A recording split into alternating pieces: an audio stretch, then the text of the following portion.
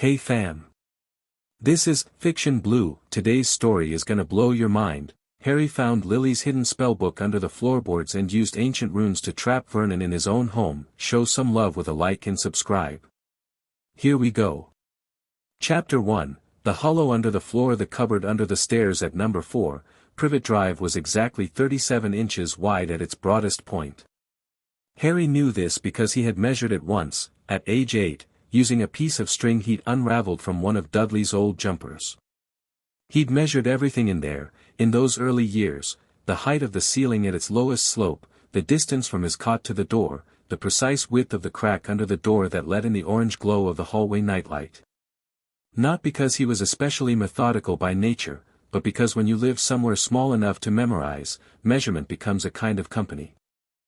He was 11 now, nearly 12, and he didn't live in the cupboard anymore. Technically. Dudley's second bedroom had been reassigned to him after the Hogwarts letters had come pouring in last summer. Vernon had turned an extraordinary shade of puce making that decision, as though personally offended by the square footage, but Harry still came back to the cupboard sometimes. Old habit. The smell of it, dust and mildew and something faintly metallic from the pipes, had stopped bothering him years ago. It was quiet in there. Nobody came to the cupboard to shout at him. Nobody had ever stood inside it long enough to be cruel. It was the 4th of July, a Thursday, and the Dursleys had gone to a neighborhood barbecue 2 streets over. Harry had not been invited, which suited him fine. He'd eaten a bowl of cereal standing at the kitchen counter, actually eaten it before it went soggy, a luxury, and then wandered back to the cupboard for reasons he couldn't entirely explain, pulling the door shut behind him. Hedwig was upstairs, asleep under her cage cover, unbothered by daylight the way owls tended to be. The house was so quiet he could hear the refrigerator humming through 2 closed doors. He sat down on the old cot mattress, which was still there though it had no frame anymore, just resting on the floor in the corner. He wasn't thinking about anything in particular. That was the thing about being back at Privet Drive, thought itself became sluggish here, like wading through something thick. At Hogwarts, his mind had been running constantly, fed by new information, new problems, new everything. Here it had nothing to grip and just spun uselessly. He shifted his weight, and the floorboard cracked. Not the ordinary settling creak of old wood, the kind that happened when temperature changed or the pipes behind the walls expanded. This was a sharp, definitive crack, the sound of something that had been under pressure for a long time finally giving, and Harry felt the board tilt slightly under him, its left edge rising as the right sank down. He stood up fast, instinct more than thought, and looked at the floor. The board was old pine, the same as all the others, painted over so many times the surface had gone slightly gray. But where it had cracked across the middle, the paint had flaked away, and Harry could see the raw wood beneath, and at the near end, where it had tilted up, a gap. Not the ordinary gap between boards. A hollow. He crouched down. The crack was near the back corner of the cupboard, tucked behind where the cot had always sat. He'd been sleeping 18 inches above this spot for years without ever knowing. He pressed his fingers to the raised edge of the board and it lifted more easily than it should have, like it had been cut and refitted rather than original construction. He set it aside and looked into the space below. The hollow was roughly the size of a shoebox, maybe a little larger. It had clearly been made deliberately. The underside of the surrounding boards were clean, untouched by the cobwebs and insulation that packed the rest of the crawlspace beneath the house. Someone had lined the bottom of the hollow with a folded square of oilcloth, dark green, slightly waxy to the touch. The oilcloth was wrapped around something. Harry could see the shape through it, angular, rectangular, dense. He reached in and lifted it out. It was heavier than it looked. He set it on his knee and unwrapped the oilcloth carefully, and he already knew, in some wordless part of him, the way you sometimes know things before you know them, that whatever this was, it had been put here for him. The knowledge sat in his chest, quiet and certain, before he'd even seen what he was holding. It was a book. A handmade book, not bound by any press or publisher, but stitched together by hand along the spine, the leather cover dark brown and worn soft as cloth at the corners. It was roughly the size of a standard Muggle notebook, maybe an inch and a half thick. There was no title on the cover, no markings at all on the outside except for a small symbol pressed into the leather near the bottom right corner, a circle with a vertical line through its center, bisected by a short horizontal stroke. Harry didn't recognize it, but it had the quality of something deliberate, the way a signature is deliberate. He opened it. The inside cover had a note. A single piece of notepaper, folded once, tucked into the groove between cover and first page. It had been there long enough to leave a slight impression in the leather.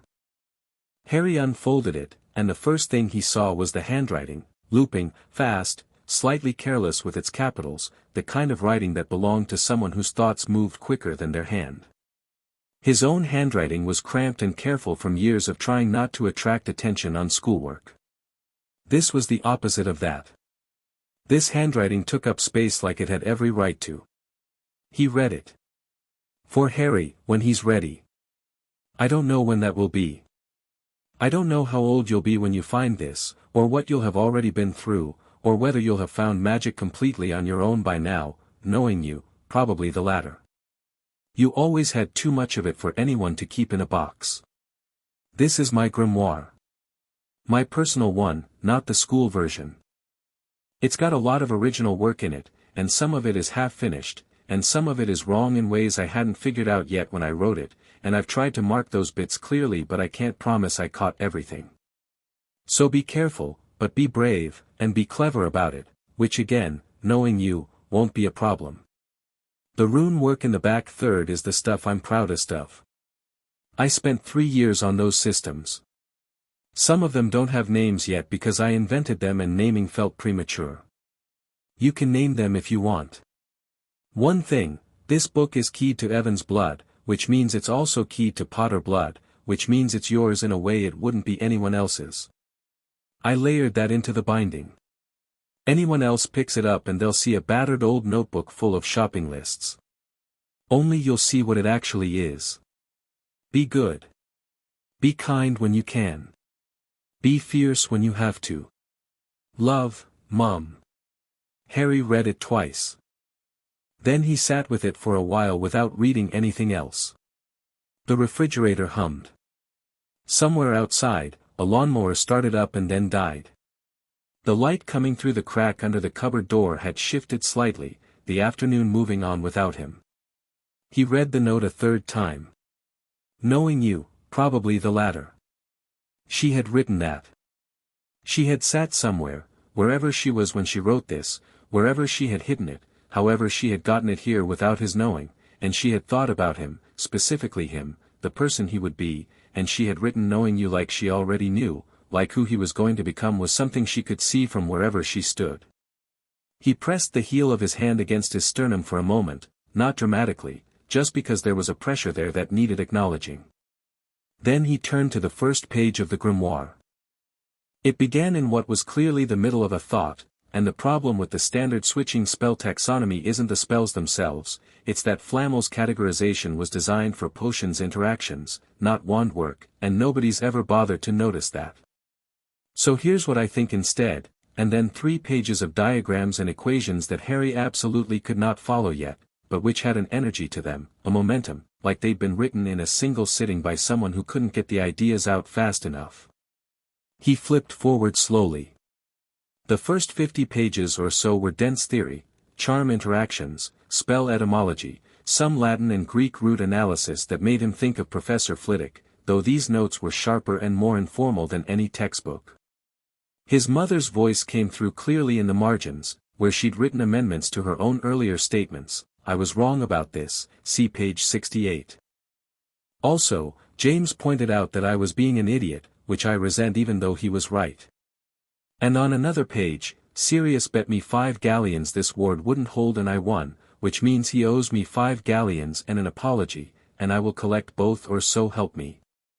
Harry found himself smiling at the page, and then felt strange about it, and then decided not to feel strange about it. He kept flipping. The rune sections were in the back, as she'd promised. They began abruptly, the theory section stopped mid-page and then there was a single line written across the top of the next page in slightly larger script, underline twice, now we get to the good bit. He spent a long time looking at the runic symbols. They were nothing like the runic alphabet he'd seen referenced in his Hogwarts textbooks, not Elder Futhark, not any system he recognized. They were more complex, more compound, each symbol built from smaller components in a way that reminded him of how Chinese characters worked, structures within structures. His mother had written the construction logic at the top of the rune section in a compact, careful hand that was noticeably different from the freer style of the theory pages, like she'd slowed down specifically here. Runic systems are languages, not alphabets. An alphabet has letters. A language has grammar.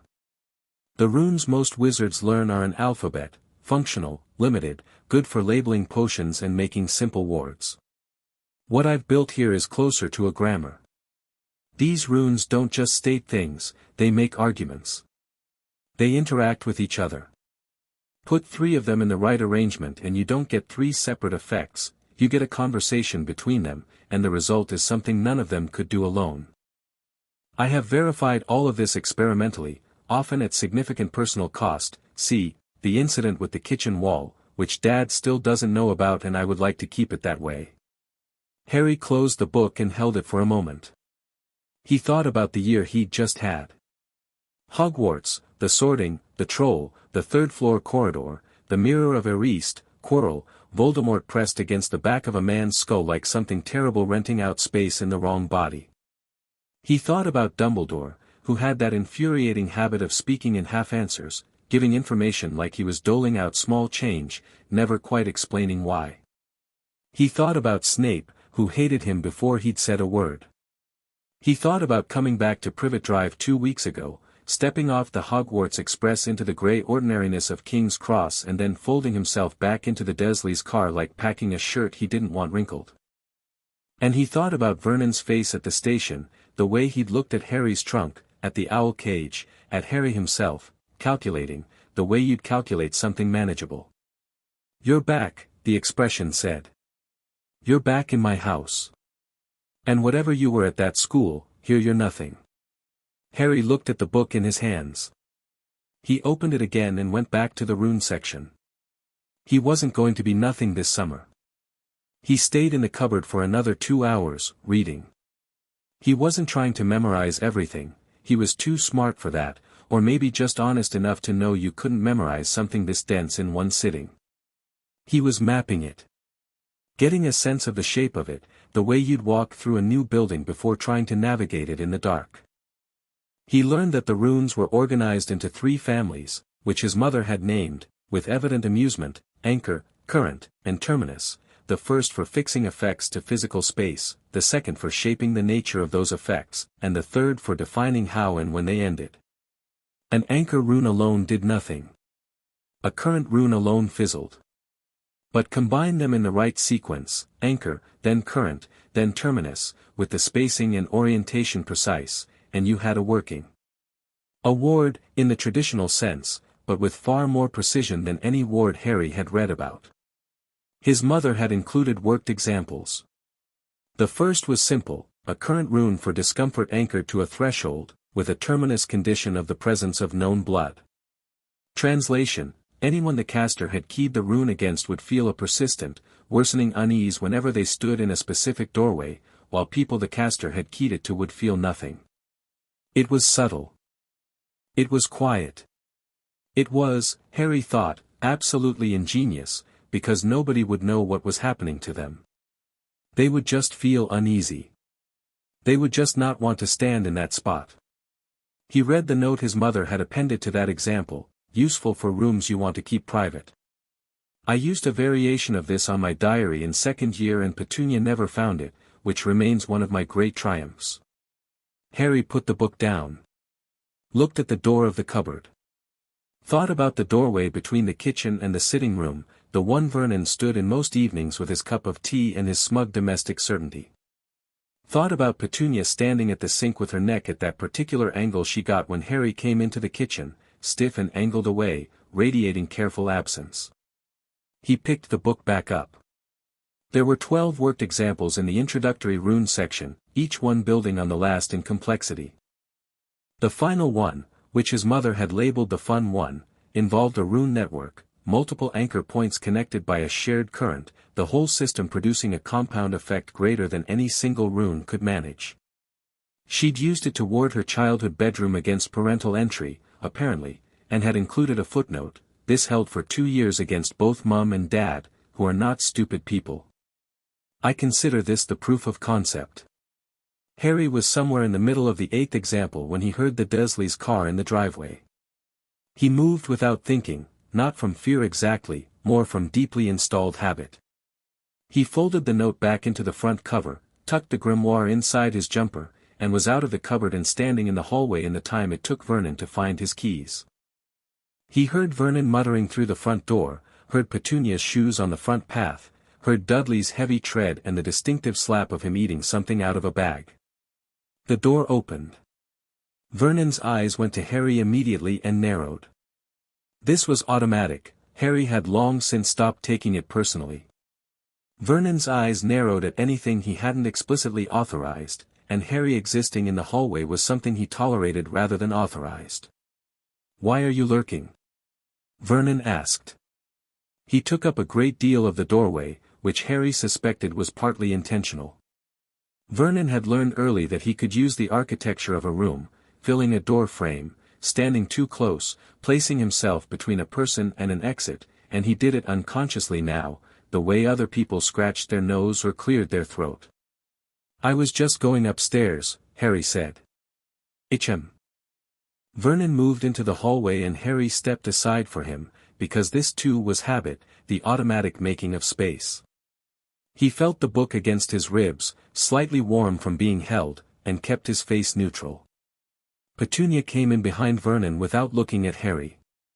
Dudley shouldered past with his bag of crisps, bumping Harry's shoulder hard enough to be intentional, then continued up the stairs making the racket that only a large, comfortable person who has never been asked to be quiet can make.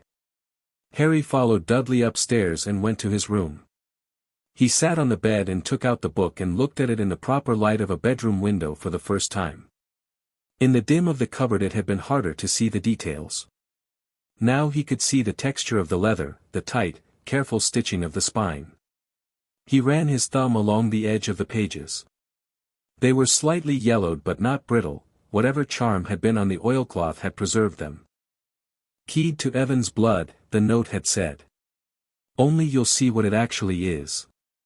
He pointed his wand at the cover, his wand was always on him at home now, tucked in his back pocket, a change he'd made on the train back, a small decision that had felt important, and said, very quietly, "Hominum revelio." Not because he expected anything, but because he was curious what the book felt like to a spell. Most objects were inert. Magic didn't respond to them or from them. The tip of his wand glowed faint, brief gold. Harry stared at it. Then he looked at the book.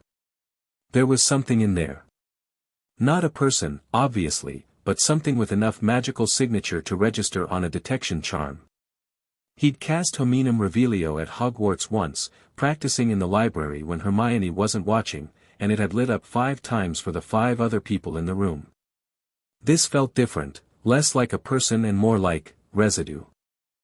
The imprint of a magical personality pressed so deep into the object over time that it had become part of the object itself. His mother had made this. Not just written in it, made it, layered magic into it, and then hidden it here with deliberate care, and it had waited 11 years in a hollow under a floorboard for him to find it. He wondered how she had gotten it here. She died when he was 15 months old. He barely knew where she had been in those 15 months, his parents had been in hiding, some place called Godric's Hollow, and then they weren't, and then his father was gone and she was gone and he was in the wreckage of a house he had no memory of, and somehow he'd ended up in this one. He had never thought about the mechanics of that journey, the actual movement of a small child from one address to another, the objects that must have been sorted and discarded and sent along. Someone had put the book in this cupboard. The cupboard where he would sleep. Maybe they'd known. Maybe she had asked someone, in case, in the way people who understood danger always made arrangements in case. He thought of the note again. "I don't know how old you'll be when you find this." She hadn't been sure he'd find it at all. She'd hidden it and hoped. He sat with that for a while. Then he opened the book to page 1 and started reading properly. He read until nearly midnight, sitting cross-legged on his bed with the book propped against his knees. He read through the theory sections with a focus that surprised him. He'd never been a poor student, but Hogwarts had revealed in him a specific kind of engagement he hadn't known existed before, the one that kicked in when the subject was genuinely interesting and the stakes were real. His mother wrote the way she spoke, he suspected, quickly, with digressions, doubling back when she thought of something important, arguing with herself in the margins about conclusions she'd reached too fast. Reading her was like sitting next to someone brilliant while they thought out loud. She had been in the Slughorn's elite circle. She mentioned it once in passing, briefly, the way you'd reference a bus you used to catch, something ordinary rather than impressive. She had clearly been close friends with someone she called only Sev in the early pages, references to whom became tenser and then absent by what seemed to be around the fifth-year section.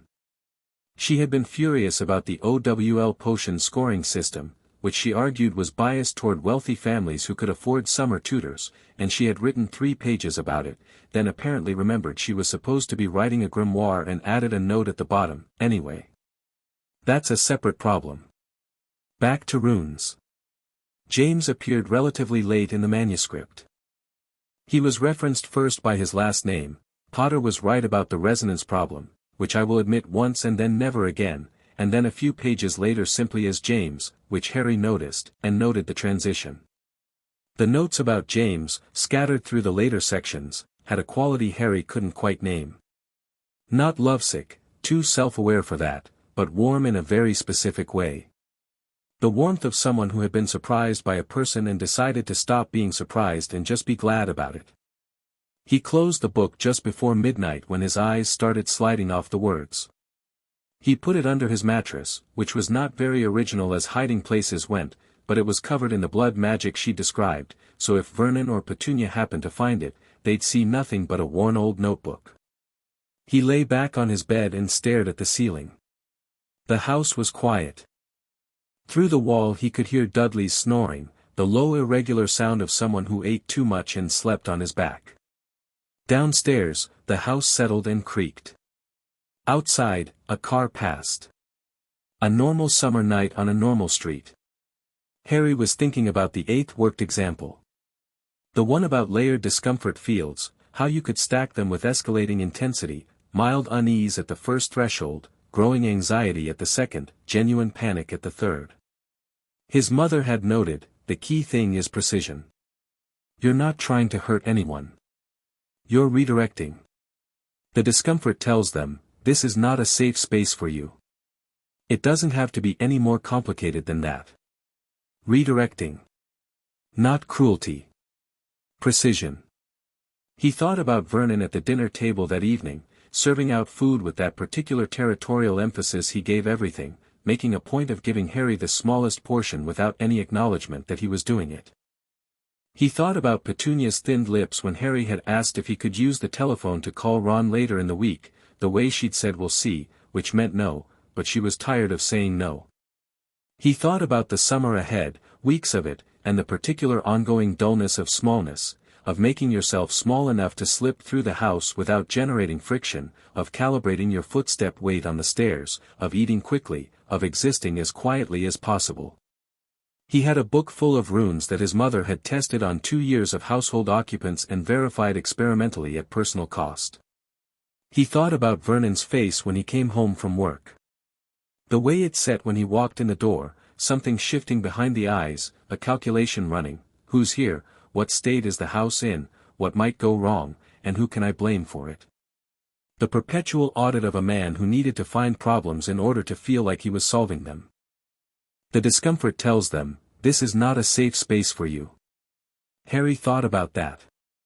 He thought about what it would mean if this house, specifically, stopped feeling like a safe space for Vernon Dursley. Not dramatically. Not with explosions or obvious magic. Just slowly. Quietly. The way certainty erodes, one small doubt at a time. He fell asleep before he reached any conclusions, but the last thought he had before going under was the 8th rune in his mother's second family, the current rune for recognition, the feeling of being watched, she'd written, not threateningly, just persistently, and the peculiar aptness of using it in a hallway. In the morning, Harry woke before anyone else, slid the grimoire out from under his mattress, and went downstairs to make breakfast. He stood at the kitchen stove with a pan in one hand and the book open on the counter beside him, turned to the page of rune construction diagrams, reading with the focused quiet of someone making plans. Vernon came downstairs at 7:30. He stopped in the kitchen doorway, looked at Harry, looked at the book, and opened his mouth. Harry closed the book in a single casual motion, without looking up, without flinching, and said, "Eggs are almost done. D'you want toast?" Vernon stared at him for a moment. There was something in Harry's tone, not challenging, not aggressive, just level, the tone of someone who wasn't adjusting their voice to manage someone else's mood, that Vernon didn't know what to do with. His mouth stayed open a second too long. "Brown bread," he said finally, and moved to the table. Harry put the bread in the toaster and turned back to the stove. He kept his face neutral and his shoulders loose. He was cataloguing the kitchen doorway. The width of it, the height. The wooden frame, which was old pine, the same as the floorboards. He thought about anchor runes. He thought about how small and precise they could be drawn, if you had a fine enough pen. He thought about his mother noting, with academic satisfaction, that her system had held for 2 years against people who were not stupid. Vernon Dursley, Harry thought, was not a stupid man.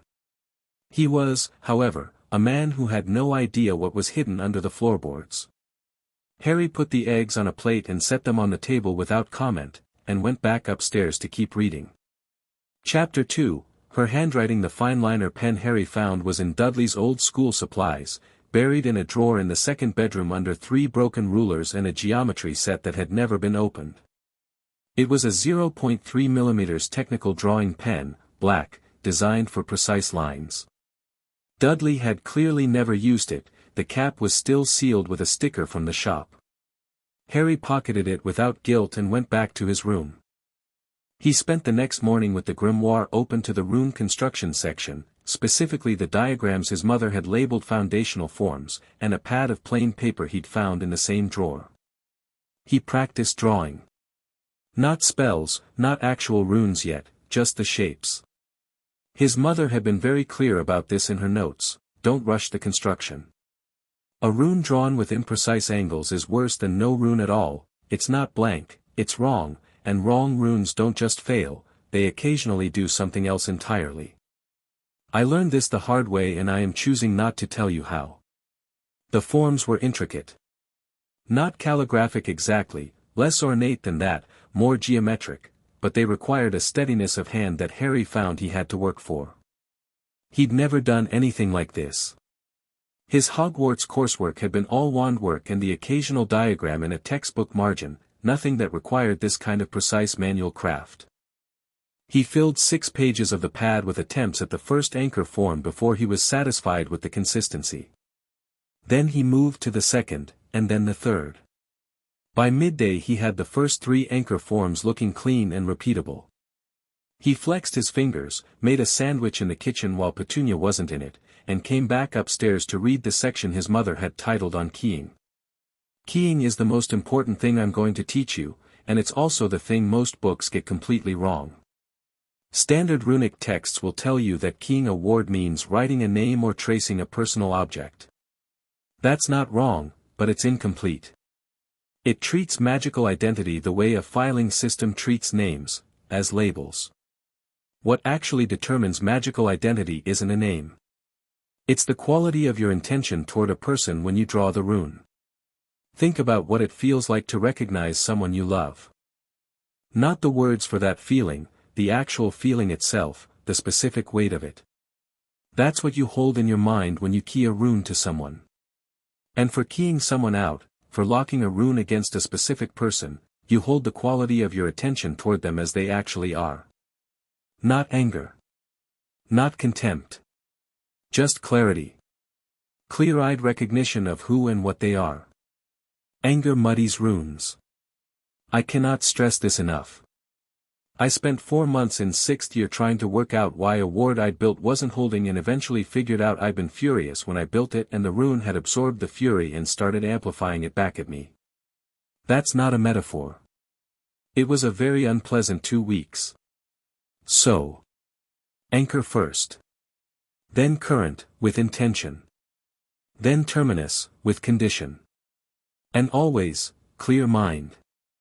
Harry read this 3 times. Then he sat very still for a moment and tried to identify what he felt about Vernon Dursley. Not anger. He worked around the edges of it carefully, the way you'd work around a bruise to find its actual boundary. He'd been angry at Vernon plenty of times, the florid, helpless, furious kind of anger you got from being a child entirely dependent on an adult who was unkind.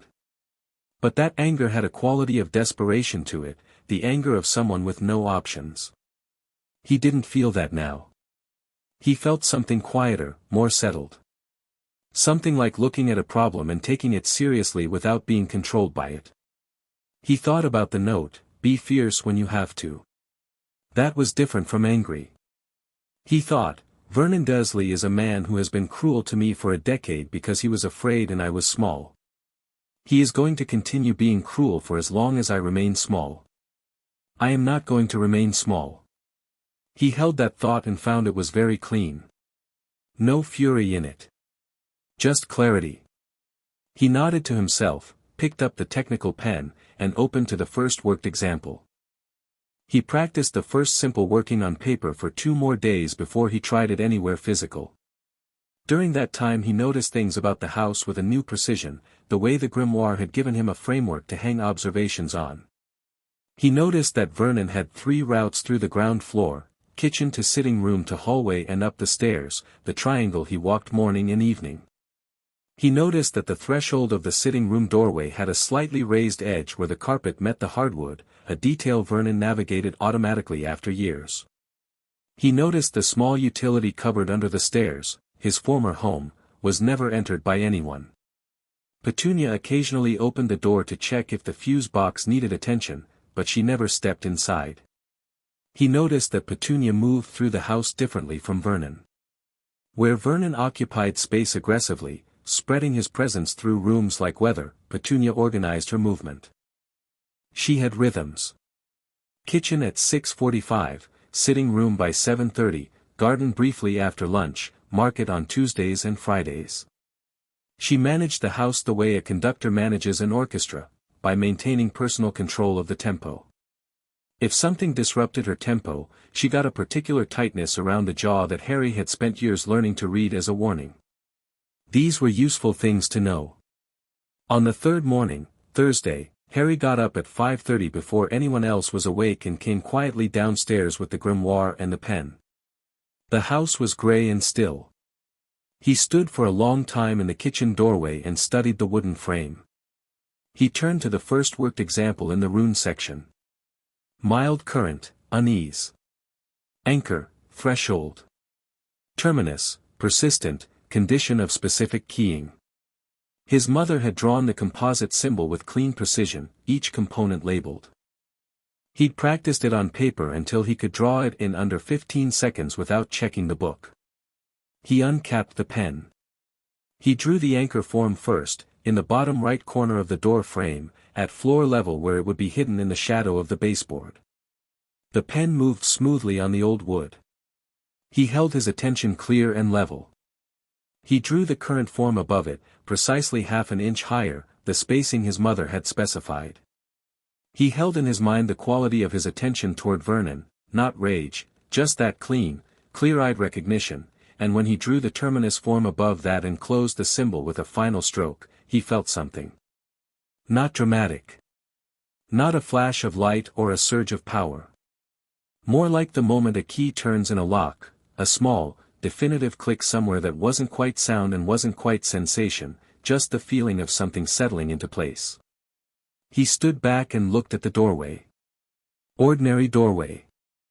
The symbols were invisible in the shadow of the baseboard unless you were crouching right down and looking for them, and even then they looked like old scuffs on the wood.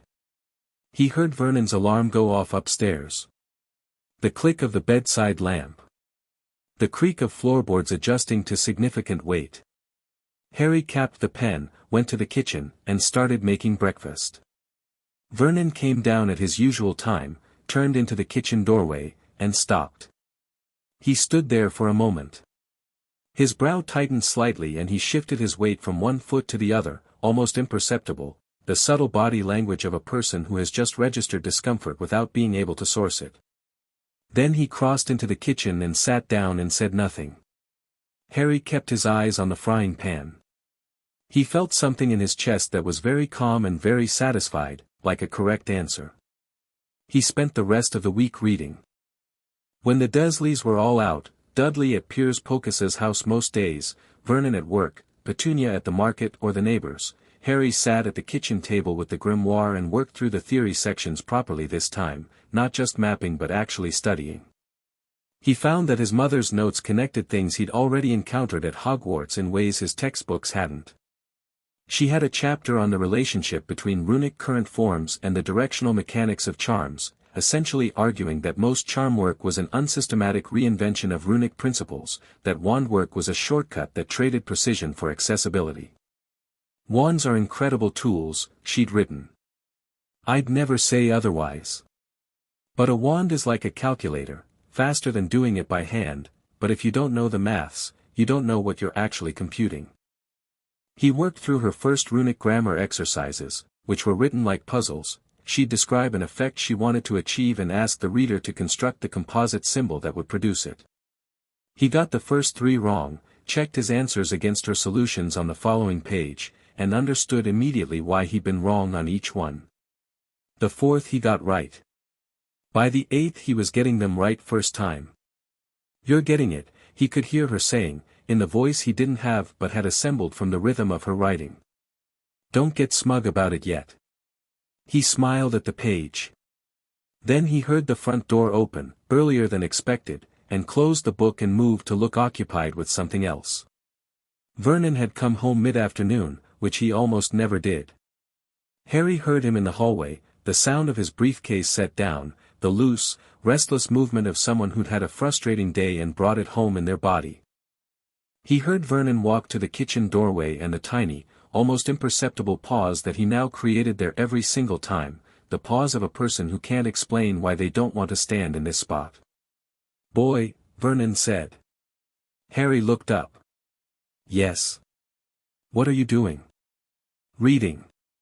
Vernon looked at what was on the table, which was one of Dudley's old science textbooks Harry had placed there for exactly this kind of moment, a decoy.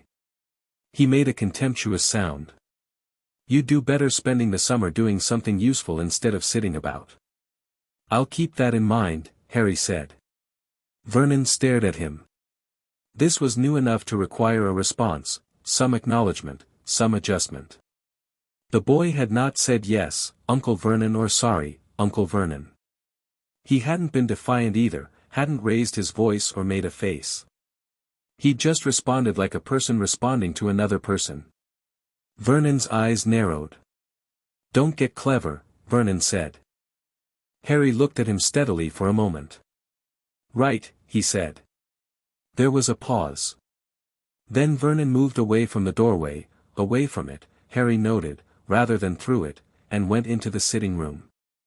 Harry listened to him settle into his chair, the familiar grunt and creak sequence of a large man in a familiar chair, and then the television going on. Harry looked down at the grimoire, which was currently disguised as a Dudley science textbook and therefore invisible to anyone who didn't share Evan's blood. He opened it to the current rune section and looked at the form for direction, the subtle push that nudged a person's instinctive movement choices. His mother had a note about it. This one is the most interesting in the compound system because it works with existing intention rather than against it. You don't force. You suggest. Like changing the gradient of a slope, the person still chooses to walk, you've just made one direction slightly easier. Harry looked toward the sitting room, where Vernon was installed in his chair. He thought about the sitting room door, and the hallway beyond it, and the stairs beyond that, and how a man who felt subtly unwelcome in certain rooms might find himself spending more time in others. Or might find the ground floor of his own house gradually becoming a map of discomforts that only he experienced, a geography of unease that nobody else could see. He picked up the pen. The week developed a rhythm. Mornings were for reading and practice. Afternoons, when the house was occupied, were for watching and cataloging. Evenings were for implementation. Harry moved through the house in the late hours, when everyone was asleep, drawing runes in the shadows of door frames and along the undersides of banisters, in the gaps beneath radiators, behind the loose panel on the back wall of the cupboard under the stairs that he discovered on his third night and which nobody else apparently knew existed. He was not, he told himself, being malicious. He was being systematic. There was a difference his mother had been very clear about, and he was careful to honor it. He placed no rune that caused pain. Nothing that was dangerous. The current forms he used were all from the passive redirection section: unease, inattention, misdirection of intent, the quality of feeling watched, and he keyed all of them to Vernon specifically, testing each one first on paper, checking his construction against his mother's worked examples before he drew a single line on physical surfaces. Petunia moved through the house undisturbed. Dudley, Harry had discovered, seemed to be largely unaffected by the runes regardless. He wasn't sure why, and his mother's notes didn't cover this case exactly, though there was one annotation about natural magical resistance in non-magical persons with high emotional desensitization that might have been relevant. On Saturday afternoon, 8 days after he'd found the book, Harry sat in the back garden with the grimoire and a glass of water and the pen, and read the section his mother had titled simply Networks. Everything I've shown you so far has been single workings or pairs. A network is different. A network is what happens when multiple workings are placed in a physical space in deliberate relationship to each other, not just near each other, but designed to interact. The anchor points speak to each other. The effect is emergent. I can't give you a complete theory of network emergence because honestly I don't have one yet, but I can give you the practical rules I've developed, and that's probably more useful anyway. Rule 1, plan before you place. A network you've planned on paper can be adjusted. One you've half-built cannot. Rule 2, every network needs a heartstone. A central anchor point to which all others are connected. The heartstone has to be the first thing you place and the last thing you modify. Think of it as the root of a tree, everything else grows from it. Rule 3, the heartstone should be hidden even within the house. Not just from people without the blood key, hidden from the network itself, in the sense that it should be in a place that's structurally significant and environmentally stable. Under a floorboard works. Behind a wall panel works. In a foundation, if you can access one. Harry looked up from the book. He looked at the house. Then he looked back at the book. I'll be honest, I built my first network in my parents' house. It was smaller than what I'd eventually figure out how to do, and I made mistakes, and it still worked better than anything I'd built before. There's something about building a network in a place you know deeply, a place whose rhythms you've lived in, that makes the working cleaner. You understand the geography better than any stranger could. Use that. Harry understood the geography of this house very well indeed. He put the book down on his knee and looked at the back wall of number 4, the kitchen wall, the sitting room window, the brick face of it, ordinary and smug in the Saturday afternoon sun. He'd spent 10 years here. He knew the sound of every pipe. He knew which stairs creaked on which side and which windows stuck in the rain. He knew that the space under the cupboard had a hidden hollow and that the panel behind the left wall of the same cupboard came loose if you pressed the bottom right corner. He knew where the heartstone should go. He started mapping the network that night. On paper first, as instructed, using the ruled pages at the back of the grimoire that his mother had left blank. He drew the floor plan from memory, which was accurate to within a few inches. He'd had years to memorize it, after all. He plotted the existing rune points he'd already placed, 8 of them, distributed through the doorways and thresholds of the ground floor. Then he worked out where the additional points needed to go to form a complete network, connecting them on the diagram with lines that showed the directional relationships between each anchor. The pattern that emerged looked like a wheel. The heartstone at the center, under the cupboard floor, the same hollow where the book had rested, and 8 workings radiating out from it through the ground floor of the house. His mother's voice in the notes, networks intensify. A single rune produces a single effect. A network produces that effect everywhere simultaneously and compounds it with the relationships between nodes. A discomfort rune at a single threshold makes a person pause. A discomfort network through an entire floor makes a person feel like the floor itself doesn't want them. Harry looked at his diagram. Then he looked at the ceiling, through which Vernon was currently watching television, and thought, good. Sunday. Vernon was home all day. At 11 in the morning, Harry came downstairs and found Vernon in the kitchen, which was unusual. Vernon typically spent Sunday mornings in his chair with the papers. He was standing at the counter with a cup of tea and the sports section, not doing anything threatening, just occupying the kitchen with the particular heaviness that was his natural mode of existence. He looked up when Harry came in. "What do you want?" Harry went to the fridge and opened it. "Juice," he said. "The orange is for your aunt's mornings." "There's a full carton," Harry said, and poured himself a glass. This was new behavior. Not defiant, not rude, Harry's tone was matter-of-fact, the tone of someone who had assessed a situation and found it reasonable. Vernon's expression had the quality of a man who had reached for the right word and found the shelf empty. He'd developed this expression more frequently in the past week. The runes were low-level still, just the single-point workings, not the network, but 8 of them distributed through the ground floor had accumulated into something. Vernon moved through his house now with slightly less certainty. His pauses at doorways were longer. He'd taken to sitting slightly differently in his chair, angled toward the door rather than away from it, the posture of a man who wanted to keep exits in sight. He probably thought he was getting a cold. Or that the house was drafty somewhere new. Something explicable. "I want your chores done by 2, Vernon said. "All right," said Harry, and took his juice upstairs. He came down again at 1, did the chores Vernon had specified in about 40 minutes because he was efficient about it and didn't waste time, and at 1:30 went back to his room. He heard Vernon from the hallway, "Boy." He stopped on the stairs. "Yes." "Are you?" Vernon stopped. He was standing at the sitting room door, which Harry had rune-marked 2 days ago with a direction form he was particularly pleased with.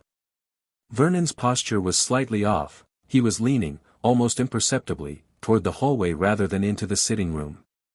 He wasn't going to sit in his chair. He was going to stand in the hallway instead and find some pretext for it. "What?" Harry said. "Nothing," Vernon said, after a pause. "Get on."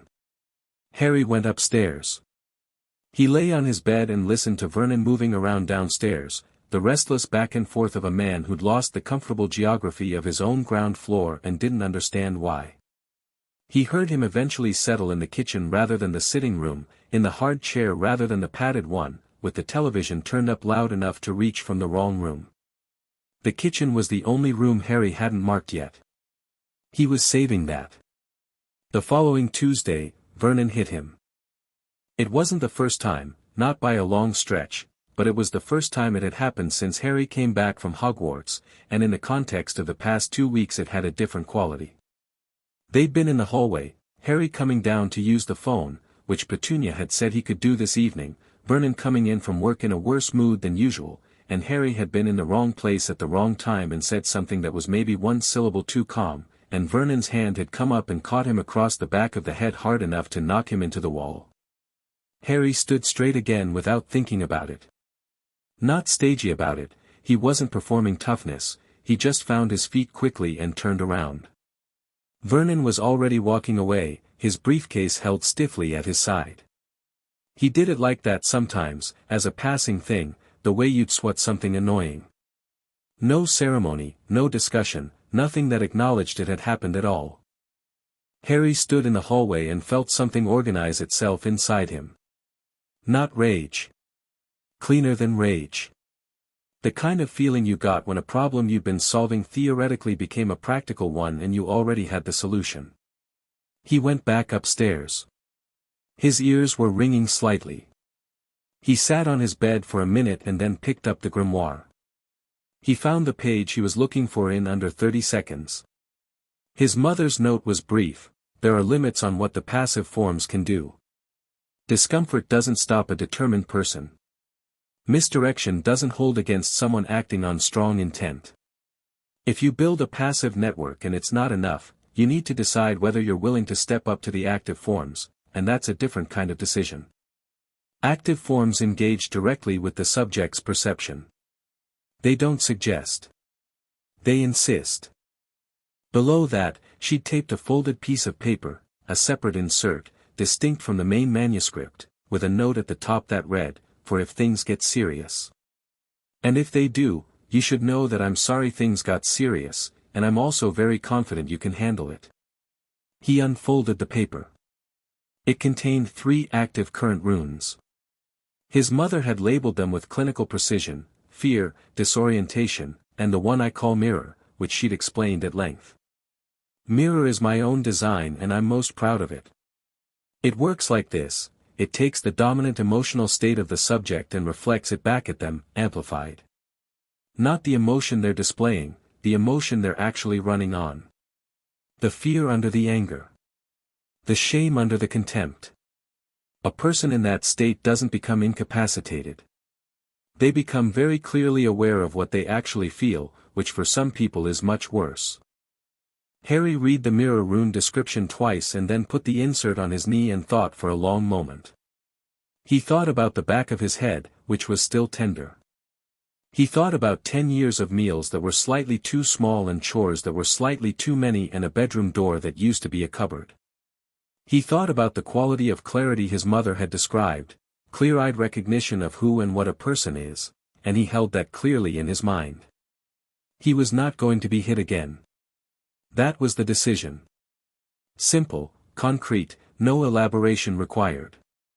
That night, after midnight, he came downstairs and finished the network. He moved through the house with the fineliner pen and the grimoire open to the diagram he'd drawn, checking each existing point, connecting them in the pattern he'd planned. It took 2 hours. His hands were steady. He went to the cupboard under the stairs last, opened the loose panel in the back wall, and there, in the hidden space behind it, pressed against the brick inner wall where it would never be found, drew the heartstone. It was the most complex symbol he'd constructed yet. 40 minutes of careful, unhurried work, checking the lines 3 times before he was satisfied. He held his mind very still through all of it, not blank but focused, like a long exhale. He held in mind the thing he was trying to build, not a weapon. An argument. The argument that this house was not a safe space for cruelty. That was all. When he drew the final stroke of the heartstone and stepped back, the sensation was completely different from the single rune click he'd felt before. It was fuller than that, less a lock turning and more the feeling of a room that had been dark suddenly being not dark. Nothing visible changed. But something had settled into the house around him, something woven through it, and Harry stood in a cupboard under the stairs and felt it the way you could feel a fire in a room adjacent to you, not heat but the idea of heat. He was almost out of the cupboard when he heard, from the top of the stairs, a floorboard. He stopped. Waited. Petunia. She was at the top of the stairs, not coming down, just standing there. Harry could see her in the dim hallway light, her nightgown, her pale, careful face, looking down at him. She'd seen him come out of the cupboard. She was looking at him without saying anything. Harry looked back at her. There was something in her expression that was not anger and not suspicion and not the careful absence she usually wore around him. There was something older than that. She looked at him for a long moment, and in that moment she looked, startlingly, a little like someone looking at a person they'd lost and then found in the features of someone else. It was brief and quickly suppressed, but Harry saw it. Then her face went back to the careful blankness and she said, very quietly, "Bed." "Right," Harry said. He went upstairs. She went back to her room. Neither of them said anything else. But Harry lay awake for a while, thinking about the way she'd looked at him, and about the letter that had said knowing you, probably the latter, and about the woman who had written that letter and how she had lived, for years, in the same house as the person standing at the top of those stairs. He thought about the grimoire and the oilcloth and the fact that someone had put it there, in that specific house, in that specific cupboard, and he thought about who would have had both the access and the reason to do that. He thought about Petunia Dursley and the thing she never said, the thing she was always almost saying, and he thought that the story of his mother in this house was something he might not fully know yet. He turned onto his side and looked at the window. Outside, a fox was cutting across the back garden, quick and certain in the dark, unworried. The network was live. The house was different now, even if you couldn't see it. And tomorrow was another day. Chapter 3, The Elf and the Escalation. Wednesday arrived the way Wednesdays at Privet Drive always did, grey, unhurried, and smelling faintly of whatever Petunia was planning to cook for dinner. Harry came downstairs at 7, made toast, ate it standing at the counter because the kitchen table had Dudley's discarded comics across 3 of the 4 chairs and Harry hadn't been asked to clear them, so he didn't. He was halfway through his second piece when he registered that the house felt different this morning. Not wrong. Just tighter. Like something had wound a notch. He'd felt the network shifting over the past 2 nights, subtle, the way a tide is subtle when you're standing on the shore, constant small adjustments. He thought it was calibrating. His mother's notes had mentioned this, a new network settles over the first few days. The anchor points find their relationships to each other and the emergent effect stabilizes. Don't interfere during this period. Just observe. So he observed. He observed Vernon at breakfast, who was 3 minutes later than usual, who sat down without his newspaper and then went back to get it, who ate his eggs with a slightly distracted quality and twice looked up at nothing in particular with the expression of a man who keeps hearing something just below the threshold of hearing. He observed Petunia, who moved around the kitchen with her usual precision but slightly wider arcs around the doorways than normal, though Harry didn't think she was aware of it. He observed Dudley, who was unaffected as far as Harry could tell, eating noisily and watching something on a small portable television he'd propped against the sugar bowl. After breakfast, Harry went upstairs, read 2 more chapters of the Grimoire, and came back down at 10:30 to find the house empty. Vernon at work, Dudley gone out, Petunia at the market. He had the place to himself. He was at the kitchen table with the Grimoire properly open, not the decoy textbook, working through his mother's grammar exercises, the ones in the middle section where she built increasingly complex composite symbols and walked through her reasoning. He had a piece of paper next to the book, a pencil, and a glass of water, and he was 3 exercises in and enjoying it in the specific way he'd been enjoying everything about this book, the way it engaged parts of his thinking that Hogwarts, for all its remarkable qualities, hadn't fully reached yet. There was a logic to his mother's runic system that satisfied something in him. It was systematic. It rewarded careful thought.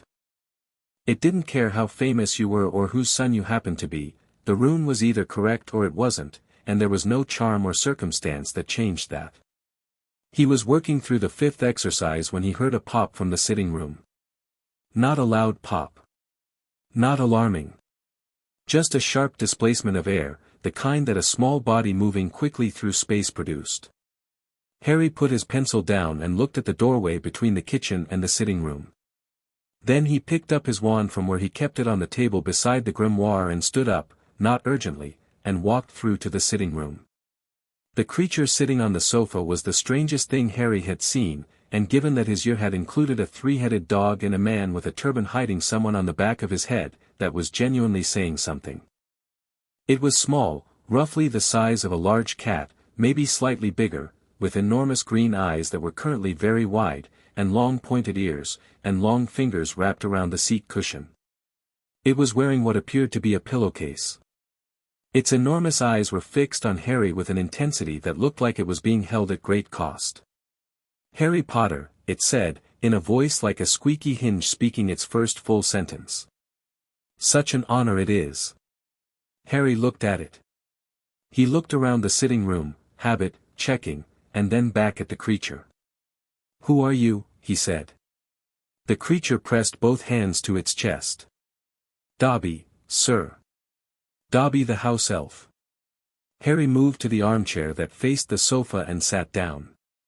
Wand still in hand, resting on his knee, casual enough that it wasn't aggressive but visible enough that it was noted. He looked at Dobby. Dobby looked at Harry with those enormous eyes and vibrated slightly, like a tuning fork that had been struck. "House elf," Harry said. "Right. You work for someone." "Dobby serves a family, sir, yes." The elf pressed its lips together tightly. "Dobby cannot say who." "Okay," Harry said. "Why are you here?"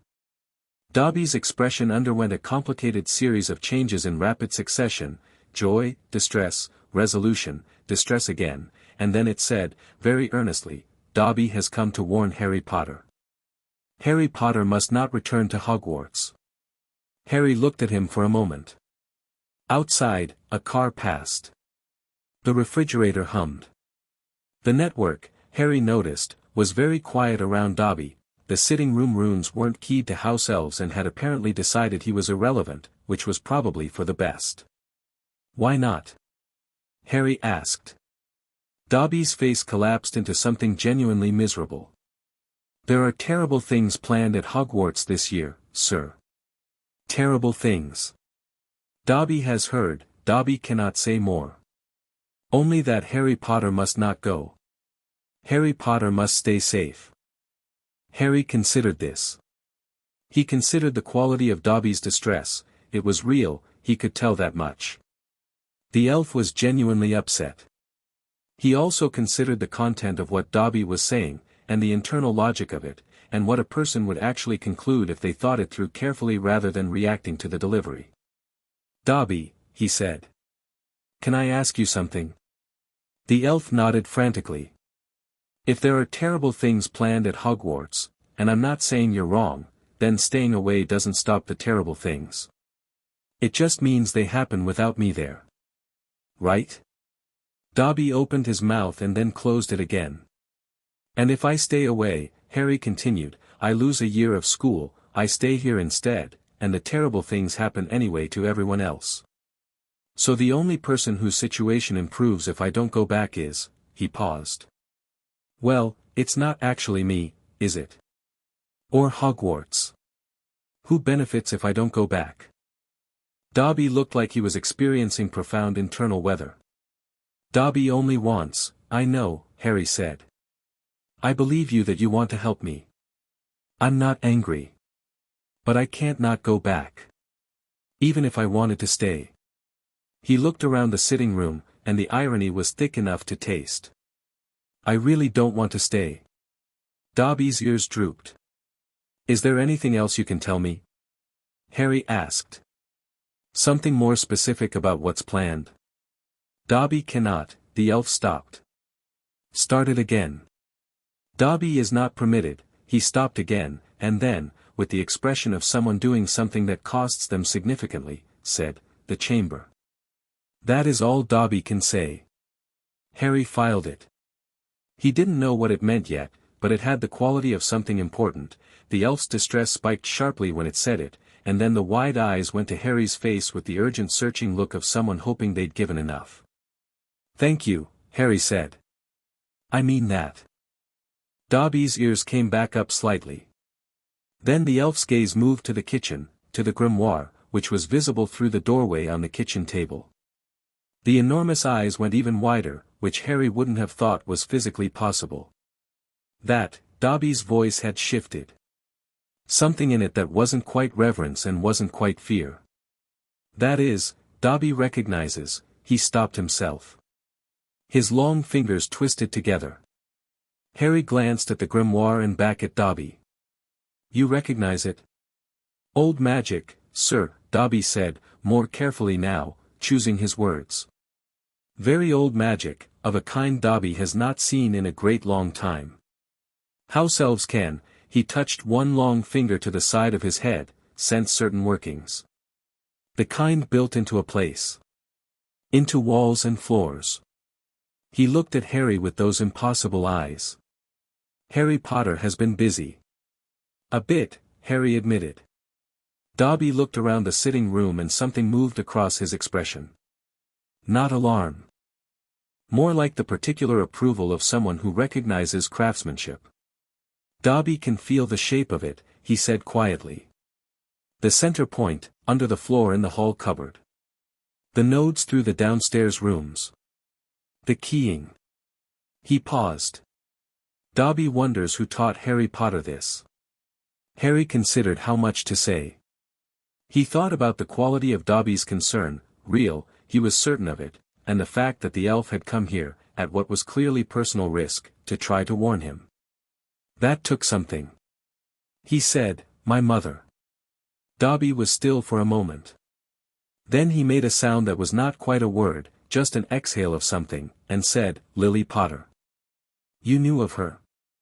"House elves know things that wizards write in books and wizards know things that house elves never write at all," Dobby said. Lily Potter was spoken of. Among those who notice such things. He looked at Harry with an expression that was difficult to categorize, deep, and slightly sorrowful, and something else.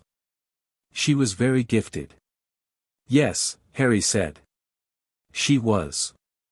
There was a brief pause that had the quality of a shared understanding, wordless, simple, the recognition of a loss they both understood from different angles. Then Dobby straightened and said, in a quite different voice, "Dobby has a task to perform." Harry looked at him. "What task?" "To demonstrate the seriousness of Dobby's warning." The elf's expression went apologetic and also very determined, which was a combination Harry found immediately concerning. "Dobby intends to perform magic in this house. To make it appear Harry Potter has done magic. So that the ministry will send a warning.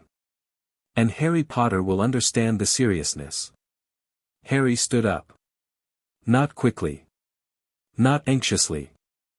He just stood up to his full height and looked at Dobby with a very level expression, and Dobby, who had been about to move toward the kitchen where the pudding Petunia had been making was presumably sitting on the counter, stopped.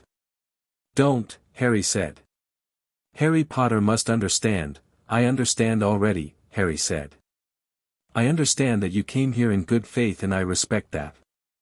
I'm telling you, don't do it. Not because of the ministry, not because of the warning.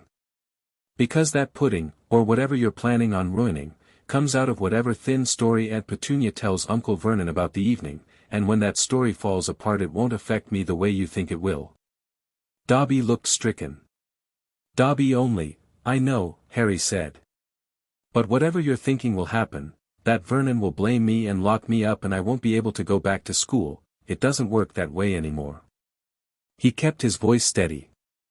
"Things are different here now than they were." Dobby looked at him.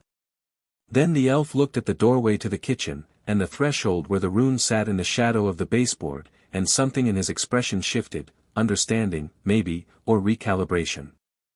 "Different," Dobby repeated. "Different," Harry confirmed. A long moment. Dobby's enormous eyes moved between the rune-marked threshold and Harry's face and the grimoire on the table and back to Harry's face. Whatever internal calculation was running completed itself. "Harry Potter is more prepared than Dobby realized," the elf said. "Getting there," Harry said. Dobby looked at him for a moment longer with an expression that was full and complicated and not entirely sad. Then he said, very quietly, "Dobby will still find ways to help, if he can." "I'd appreciate that," Harry said. "Genuinely." Dobby gave a small bow, not servile, more the bow of someone who has found an unexpected equal, and then there was a pop and he was gone, leaving only a slight compression in the sofa cushion and the faint smell of clean linen. Harry stood in the sitting room for a moment. Then he went back to the kitchen, sat down, and looked at his interrupted grammar exercise. He picked up the pencil. He thought about the word chamber. He thought about it for a while, then wrote it at the top of a clean piece of paper and set it aside, because he'd learned from his mother that you had to separate what you knew from what you were working on, or they muddled each other. Then he went back to the 5th grammar exercise. He was on the 7th exercise, an hour later, when he heard the front door. Petunia back from the market. He had the grimoire's decoy face on, or would have, if he hadn't been so absorbed that he'd forgotten. He reached for it quickly as Petunia's footsteps crossed the hallway, but she appeared in the kitchen doorway before he'd made the move and her eyes went to the book on the table. She stopped. She looked at the book. She looked at Harry. Then she looked at the book again, and the expression on her face was so specific and so strange that Harry's hand stilled on the table. She recognized it.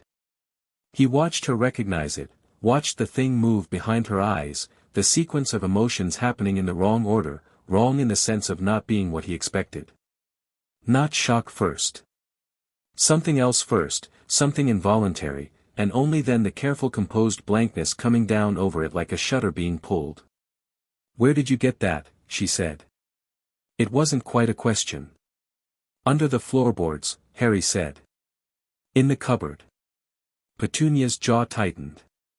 She put her shopping bags on the counter without looking at what she was doing, her eyes still on the book.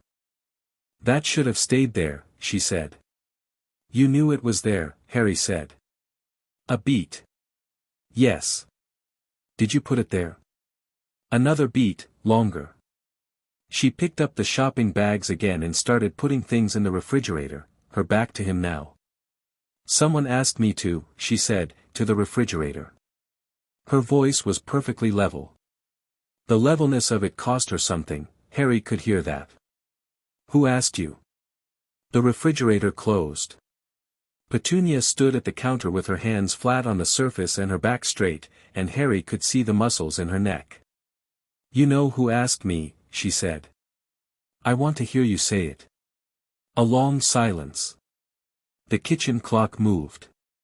Somewhere in the house a pipe adjusted. Then Petunia said, very quietly, "Your mother."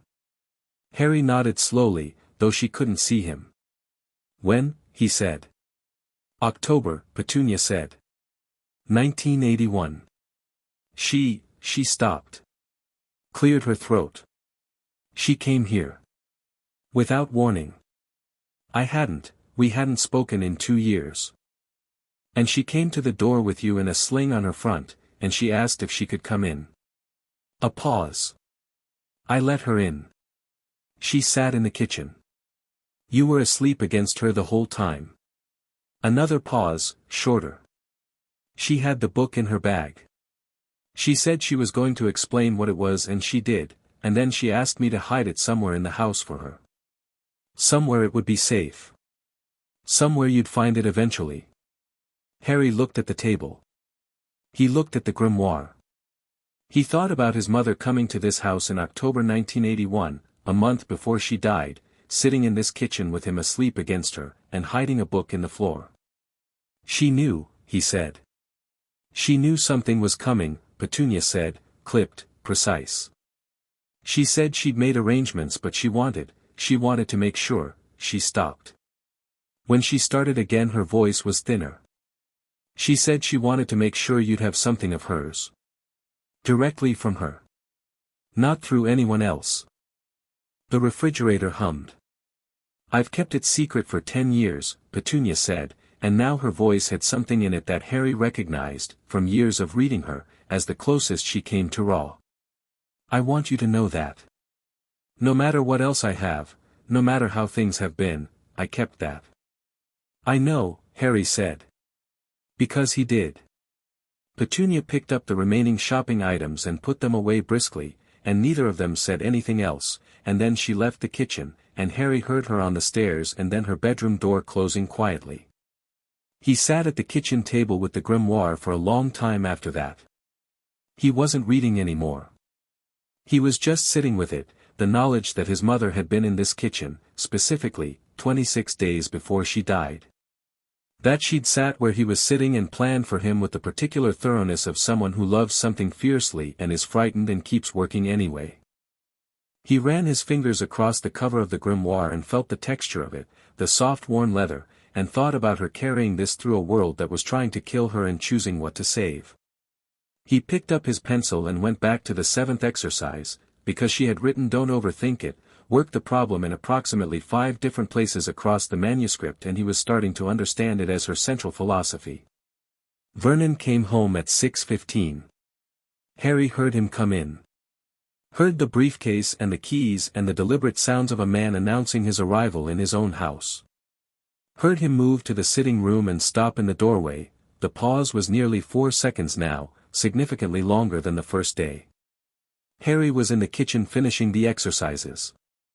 He heard Vernon cross to his chair, sit down, and then almost immediately stand up again.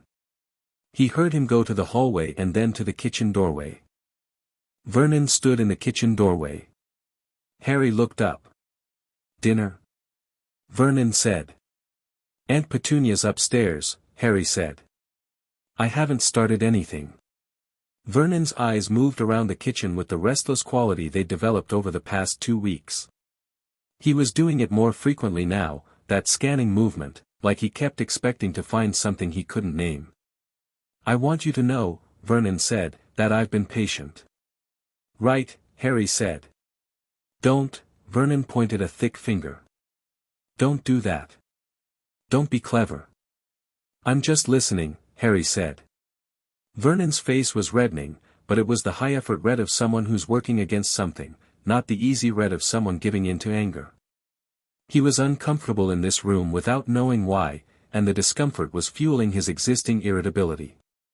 Harry could see the whole mechanism working, the runes creating unease, the unease feeding into the existing stress, the stress looking for an exit.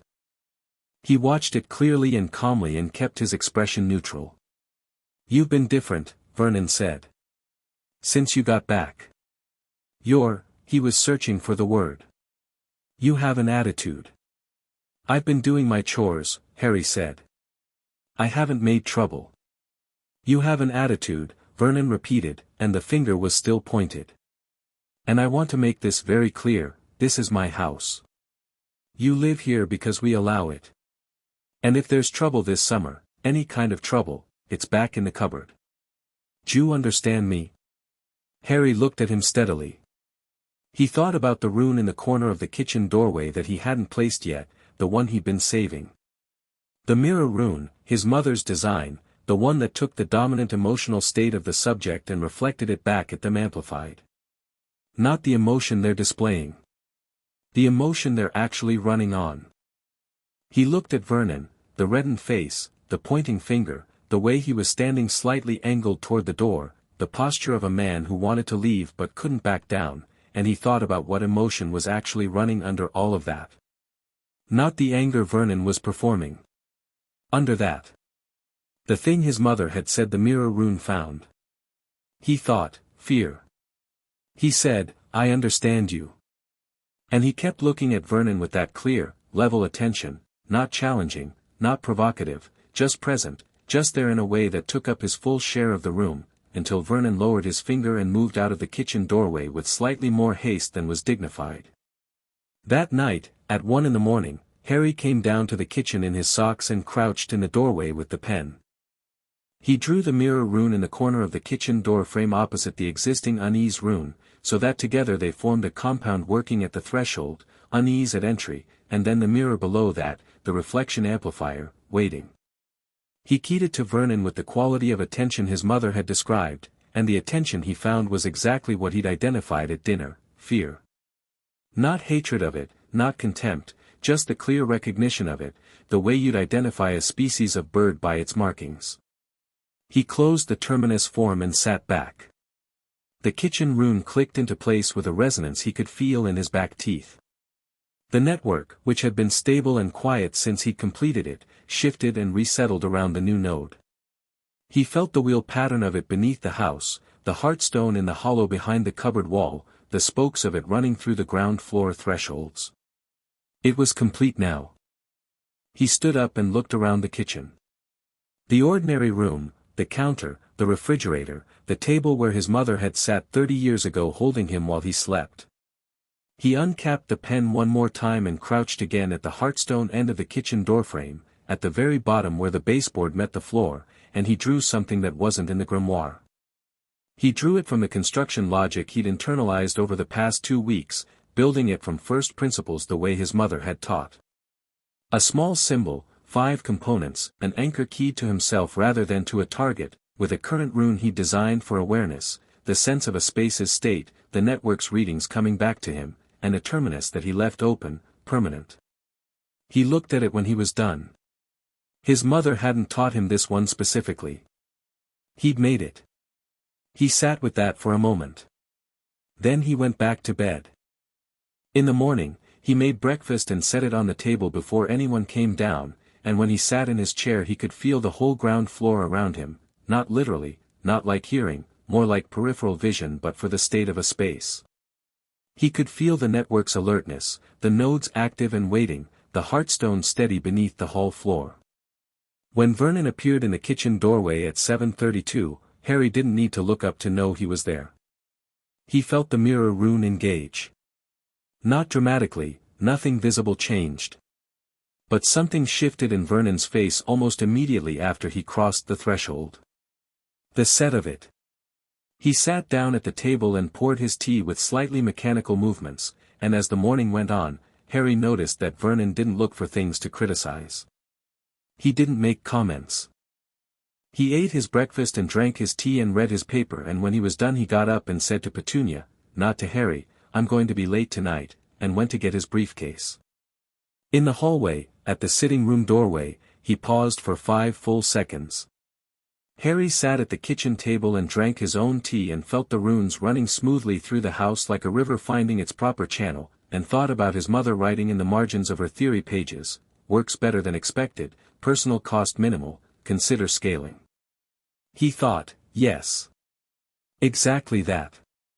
He thought about the chamber, which he'd written on that piece of paper and set aside. He'd need to find out what it meant before September. He thought about Dobby's face when he'd said it, the spike of distress, genuine and involuntary, the face of someone who'd given more than they'd meant to. He thought about Hogwarts waiting at the other end of the summer, and whatever was waiting at Hogwarts. He thought, whatever it is, I'll be more ready for it than I was last year.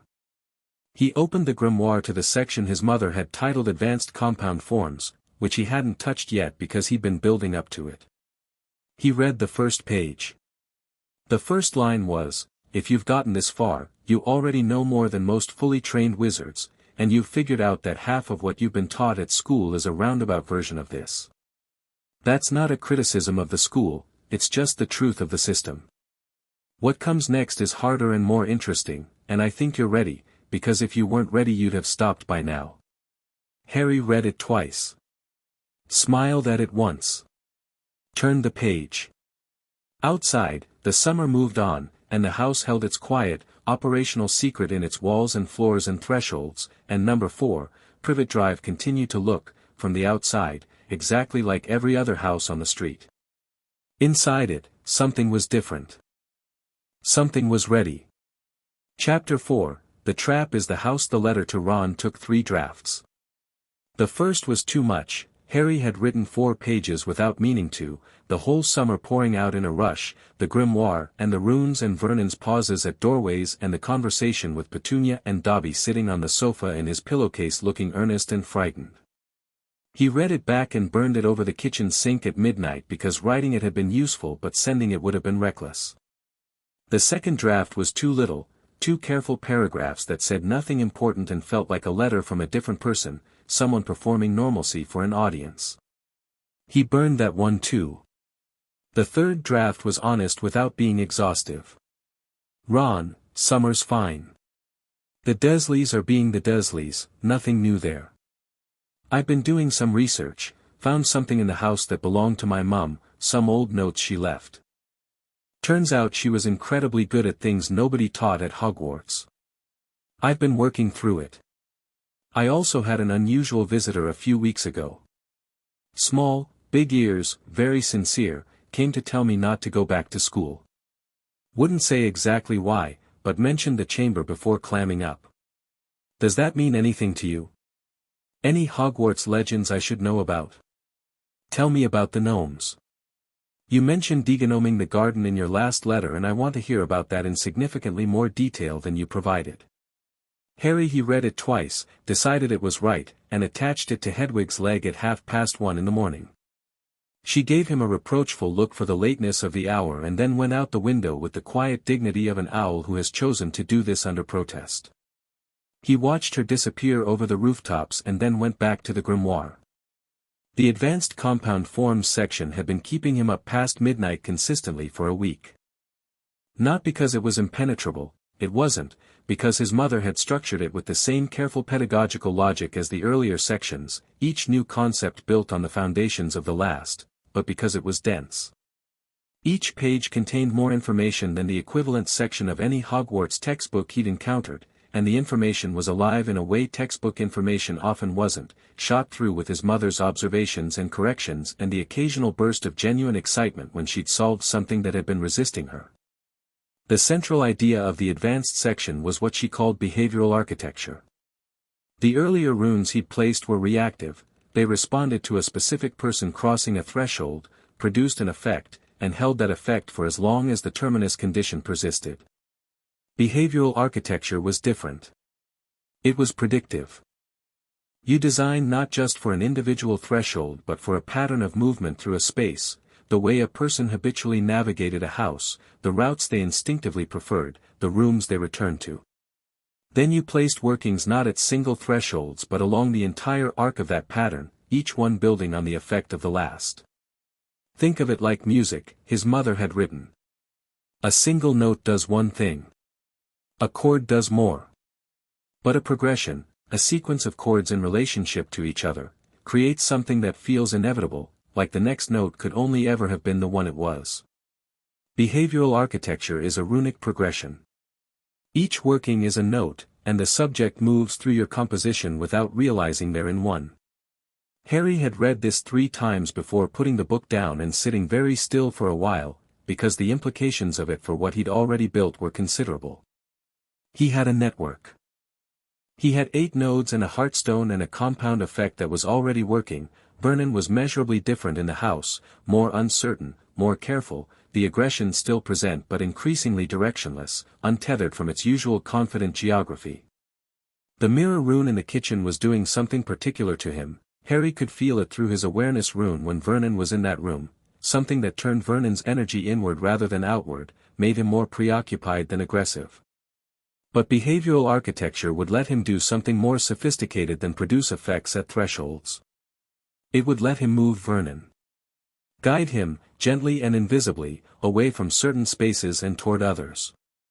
Keep him in rooms where his impact was minimal. Redirect him when his mood escalated. Not forever, not a permanent solution to the problem of Vernon Dursley, which was a larger problem than any rune system could fully address, but for the summer. For the specific contained geography of the next 2 months. The problem was that behavioral architecture required a detailed survey of his subject's existing patterns, and that meant observation, and Harry had been doing this anyway but hadn't been systematic enough about it yet. He needed to be systematic. So he started keeping notes. He used the back pages of a cheap spiral notebook he found in Dudley's room, and he recorded Vernon's movements through the house with the dry precision of a naturalist documenting a large and unpredictable animal. Morning route, bedroom to bedroom again, then downstairs, kitchen first, sitting room for news on the television, kitchen again for briefcase. Evening route, front door to hallway, sitting room, kitchen for dinner, sitting room again, hallway to stairs. Weekend route, more complex, more variable, but with consistent nodes, the chair, the kitchen table for the newspaper, the driveway to wash the car on Sundays. He noted the times. He noted the durations. He noted the triggers that moved Vernon from one space to another, what made him leave the sitting room early, what kept him in the kitchen longer than usual. After 4 days of this, a pattern emerged that was clearer and more consistent than Harry had expected. Vernon was a deeply habitual man. His movement through the house was nearly identical day to day, varying only when something external disrupted it, a bad day at work, a phone call from his sister Marge, the specific combination of factors that set off his worst moods. And those worst moods, Harry noted, had a geographical component.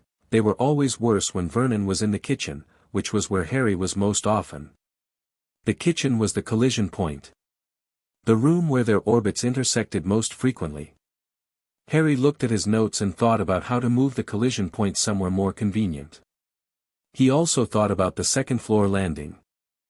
His mother had a section in the advanced chapter specifically about vertical architecture, rune placements that affected stairwells and upper floors, the different dynamics of a person moving up versus down. Going downstairs, she'd noted, produced a particular psychological openness, a loosening. People were going towards something, usually food or activity or other people, and their guard was lower. Going up, they were retreating. The body was oriented differently. Going upstairs angry, she'd written, is different from arriving at the top angry. The exertion of climbing, even a short staircase, changes the quality of the emotion. A current rune for dissipation placed on a mid-stair tread, keyed with a terminus condition of reaching the top, will catch a person at their most physically engaged and redirect the momentum of the emotion before it consolidates. This is the closest I've come to a practical anger management application, which is either a breakthrough or a warning about the scope of what we're doing, and I haven't decided which. Harry had smiled at that and turned the page. He placed 4 new runes over 2 nights, 2 on the stairs, 1 on the upper landing, and 1 on the door frame of the second bedroom where Dudley had all his things, because the second bedroom was adjacent to Harry's room and Dudley's orbit included a certain amount of purposeful encroachment that Harry was quietly tired of. The stair runes were dissipation forms, his mother's design. The landing rune was a direction form, a very gentle gradient that made the far end of the landing, away from Harry's door, feel marginally more navigable than the near end. Nothing dramatic. Just a change in the landscape's implied suggestion.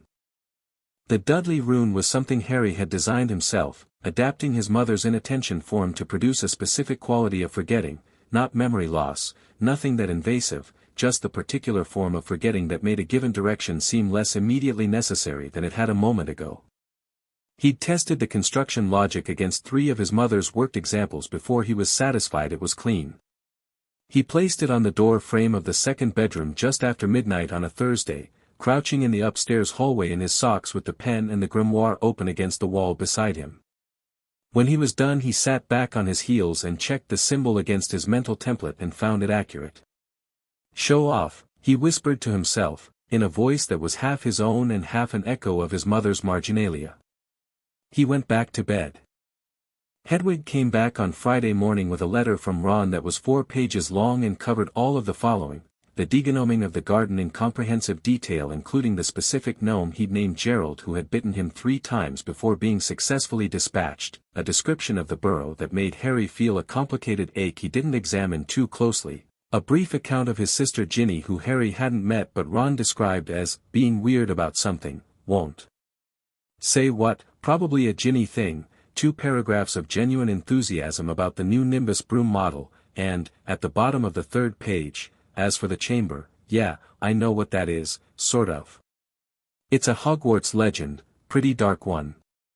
The Chamber of Secrets, supposed to be hidden somewhere in the school, built by Salazar Slytherin, and supposedly has a monster in it that only the heir of Slytherin can control.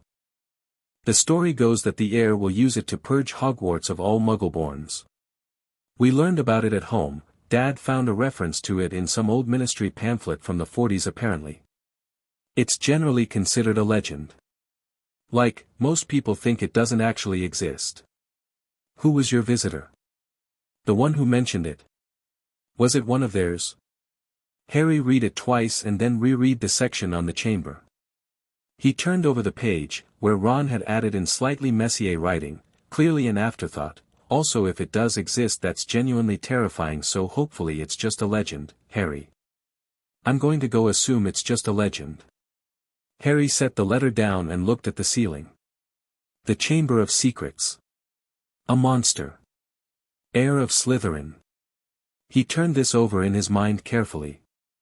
Dobby had known it was real, the elf's distress had been specific and directed, not the vague anxiety of someone warning about a rumor. And Dobby's master, whoever that was apparently connected to it somehow, connected closely enough that Dobby had heard about it, which meant it was being discussed in a household Dobby moved through. He thought about Dobby's voice saying the chamber and then shutting his own mouth like a door. He thought about purge Hogwarts of all Muggleborns. He thought about Hermione. He picked up his quill and wrote her a letter too. Not the same letter, different, more specific, asking if she'd come across any reference to the Chamber of Secrets in her summer reading, which he knew she was doing because her last letter had included a reading list she'd assembled for herself and its scope had been both impressive and slightly exhausting.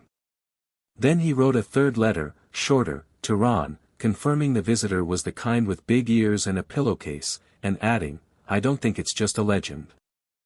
He sent all three with Hedwig and then spent the rest of the morning in the advanced chapter, working through the behavioral architecture exercises. The exercises were different from the earlier grammar puzzles.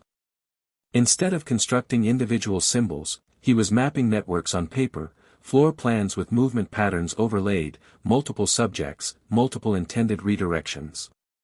His mother had included 3 case studies, all anonymized. Subject A is a person of high habitual behavior and low self-awareness, prone to physical aggression when their authority is challenged. Design a behavioral architecture for a 2-floor dwelling that, 1. Reduces frequency of aggressive incidents, 2. Maintains subject's sense of personal authority, important, do not produce results that make the subject feel surveilled or controlled, as this increases aggression in this type, and, 3. Creates natural distance between subject and the most vulnerable occupants without obvious mechanism. Harry stared at this exercise for a long time. He thought, she wrote this for me. Not necessarily, she might have written it as a genuine hypothetical. But the parameters fit Vernon Dursley with such precision that it didn't feel abstract. He thought about her sitting at a desk somewhere, probably Godric's Hollow, writing these exercises, and whether she'd thought of her sister's house when she wrote this one, and whether she'd known who would eventually be in that house, and whether the book had always been intended not just as a gift but as a specific tool. He started working the problem. The key insight his mother had seeded in the exercise parameters, maintain subject's sense of personal authority, unlocked something in his design thinking. He'd been approaching the network as something that acted on Vernon, applied against him. But that framing was incomplete, and it created the risk she'd identified. An authority-driven person who felt controlled or surveilled became more dangerous, not less. The better approach was to design the architecture so that Vernon felt like he was choosing his routes through the house, his preferred rooms, his patterns, felt, in fact, slightly more in control than usual, while those choices were quietly being shaped to reduce collision. This was harder to construct. It required more nuance in the keying. The direction forms had to be calibrated precisely, too strong and they'd feel like compulsion, which a person like Vernon would notice at some subconscious level and resist. Barely there.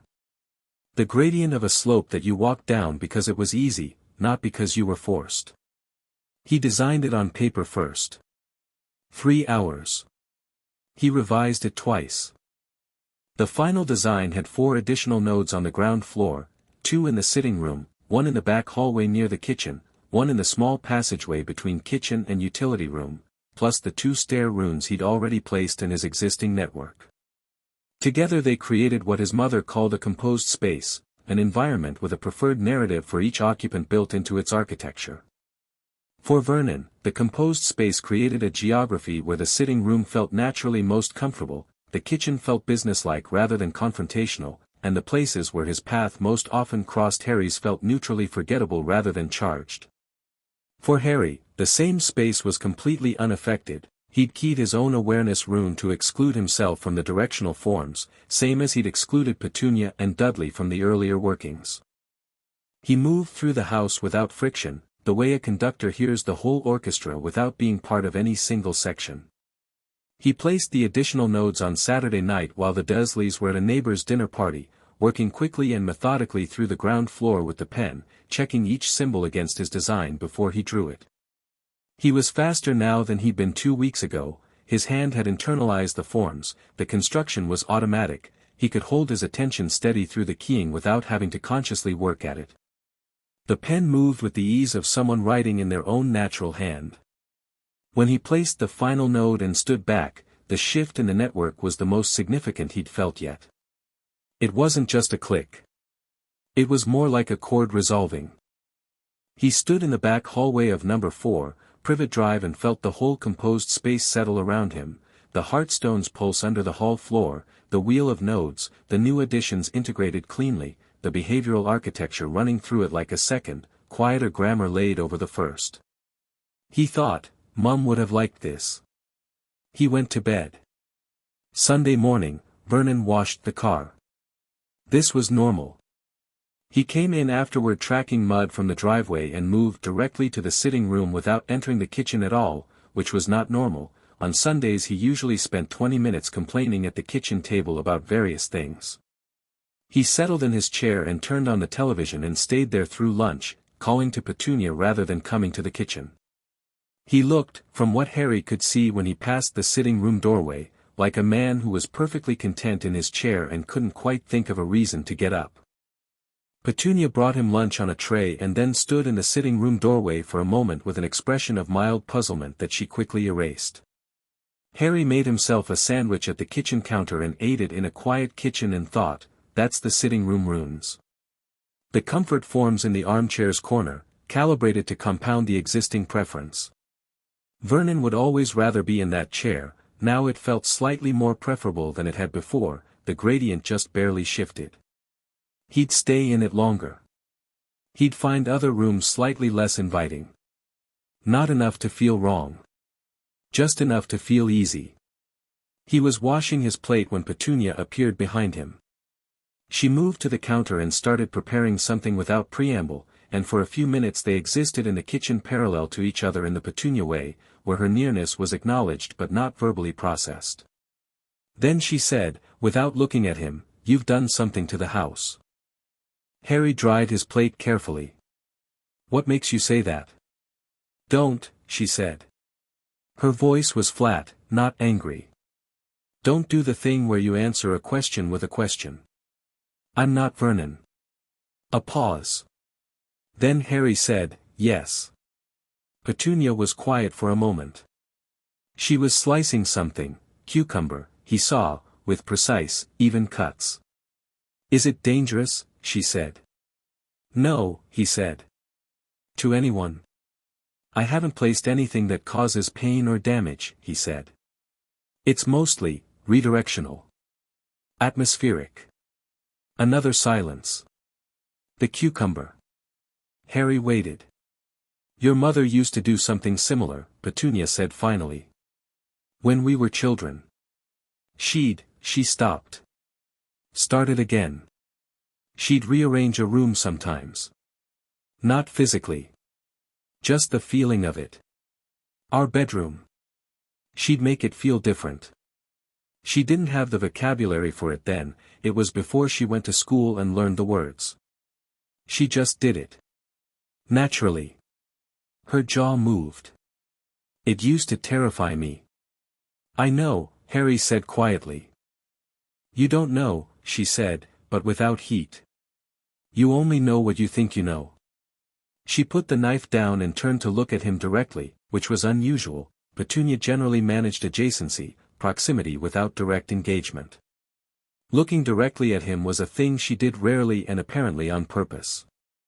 "What did Lily write in the front of that book?" Harry looked at her. "A note," he said. "To me." "What did it say?"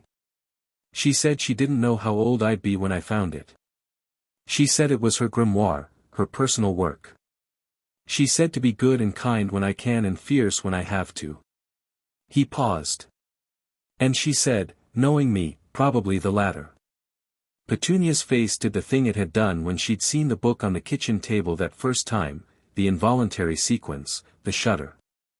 But this time the shudder was slower, and in the gap before it closed, Harry saw something very clearly. Not grief exactly, or not only grief. Something more complicated. The face of someone standing in a room they'd left long ago and finding it less changed than they'd expected. "She always said things like that," Petunia said. "In letters." She picked up the knife again and looked at it rather than at Harry. "Before she stopped sending them." Harry let that sit. He understood that she wasn't going to say more and he wasn't going to push.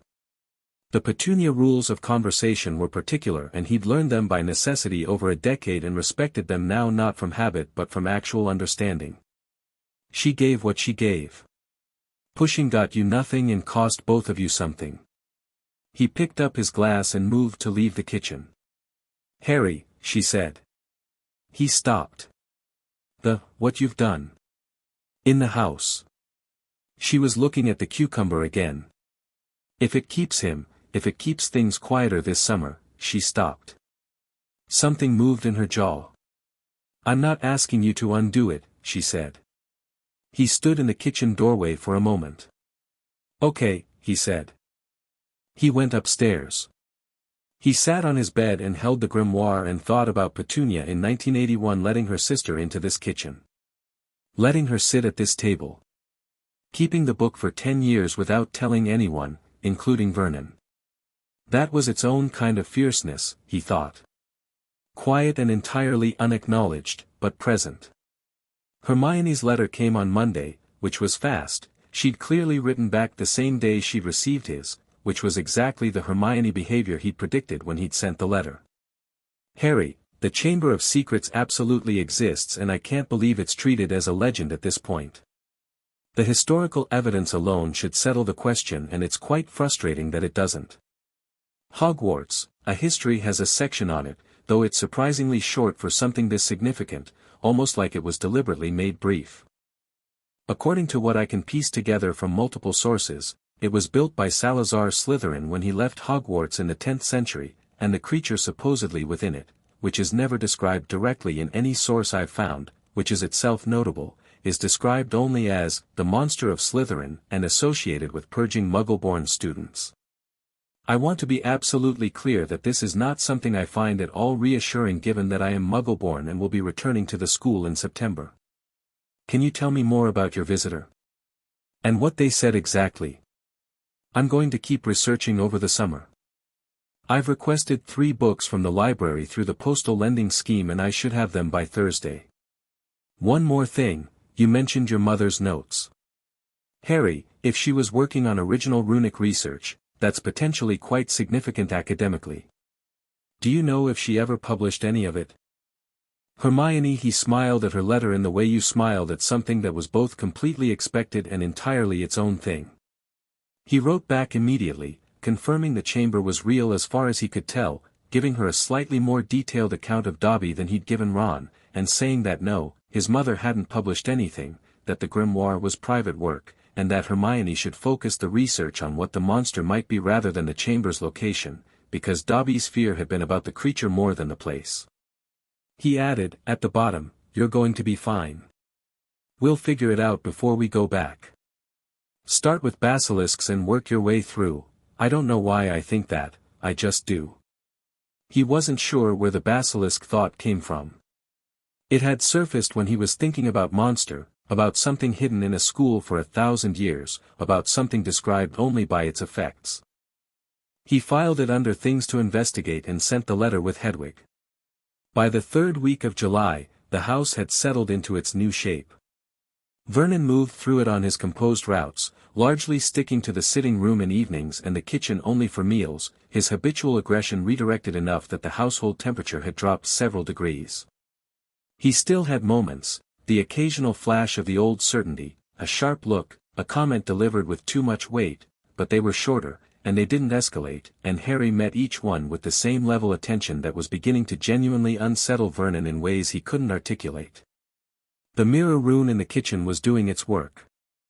Harry could feel it when Vernon sat at the table, the working engaging, the reflection beginning, the quality of the man's energy turning inward. Vernon was thinking more than he used to. Whether that was good for Vernon as a person Harry couldn't say, but it was good for the household.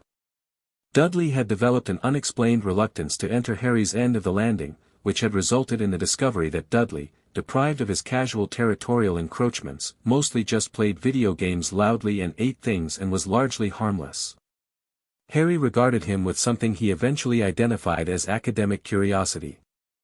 Dudley without the geography of intimidation was just a large, rather dull 17-year-old who didn't read books, and there was nothing particularly threatening about that. Petunia and Harry had reached an equilibrium that was different from what they'd had before and neither of them acknowledged the difference. She let him eat properly. She stopped monitoring his portion sizes.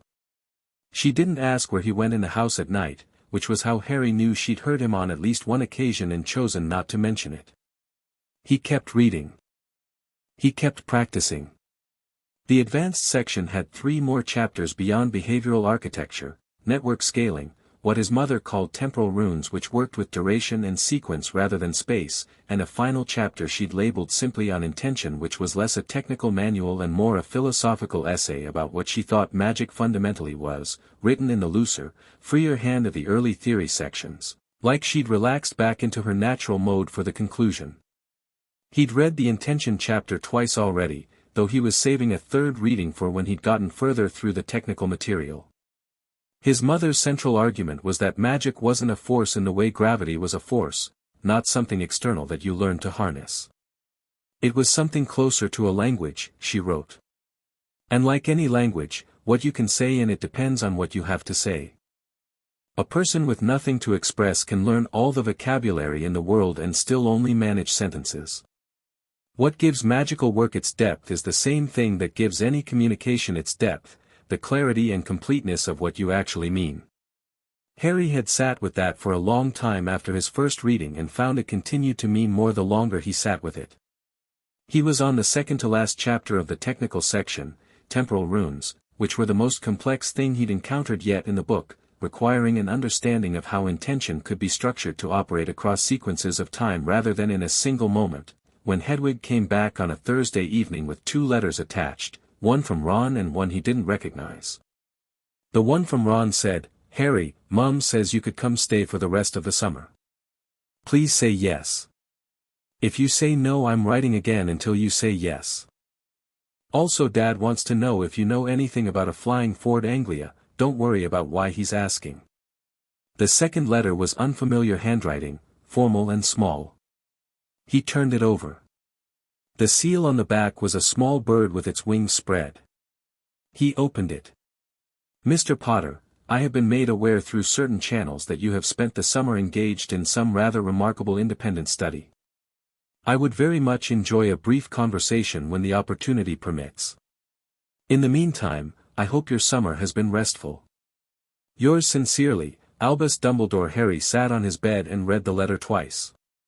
Then he held it up to the light as though expecting something hidden in it. Then he set it on the bed beside him and looked at it. The grimoire, on the desk by the window, sat with its worn cover and its 10 years of waiting. He thought about certain channels. He thought about Dobby, who had looked at the network with recognition and something like approval.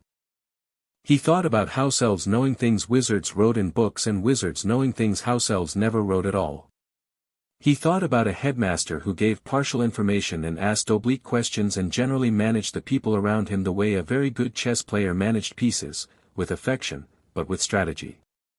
He picked up his quill. He wrote to Ron, yes. When? He set Ron's letter aside. He looked at Dumbledore's letter for a long time. Outside, the evening was cooling, the sky going from gold to purple in the way it did in late July, the street quiet, the neighborhood performing its contentment at the end of another ordinary day. He picked up his quill again and wrote, in the clean, direct hand he'd been developing since he'd started transcribing rune forms, "Dear Professor Dumbledore, thank you for writing. I hope the summer has treated you well also. I'd be happy to have a conversation, though I'd note that certain channels should perhaps be careful about the information they share, since I'd rather they were looking after themselves than reporting back. With respect, Harry Potter." He read it once. He added, at the bottom, also, "Is the Chamber of Secrets real? I think you know it is, and I think this summer might be relevant to that. I'd rather you told me directly." He sealed both letters and gave them to Hedwig with a light scratch behind her ear. "2 trips, sorry," he said. She looked at him with the amber-eyed patience of someone who has accepted that their person is the kind of person who will always have 2 letters. She left out the window. Harry sat at his desk and opened the grimoire to the temporal runes section and picked up his pen and kept working, while downstairs the composed space ran its quiet ongoing argument and the Hearthstone held its place under the hall floor and Vernon Dursley sat in his chair watching television with the slightly distracted quality of a man who keeps almost thinking something important and not quite being able to name it. Chapter 5, What Petunia Knows. Dumbledore wrote back in 2 days. The letter arrived on a Saturday morning, carried not by any owl Harry recognized but by a small tawny bird that landed on his windowsill, deposited the letter with professional efficiency, and left without waiting for a response. The letter itself was written on thick cream paper in the slanted purple ink that Harry associated with a man who made even his handwriting a little theatrical. Dear Harry, your concern for certain channels is noted and appreciated, and I have passed along your regards. They were, I think, rather moved. As for the chamber, yes. It is real. I have suspected for some time that this coming year may see its opening for the first time in 50 years, and the fact that you have been warned of it independently and from a source I trust suggests that suspicion may become certainty. I will not pretend otherwise with you. I have found that directness, when dealing with you specifically, is both more respectful and more effective than the alternative. I would ask one thing of you: be careful with what you've built this summer. Not because it is wrong, it is, from what I understand, quite elegant, but because the world will need time to catch up to what you're becoming, and the world's attempts to catch up are not always graceful. We will speak properly in September. Until then, enjoy the rest of your summer. Yours, Albus Dumbledore. P.S. The Flying Forward Anglia business is something I am choosing not to know about officially. Harry read the letter twice. He folded it and put it in the back of the grimoire, between the last page and the back cover, where it sat with the quality of something that had found its right place. He thought about quite elegant and felt a satisfaction he wasn't going to admit out loud, and then thought about the world will need time to catch up and understood it for what it was, not a warning against doing what he was doing, but a practical note from someone who'd watched the world fail to catch up with things before and knew what that looked like. He thought, fair enough. And went back to the temporal rune section. 3 days later, August arriving with the particular airless heat of English summer in full commitment, Petunia knocked on his bedroom door. She never knocked on his bedroom door. The rules of their geography had always been clear: her house, her rooms, her terms, and Harry existed within them the way water existed within banks, taking the shape he was given. She knocked, 2 brisk raps, and waited. Harry looked up from the grimoire, which was currently not disguised because he was alone, and said, "Come in." She opened the door and stood in the frame. She was wearing her garden clothes, old trousers, a blouse with its sleeves pushed up, and she had the quality of someone who has been working outside and come in to do something specific before the resolve fails. Her eyes went to the grimoire on the desk and stayed there for a moment. "I need to tell you some things," she said. "About Lily." Harry set the pen down carefully. "All right," he said. She came in and sat in the desk chair. Harry was on the bed, cross-legged, and she folded her hands in her lap and looked at the window rather than at him, which was fine. He understood Petunia's looking away. It was how she got things out. "I want to start by saying," she began, and then stopped. Started again. "I know what you think of me. What you think Vernon and I have been. And I'm not going to argue with you about it, because you're not wrong, and this isn't an apology. I want to be clear about that. I'm not apologizing. I need to tell you some things so you understand the book, and so you understand Lily, and so you don't go to that school with only half the information." "Okay," Harry said. She looked at the window. "Lily and I were close when we were children," she said. "Before Hogwarts. Very close. We shared a room until she was 11 and I was 14 and she left for school. We told each other everything." Her jaw moved. "She was remarkable. I don't mean that in the way, I mean it clearly. She was remarkable. She was the kind of person that rooms changed for.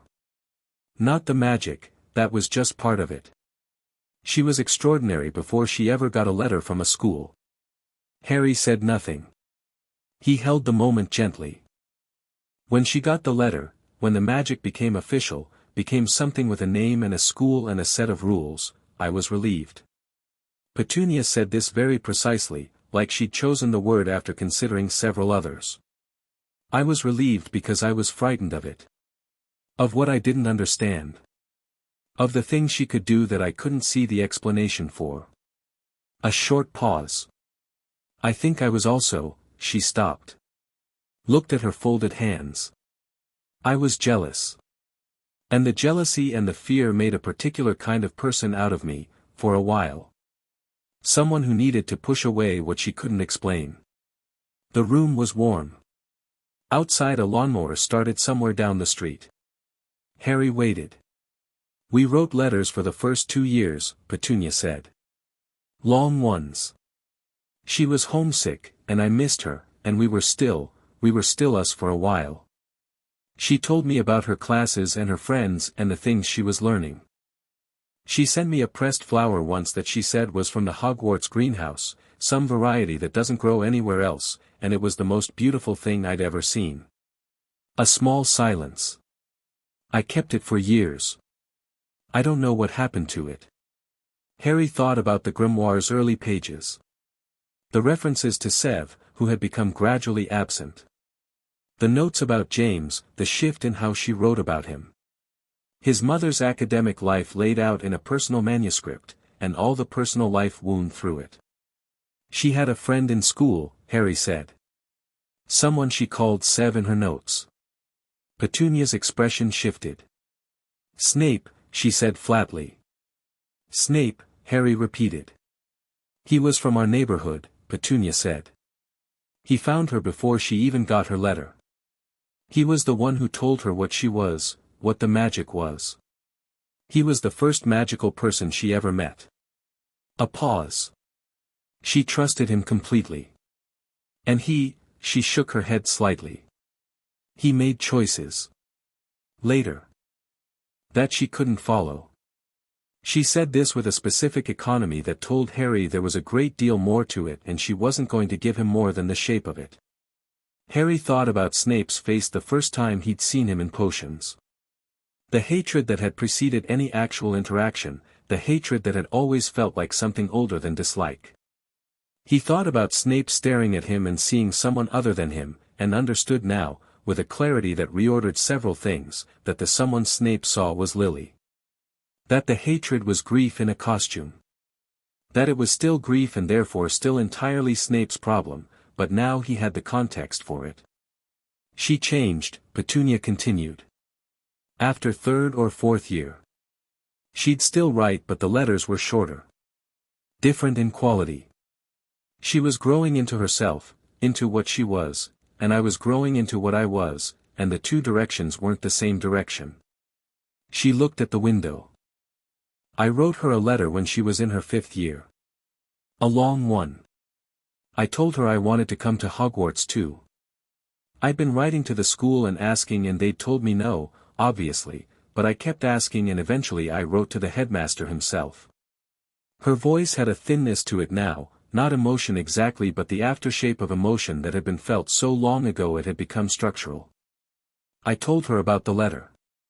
What I'd asked. I wanted to tell her first, before it was declined, because I thought, she stopped. It doesn't matter what I thought. What did he say? Harry asked. Dumbledore.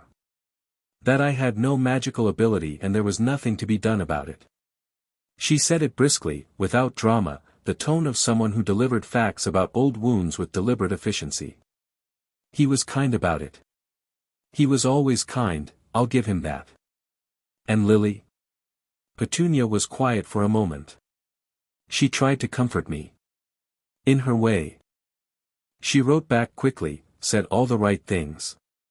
But she didn't, she couldn't give me what I wanted, which was to be part of her world. And I think that's when I started being cruel to her about it. Her mouth pressed flat. It's easier to be contemptuous of something than to grieve it. I expect you know that. Harry thought about his first years at Hogwarts. About wishing, sometimes, that he'd grown up knowing what he was. About the gap between who he'd been at Privet Drive and who he apparently was to the magical world. Yeah, he said. I know that. Petunia looked at him directly then, the rare direct look, fully deployed.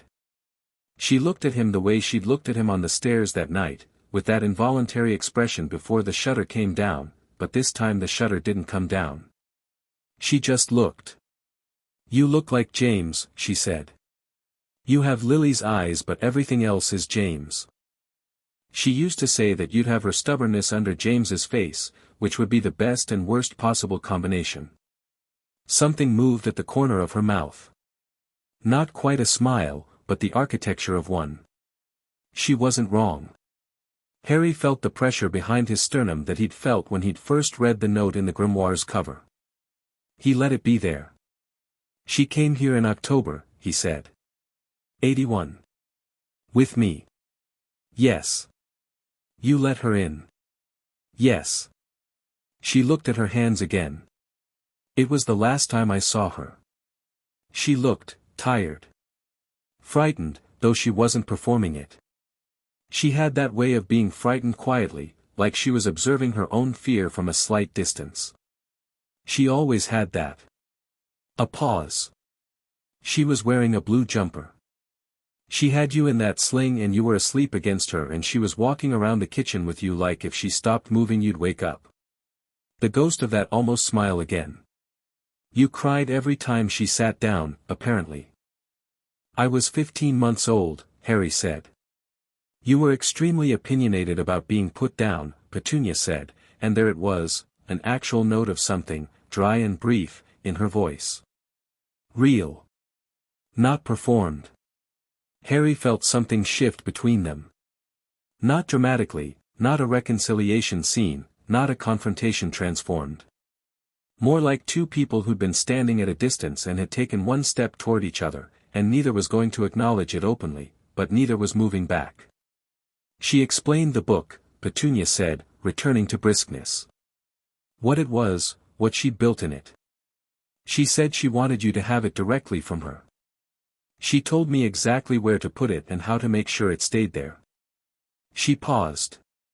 She said you'd find it when you were ready and that she'd built the blood key so only you'd be able to see it for what it was.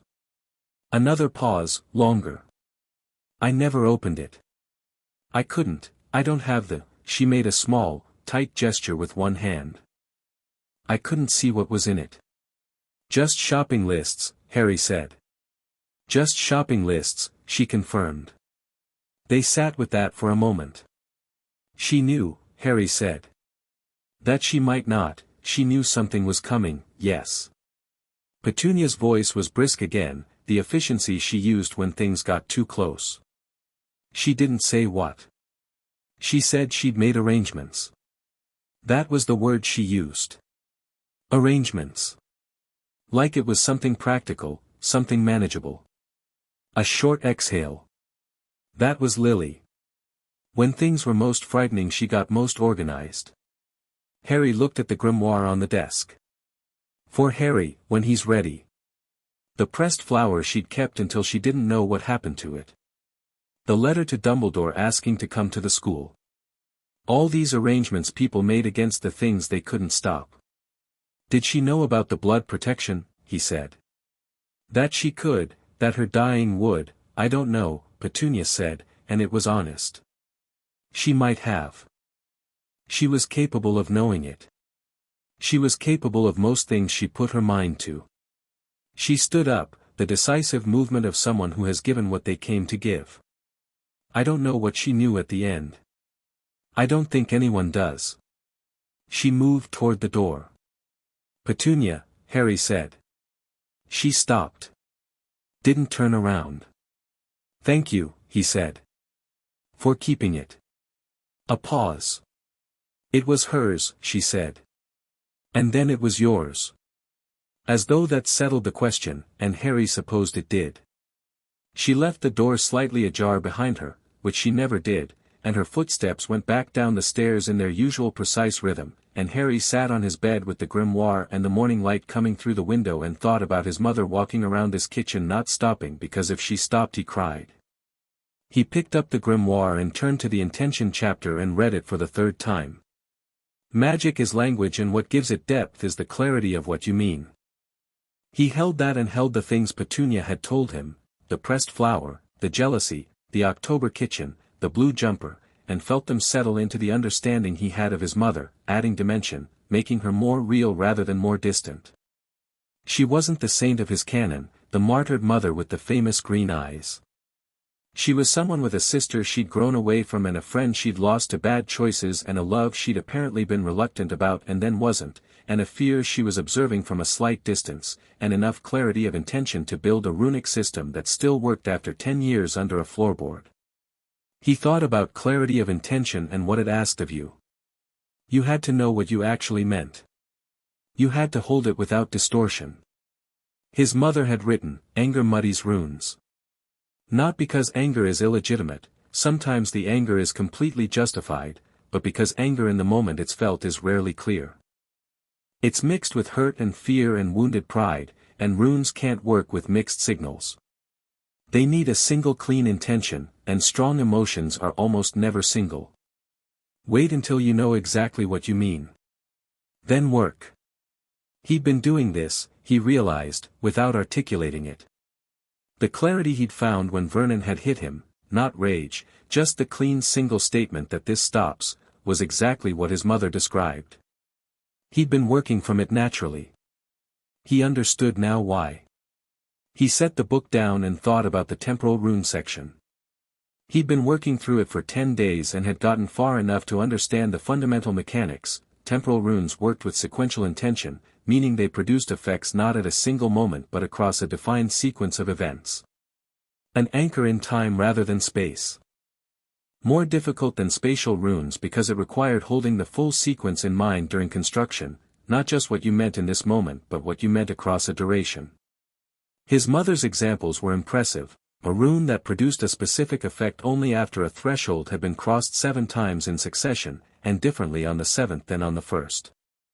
A rune that built toward a terminal event, a crescendo, she'd called it, where the effect reached full strength only at the end of a sequence she defined. He'd been saving the obvious application because he'd wanted to be technically ready before he tried it.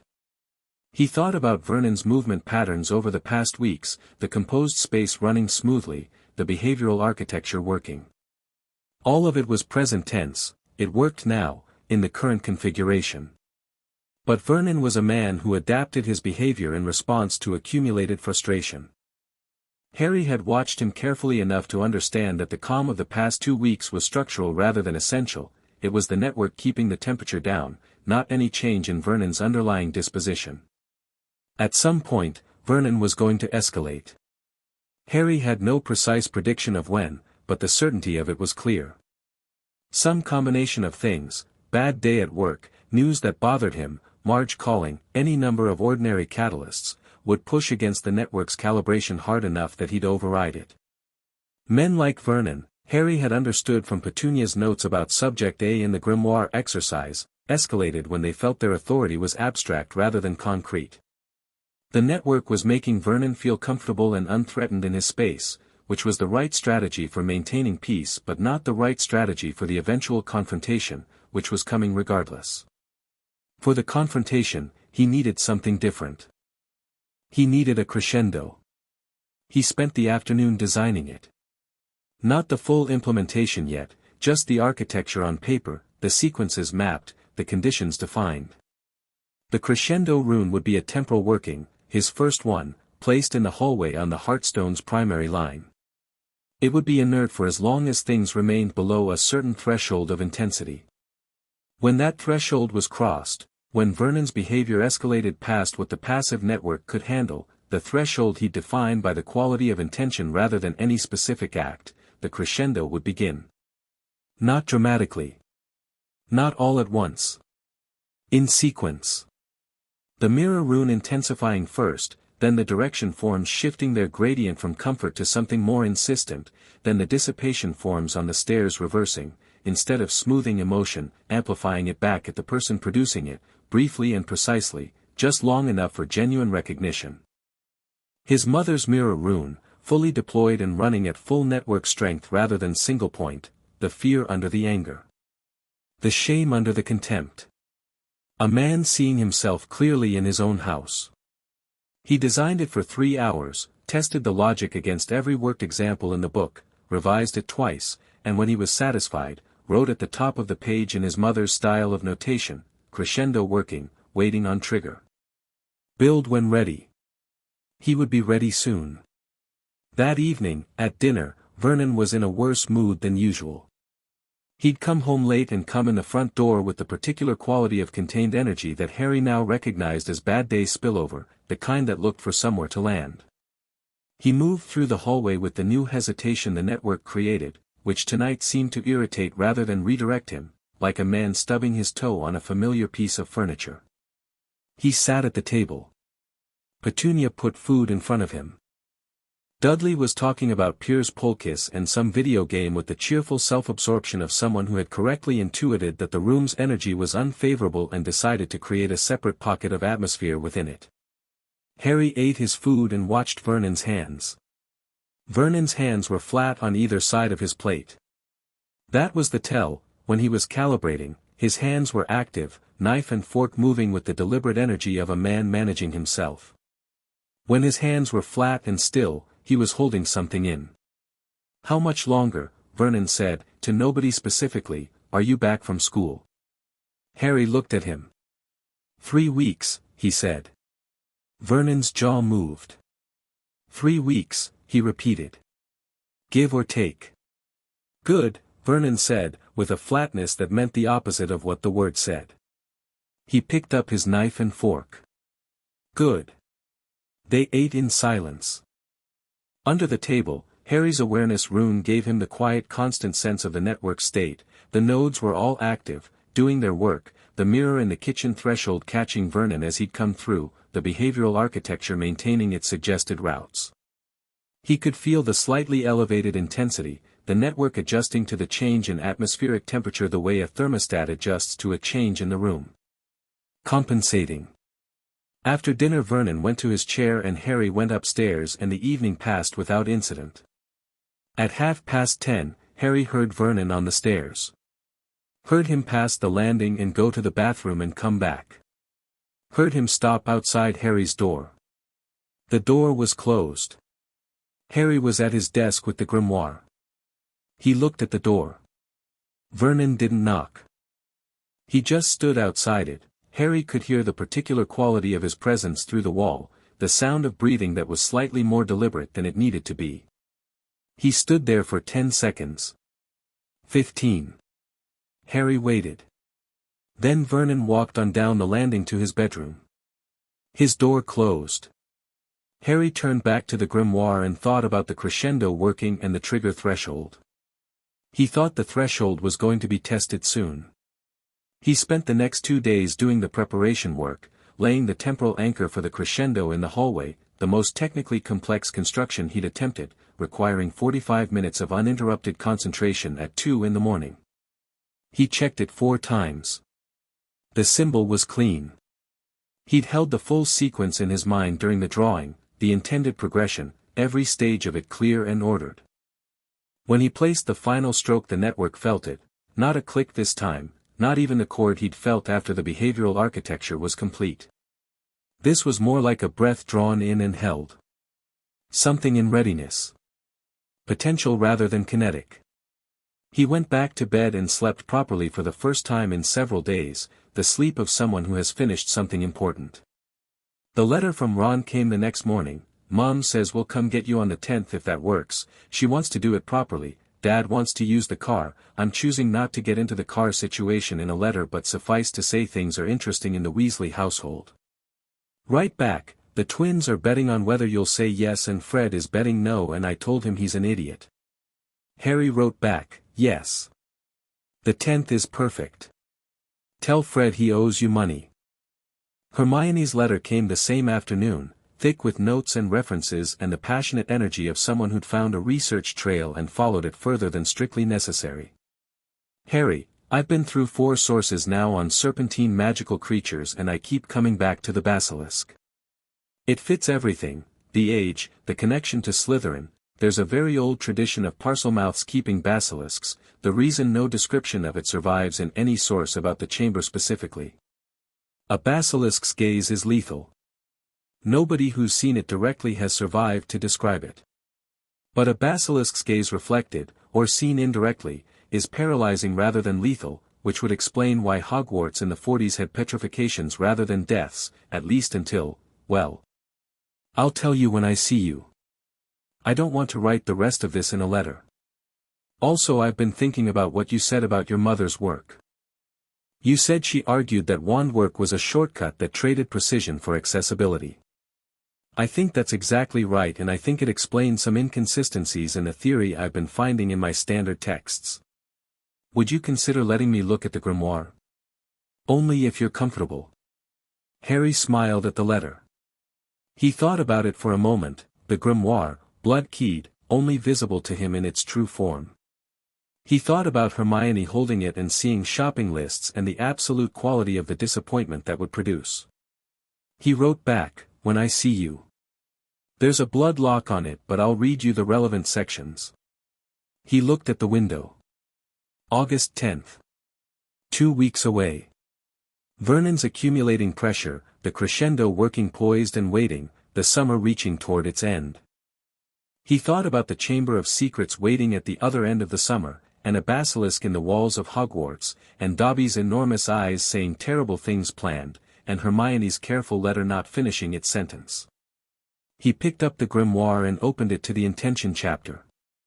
He read his mother's final paragraph for the 4th time. At the end of all of it, the grammar and the networks and the temporal forms and all the rest, what you're doing when you work magic is this: you're telling the world what you mean.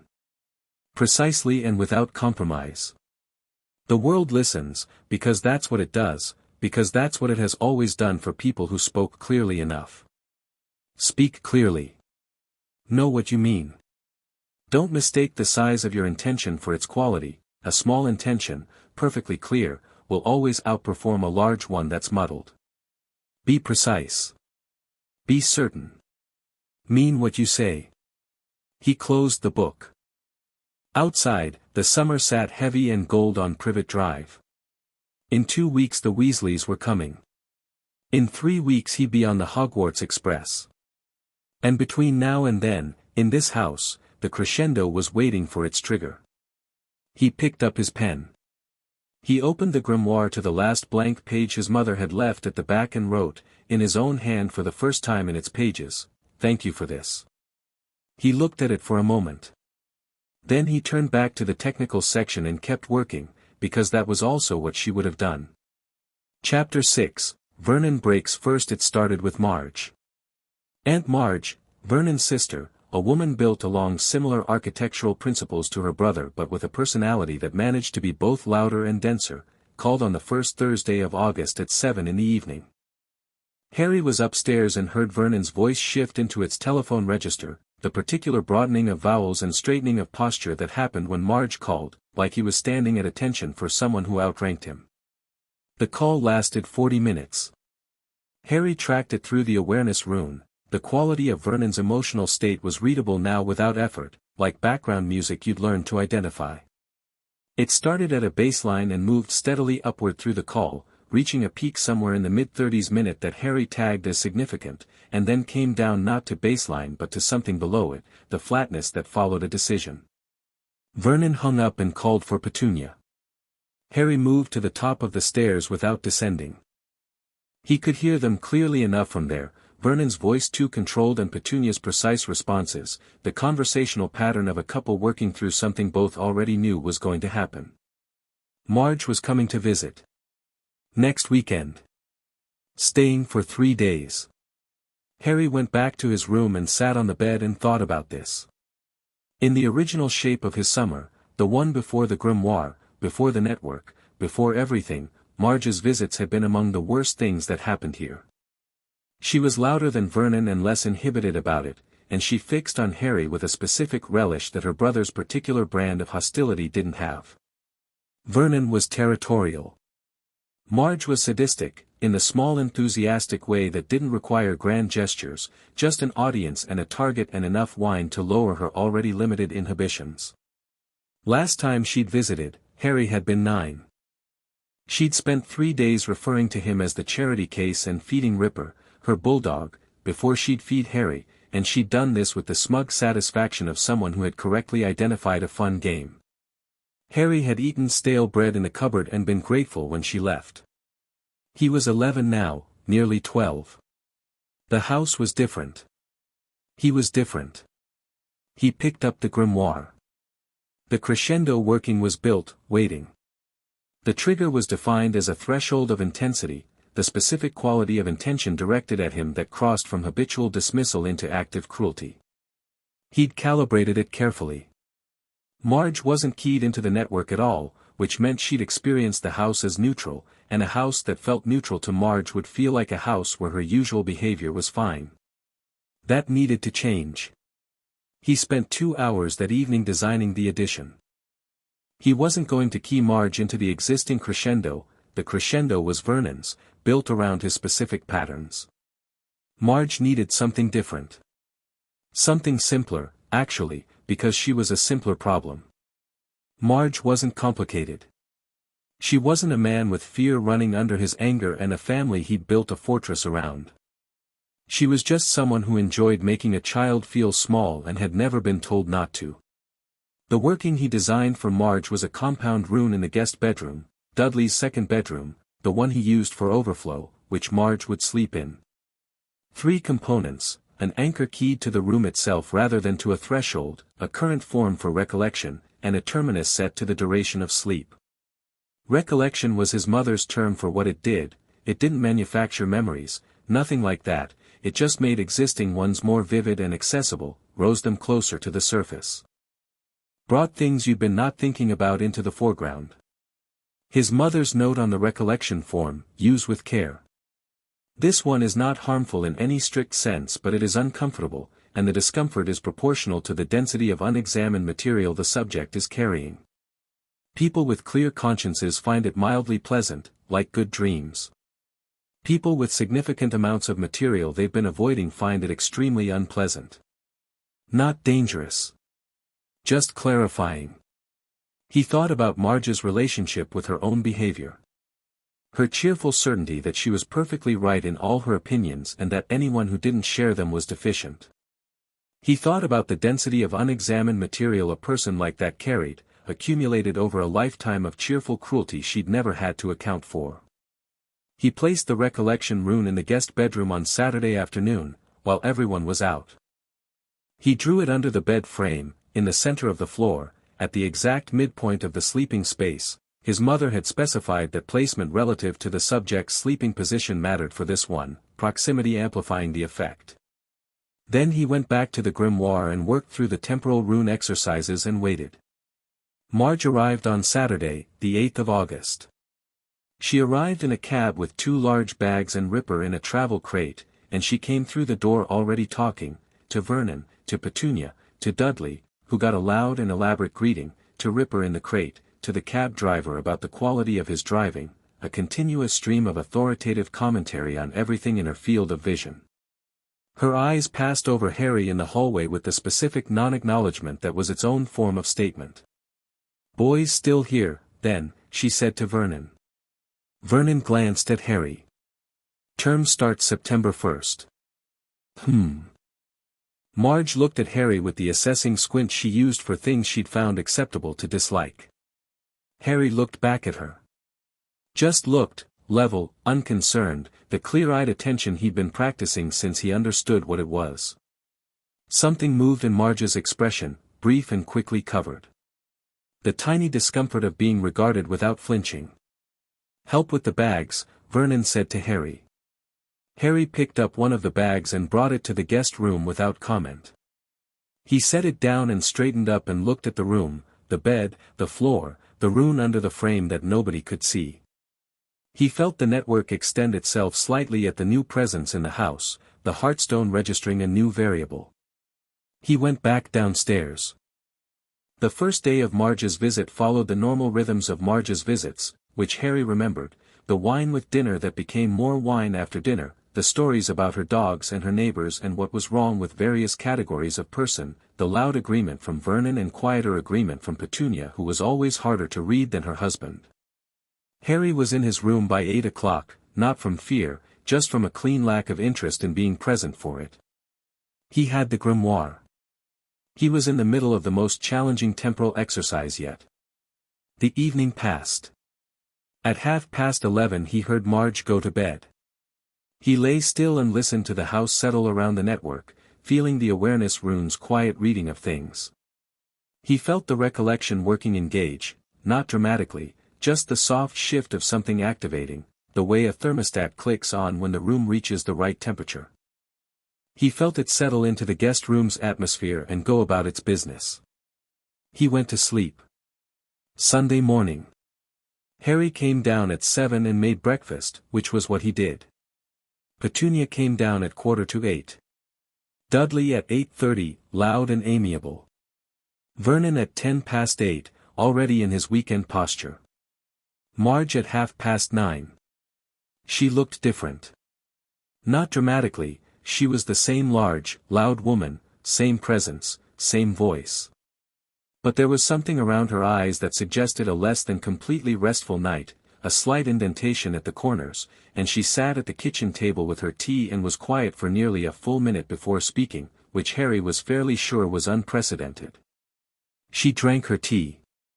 She looked around the kitchen with the slight inward look of someone whose mind is running on something separate from the room. She had 2 spoonfuls of the scrambled eggs Harry had made, which she ate without comment. Vernon noticed. "You all right, Margie?" "Fine," she said. "Had odd dreams." "The guest bed's comfortable enough," Petunia said. "It wasn't the bed." She waved a hand, dismissing the subject. "What are we doing today?" The subject was dropped. The morning progressed. By lunchtime Marge had recovered her usual volume and was back to her normal programming, and Harry had been given 3 tasks by Vernon: washing up after lunch, trimming the hedge in the back garden, cleaning the upstairs bathroom, which he completed methodically without acknowledgement. But she was quieter at dinner. Not silent, not subdued enough for Vernon to notice properly, but Harry noticed. He sat at the table and ate and watched her and felt the recollection working in the background of his awareness rune like a steady low note, active, running, doing its business. After dinner Vernon got the good whiskey out, which was a Marge tradition. Harry was helping Petunia clear plates, which he'd started doing a few weeks ago because it was efficient and because it gave him an excuse to be in the kitchen while conversation happened in the sitting room. He heard Vernon and Marge talking through the wall, their voices settling into the comfortable register of 2 people who agreed about everything and reinforced each other's agreements. Then Marge said, clearly enough to carry, "How long has the boy been this way?" A pause. "What way?" Vernon said. "Looking at you like that." Another pause. "I don't know what you mean." "Yes you do, Vernon." Her voice had the quality it got after 2 glasses of good whiskey, a rolling certainty, an authority that had shed its social coating. "He looks at you like you're not frightening him. Boys like that should be frightened." Harry stood at the kitchen counter with a plate in his hand and felt this land, and felt nothing alarmed or nothing anxious. Just that clean, organizational sensation, the sensation of a fact being confirmed. Vernon said nothing in reply. Marge said, "You need to sort that out. It gets into them when you let it." "He's fine," Vernon said, and his voice was tighter than it should have been. "He's not fine. He's, Marge." Sharp. Sudden. Harry heard Petunia's voice from somewhere in the room, and it had a quality he almost never heard from her, not anger exactly, but its structural relative. Authority. The tone of a woman who had been managing a household for 15 years and understood that certain conversations crossed a line. "That's enough." Silence from the sitting room. Then the clink of a glass. Harry went back to the kitchen and finished the plates. That night, the recollection working ran its second cycle. On Monday morning, Marge came downstairs at 8 instead of 9:30 and she had the quality of someone who hadn't slept much at all. The corners of her eyes had the bruised look of a rough night and her volume was down several notches from her default. She didn't make her usual commentary on the breakfast Harry had made. She sat with her tea and was essentially quiet. Vernon looked at her with concern. "Margie, you look tired." "I'm perfectly fine," she said, in the voice of someone who was not perfectly fine and resented the question. She left after lunch on Monday rather than staying through Tuesday as planned. She cited a problem with one of the dogs, which might even have been true, but Harry watched her load her bags into the cab from the upstairs window and noticed the speed with which she moved, the quality of someone whose body had decided that leaving was the right choice.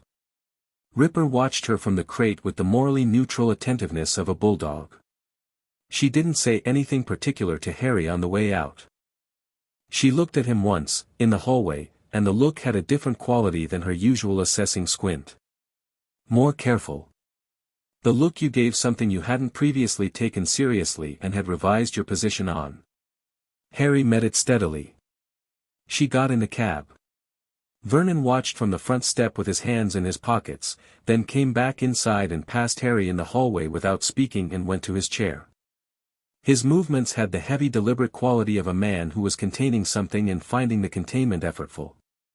Harry went upstairs. He waited. 3 hours. He was deep in the temporal exercises, working a problem his mother had set that involved a 3-stage sequence with a conditional branch in the middle stage. If this, then the sequence continues to stage 3, if this other thing, the sequence terminates and resets, when he heard Vernon. The sound was of the chair in the sitting room. Not the ordinary creak and settle of a man getting up. A different quality, abrupt, forceful, the sound of a man who has been sitting with something for 3 hours and has made a decision. Footsteps across the sitting room floor, through the doorway. The pause at the sitting room doorway was brief tonight. 1 second. Then through. Harry set the grimoire on his bed and stood up. He heard Vernon at the bottom of the stairs. Boy. Not loud. Controlled. The controlled voice was the more dangerous voice. Harry opened his bedroom door and stood in it. Yes. Come down here. He came down. The stairs, the landing, the hallway, he felt the network around him as he moved through it, the nodes active, the heartstone steady. He came to the ground floor and found Vernon in the hallway, and Petunia in the kitchen doorway behind him, her face in its careful blankness, and the sitting room at Vernon's back. The hallway felt charged. Not with Harry's doing, that was just Vernon, the contained thing pressing against its containment. I want to have a conversation, Vernon said. All right, Harry said. You made my sister leave early. She had a problem with her dog. Don't. Vernon's voice went flat. Don't do the thing where you say a simple true thing that sounds reasonable and isn't. I know what you're doing. I know you've been doing something all summer and I want it to stop. Harry looked at him. He felt the crescendo workings readiness in the hallway, the potential of it, the drawn breath. He felt the mirror rune from the kitchen's threshold, active, running. He felt Vernon's energy, the 3 hours of accumulated contained frustration, the displacement of Marge's early departure, the weeks of growing unease that the network had been redirecting, all of it now pressing against Vernon's control in the way that things did when they'd been redirected too many times and had built up pressure. He thought about his mother's note on the mirror rune, not the emotion they're displaying. The emotion they're actually running on. I haven't done anything to you, Harry said. Which was true. You have an effect on this house, Vernon said. You always have. Since you got back from that school. The house doesn't feel right. Things don't feel right. And I know, he stopped. His hands at his sides were not flat and still. They were closed. I know that's your doing. Harry said nothing. I want to know what you did. There's nothing to tell you, Harry said. Vernon moved forward 1 step. Not threatening exactly, not yet, but the movement of a man who was used to filling space towards someone who retreated and finding that this person was not retreating. Harry didn't move. The hallway was very still. Petunia hadn't moved from the kitchen doorway. You think because you go to that school, Vernon said, his voice dropping into a register that was lower than anger, almost conversational, the kind of voice that preceded something, that you're different. That you're better than you were. That you can, he made a gesture, encompassing the house, the summer, something he didn't have a precise word for. That you can behave however you like. In my house. No, Harry said. I just stopped behaving the way you preferred. The silence after that was very specific. He felt the crescendo workings trigger engage. It didn't make a sound. There was no visible sign. But he felt it in the way he felt all the network's workings now, the readiness becoming action, the drawn breath becoming exhalation, the network shifting from its maintenance configuration to something fuller and more operational. The 8 existing nodes intensified, not suddenly but progressively. The first node he placed, the kitchen doorway unease, ramping to a deeper frequency. The behavioral architecture's directional forms reversing, instead of suggesting ease, beginning to suggest something else. The mirror rune, which had been running at single-point strength all summer, pulling full network power now. Vernon felt it. Not consciously. Not as magic, he didn't have the vocabulary for that and wouldn't have accepted it if he had. He felt it the way you felt a change in air pressure, the way you felt a room shift around you when something changed in it that you couldn't name. His posture changed.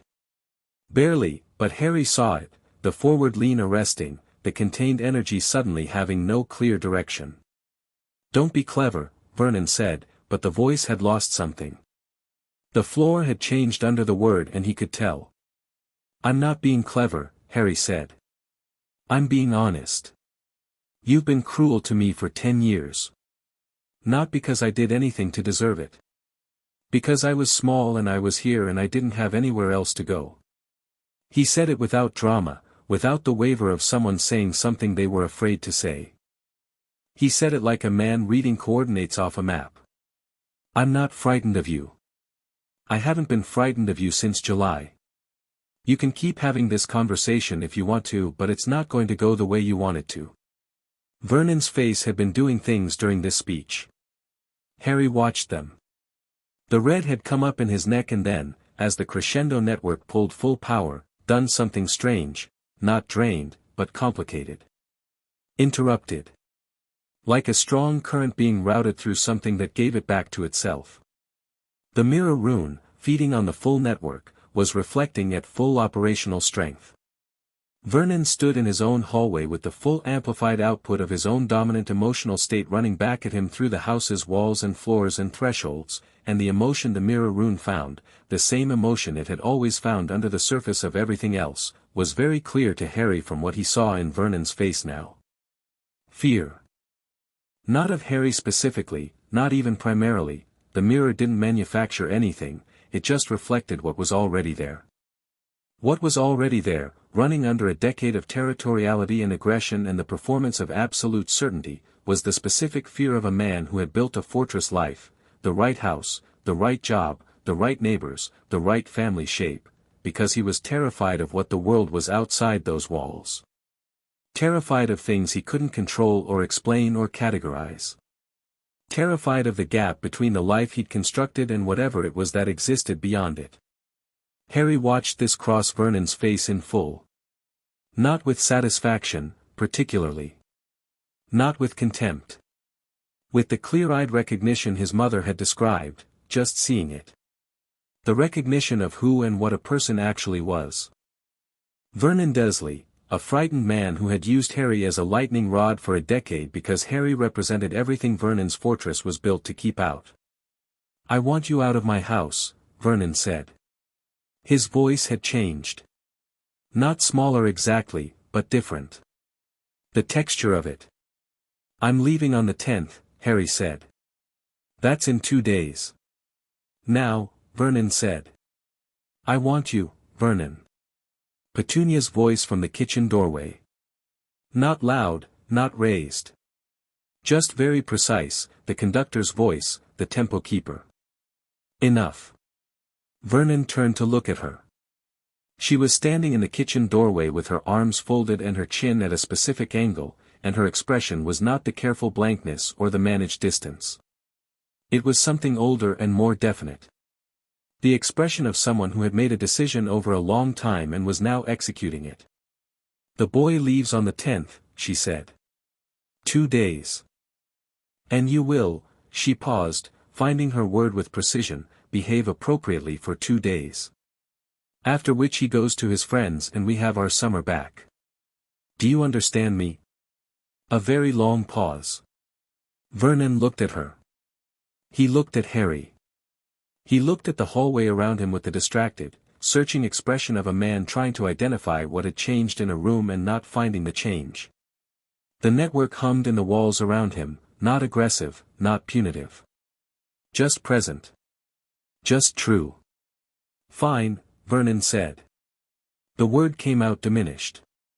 Not surrendered. Vernon would never surrender a position openly, but deflated in the way things deflated when they'd been pressing against something that didn't move and had run out of pressure.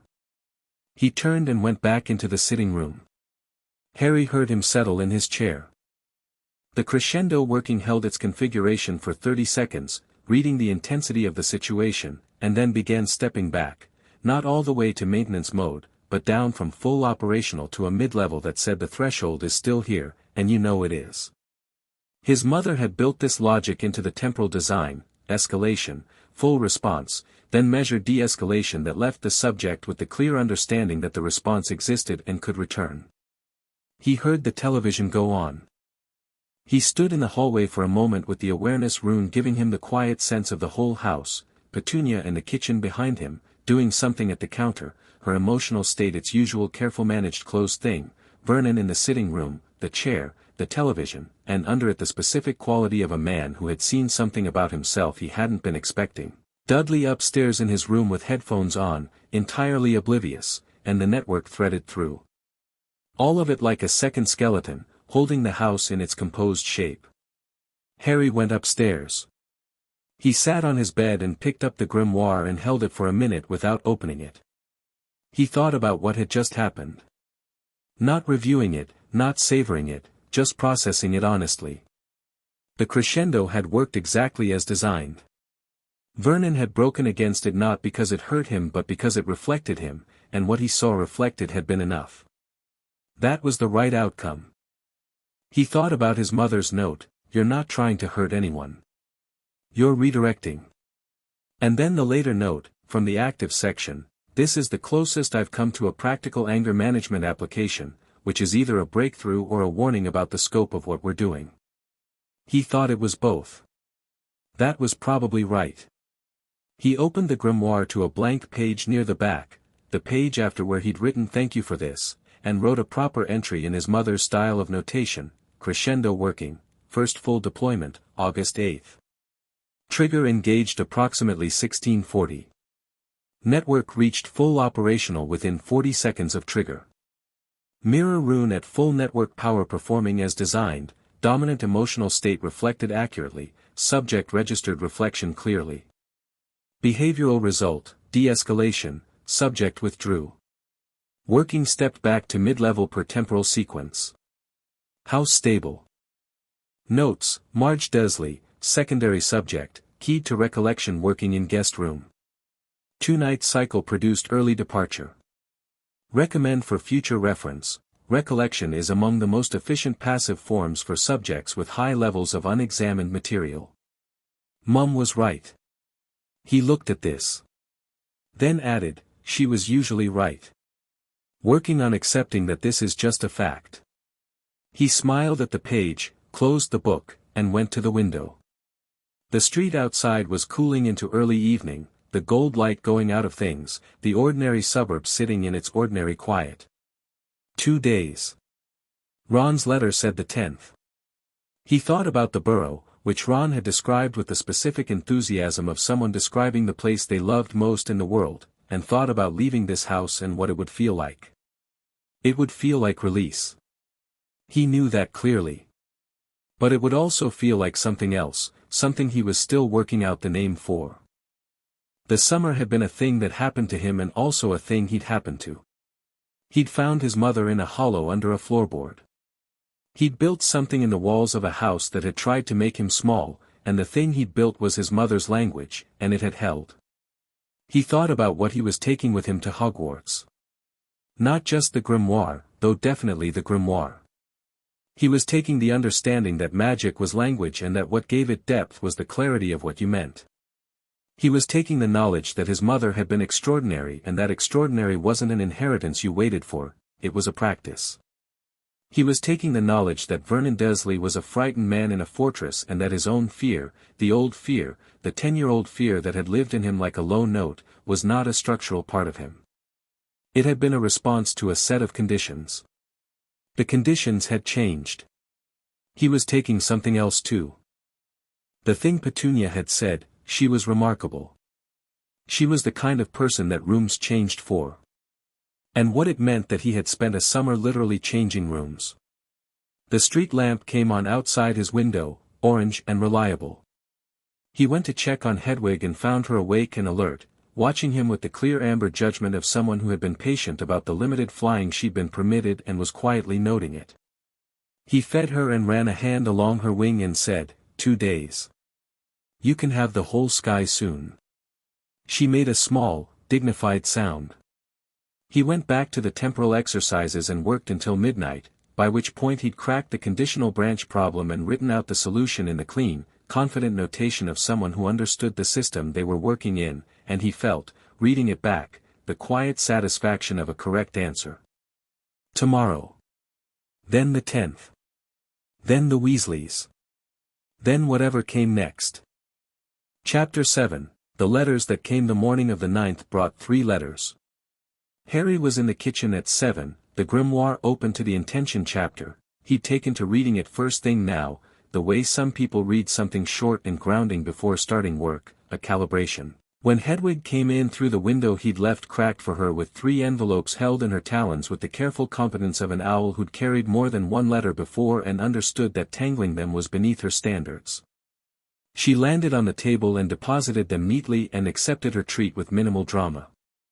Harry looked at the 3 envelopes. The first was from Ron, recognizable by the handwriting which was enthusiastic and slightly uneven, the writing of someone whose thoughts moved faster than the forming of letters. The second was Hermione, her handwriting the complete inverse, precise, evenly spaced, each letter given its full due. The third Harry didn't recognize immediately, and then he did, Ministry of Magic, Department of Magical Law Enforcement, the seal a deep navy blue on official cream paper. He opened Ron's first. Harry, Dad has the car sorted which I'll explain when you get here, it's a whole thing. The short version is Dad has been making modifications and Mum doesn't know how many and I think on some level she's decided not to find out. We're coming at 11 tomorrow morning, is that all right? The twins want to know if you need help with anything at the Dursleys, by which they mean, can we come in and do something, and I said probably not but I'm passing it along. One more day. Harry smiled at this and set it aside. Hermione's letter was 4 pages, single-spaced, which was standard Hermione operating procedure. Harry, I've been thinking about what you said regarding speaking to Dumbledore directly, and I think you were right to do it. The pattern I keep noticing in my research is that information is being managed very carefully by the people who have it, and the people most affected by whatever is in the chamber are the ones least likely to be told about it in advance. You writing to Dumbledore and getting a straight answer is exactly the kind of thing I think more people should do and almost nobody does because of the, I'm going to use the word mystique, which I mean in a critical sense, that tends to build up around authority figures at institutions. On the basilisk theory, I've found 2 more corroborating sources, one of which is a 17th-century magizoologist's private journal that I located through the interlibrary scheme and which is quite clear that basilisks can be compelled by parselmouths. The connection to Slytherin is explicit in 2 separate historical accounts. I think we should assume the basilisk theory is correct and plan accordingly. I've also been thinking about your mother's runic work and the claim that wand work trades precision for accessibility. I want to push back on this slightly, not because I think she's wrong, but because I think it's incomplete. Wandwork's accessibility is itself a form of precision, isn't it? It makes certain kinds of magic available to people who wouldn't otherwise have access to the underlying formal system. There's an argument that's a feature, not a compromise. I wonder if she addressed this somewhere in the later sections. She did, didn't she? You're going to read me the relevant section when I see you. Hermione Harry wrote yes, she did. She called it the calculator argument. See you soon. On a piece of paper, folded it, and set it to send with Hedwig later. Then he opened the ministry letter. He'd been expecting something like this. Not this exact letter, he didn't know the precise form it would take, but the general shape of it. He'd used magic extensively over the summer, the kind of magic that left a significant footprint in the magical atmosphere of a Muggle residence, and the Ministry had detectors for underage magic use in Muggle areas. He knew this from the warning letter he'd received in his first year after the hover charm incident with Dobby, and that had been one small piece of magic from a house elf, nothing like what he'd built here. The letter was formal and quite long. He read it carefully. Dear Mr. Potter, it has come to the attention of the improper use of Magic Office that significant magical activity has been detected at the above address over the course of the past 5 weeks. The nature of this activity, specifically its sustained and structured character, suggests deliberate and repeated magical workings of a complexity unusual for a student of your year level. As you are aware, the decree for the reasonable restriction of underage wizardry prohibits the use of magic outside of school by witches and wizards under the age of 17. Violations of this decree are subject to review and potential disciplinary action, up to and including expulsion from Hogwarts School of Witchcraft and Wizardry. You are required to present yourself for a review hearing at the Ministry of Magic, Department of Magical Law Enforcement, at your earliest convenience, but no later than. Harry lowered the letter. He looked out the kitchen window at the back garden. The morning was already warm, the sky a clear pale blue, one of the nicest days of the summer. He thought about the hearing. He thought about the decree for the reasonable restriction of underage wizardry, which he'd read in full in a guide to magical law that Hermione had referenced in one of her letters as a good background text. He thought about the specific text of the decree, which prohibited the use of magic with a wand by underage wizards outside of school. He'd gone over this in his head when he'd first started placing runes, weeks ago, and he'd checked it 3 more times since, because his mother had been very precise about the distinction and he wanted to understand what she understood.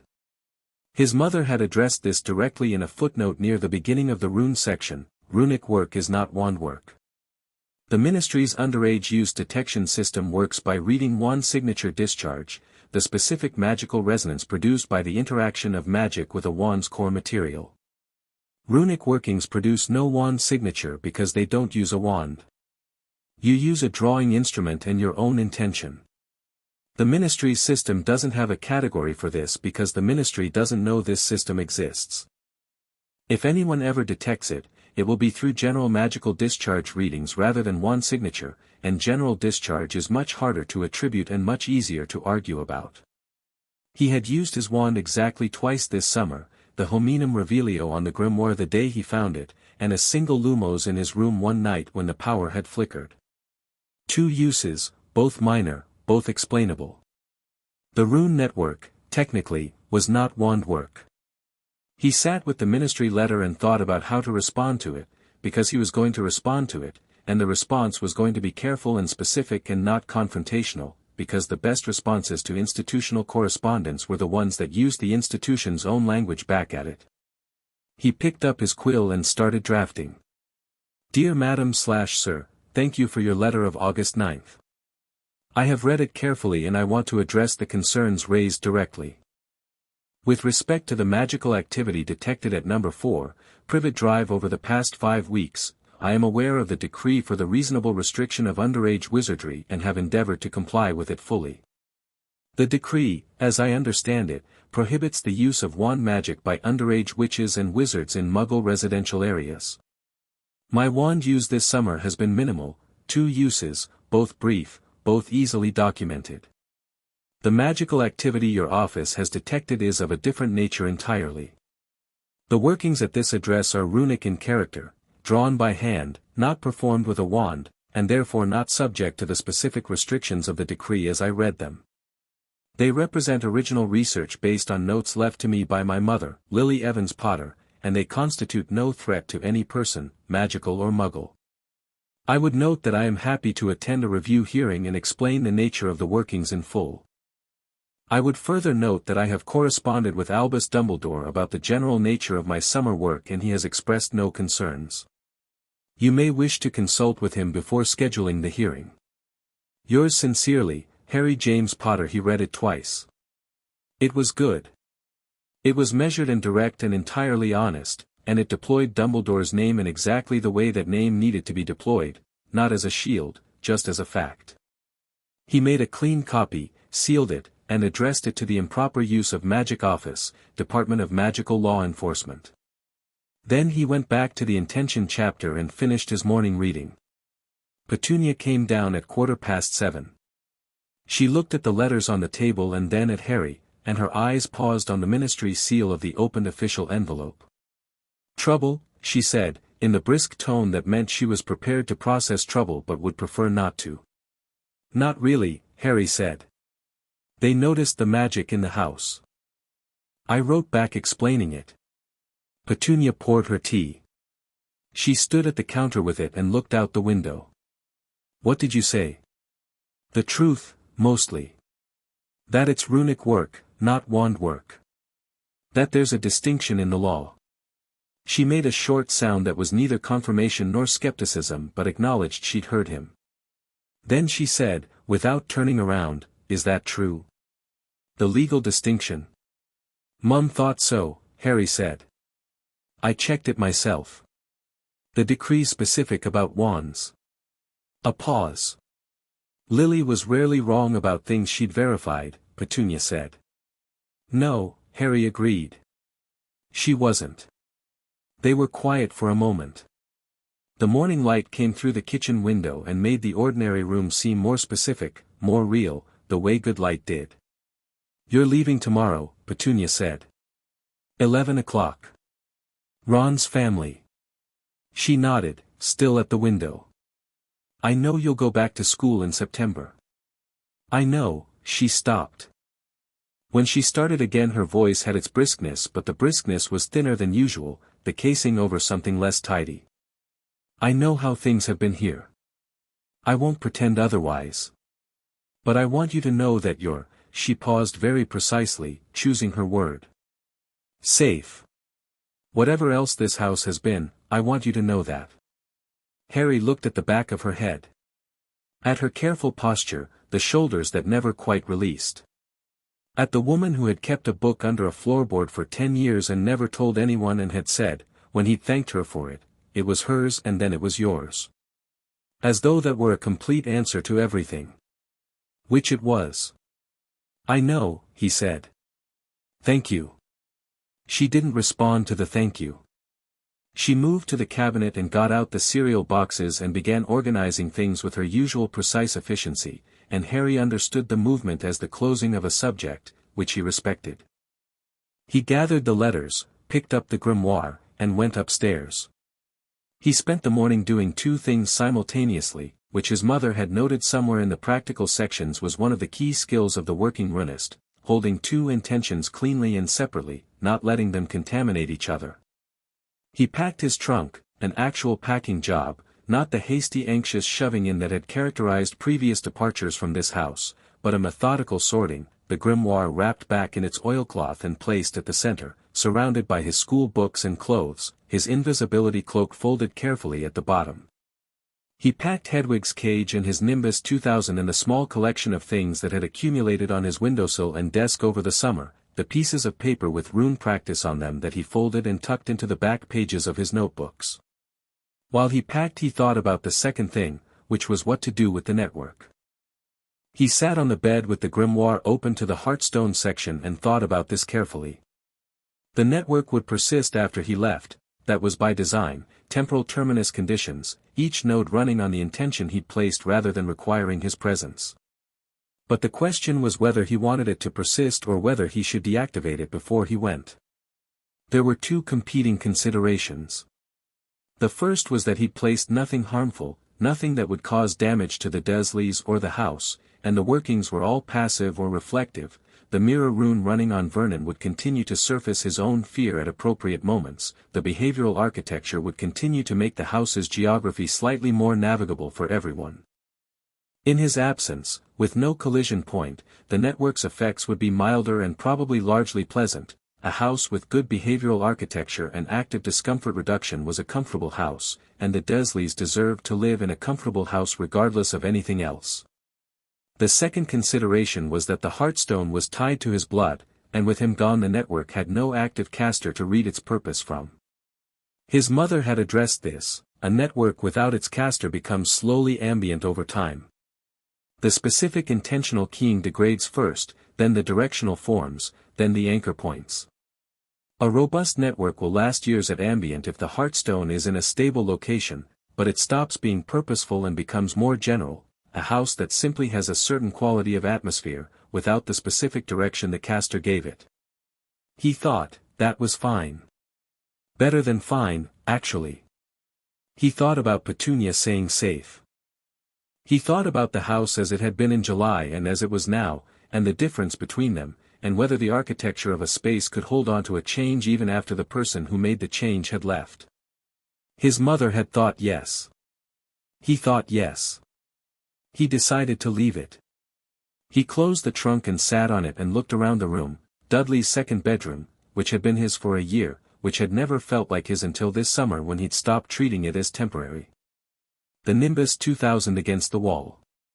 Hedwig's empty cage on the desk, Hedwig herself on the windowsill looking out at the garden with the patient attention of a creature with nothing to prove. He thought about what came next. The Burrow first, however many days between now and September 1st. Then the train. Then Hogwarts. The Chamber of Secrets, if Dobby and Hermione's research were correct, and Dobby's distress and Hermione's thoroughness together made him fairly confident they were. The Basilisk, the heir of Slytherin, and whatever shape that took in the coming year. He felt none of the anxiety he might have felt about this in a previous version of the summer. He felt the thing he'd been developing since July, the thing that was cleaner and quieter than confidence, just groundedness. The state of knowing what you had and not needing to pretend it was more or less than it was. He had the grimoire.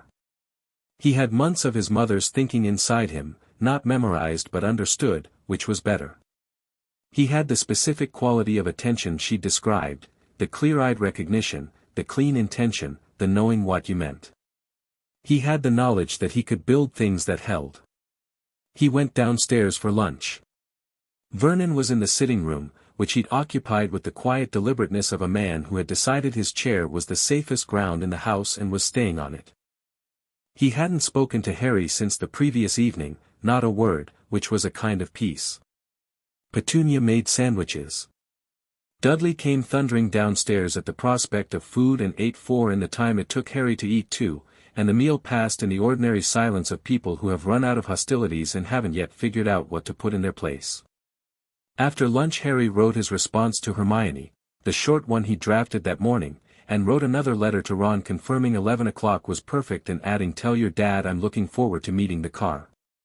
He sent both with Hedwig, who left the window with the purposeful energy of an owl who had been on call for 11 weeks and could see the end of it. The ministry's response came at 3 o'clock. Not by owl this time.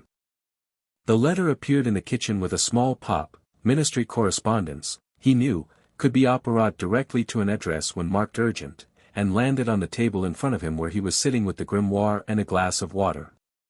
He picked it up and opened it. It was shorter than the first letter.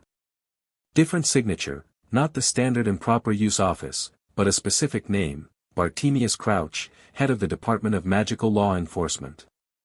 Dear Mr. Potter, your correspondence of this morning has been reviewed at departmental level. The distinction you have drawn between wand magic and runic workings in relation to the decree for the reasonable restriction of underage wizardry has been noted and referred to our legal team for clarification of the current statute. Pending this clarification, the review hearing previously indicated has been postponed indefinitely. You are requested to take no further magical action at your current address pending the legal review, and to present yourself as available for further questions should they arise.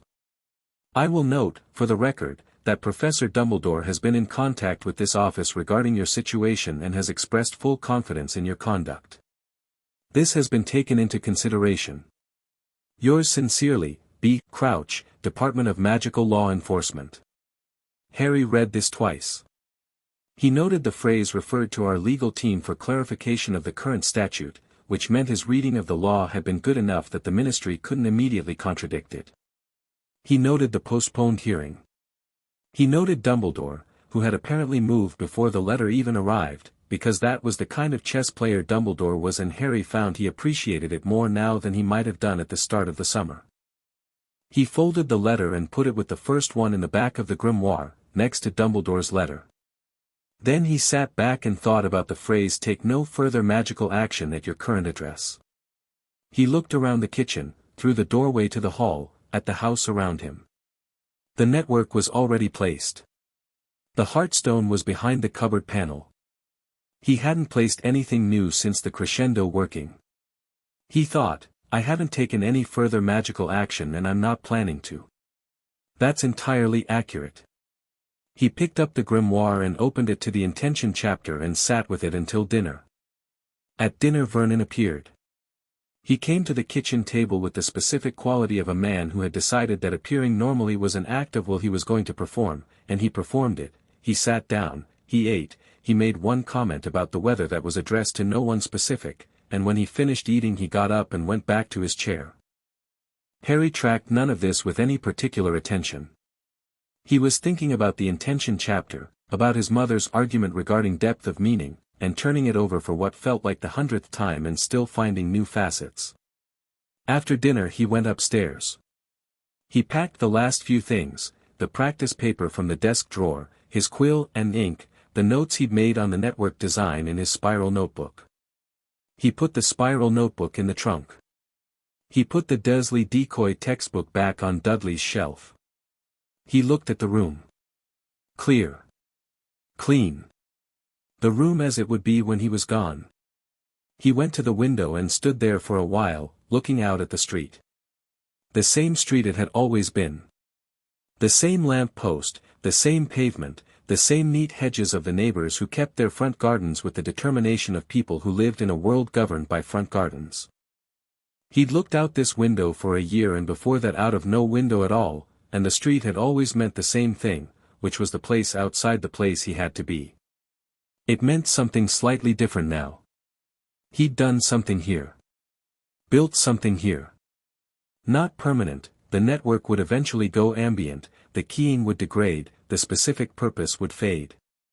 But right now, tonight, the house was threaded through with his mother's grammar and his own construction in something that was both of theirs, and he'd stood in the hallway the previous evening and been entirely himself without apology, and Vernon had gone back to his chair, and the summer had ended the way it ended. He thought about the letter his mother had written, "Don't be afraid of what you find in here." He hadn't been. He went to bed and slept easily and without dreaming. He woke at 7, showered, came downstairs, made breakfast. Petunia was there, eating earlier than usual. They shared the kitchen in their particular equilibrium, the one that had developed over the summer into something that had its own specific character, not warmth exactly but its structural relative, the shared silence of people who have said what they have to say and don't need to say it again to keep it true. He was doing the washing up when the fourth letter of the morning arrived. Not Hedwig this time, a large tawny owl he didn't recognize, which landed on the windowsill with purpose and held out its leg. He untied the letter and the owl left immediately, no waiting, no expectation of a treat, ministry efficiency in owl form. He opened it. It was from McGonagall. "Dear Mr. Potter, I have been made aware of recent correspondence between yourself and the Ministry of Magic, and of the general nature of your activities this summer. I want to address several things directly, as I have found in my experience that addressing things directly saves a great deal of time and confusion. First, your legal position with respect to the decree is, as far as I can determine from a careful reading of the statute, defensible. The distinction between wand magic and other forms of magical working is not clearly addressed in the current law, and your reading is not obviously incorrect. This is not permission to be cavalier about it, but I want you to understand that you are not without ground to stand on. Second, I have read Professor Dumbledore's assessment of your summer work. He described it as elegant, which from Albus is the academic equivalent of a standing ovation. I found this significant. Third, I want to be direct with you about something. What you have done this summer, the systematic, original application of your mother's runic research to a practical living situation, at age 11, working alone and without guidance, is not ordinary. I don't tell you this to encourage complacency. I tell you because you will return to Hogwarts next month and you will find that the standard curriculum does not entirely accommodate what you've become, and you will need to make decisions about how to handle that, and I would rather you make those decisions from an accurate assessment of your situation than from false modesty. Your mother was exceptional. I taught her for 7 years. I know precisely how exceptional she was, and I know that it caused her certain difficulties as well as certain advantages, and I want you to be aware that I intend to be of more practical assistance to you in your second year than I may have been in your first. We will speak in September. Travel safely. Minerva McGonagall, head of Gryffindor House. Harry read this letter 3 times. He read the phrase, the academic equivalent of a standing ovation, and felt something in his chest that was warm and quiet and quite large. He read, I know precisely how exceptional she was, and thought about his mother at 17, in McGonagall's class, quick and slightly impatient with the pace, probably, and McGonagall knowing it and teaching her anyway, teaching to her, which was different from teaching at her. He thought about, I intend to be of more practical assistance to you in your second year than I may have been in your first, and understood it as an apology, McGonagall style, which was to say it was not an apology but a statement of intended future behavior that acknowledged the inadequacy of past behavior without dwelling on it, which was actually a more useful form of apology than most. He folded the letter carefully and put it in the grimoire with the others. He stood at the kitchen counter with his hands flat on the surface, an echo, he realized, of Petunia's posture the day she'd told him about October 1981, and breathed once, slowly, and felt the house around him. The network, running in its quiet ambient way. The heartstone in the hollow behind the cupboard panel. The 8 nodes through the ground floor, doing their steady invisible work.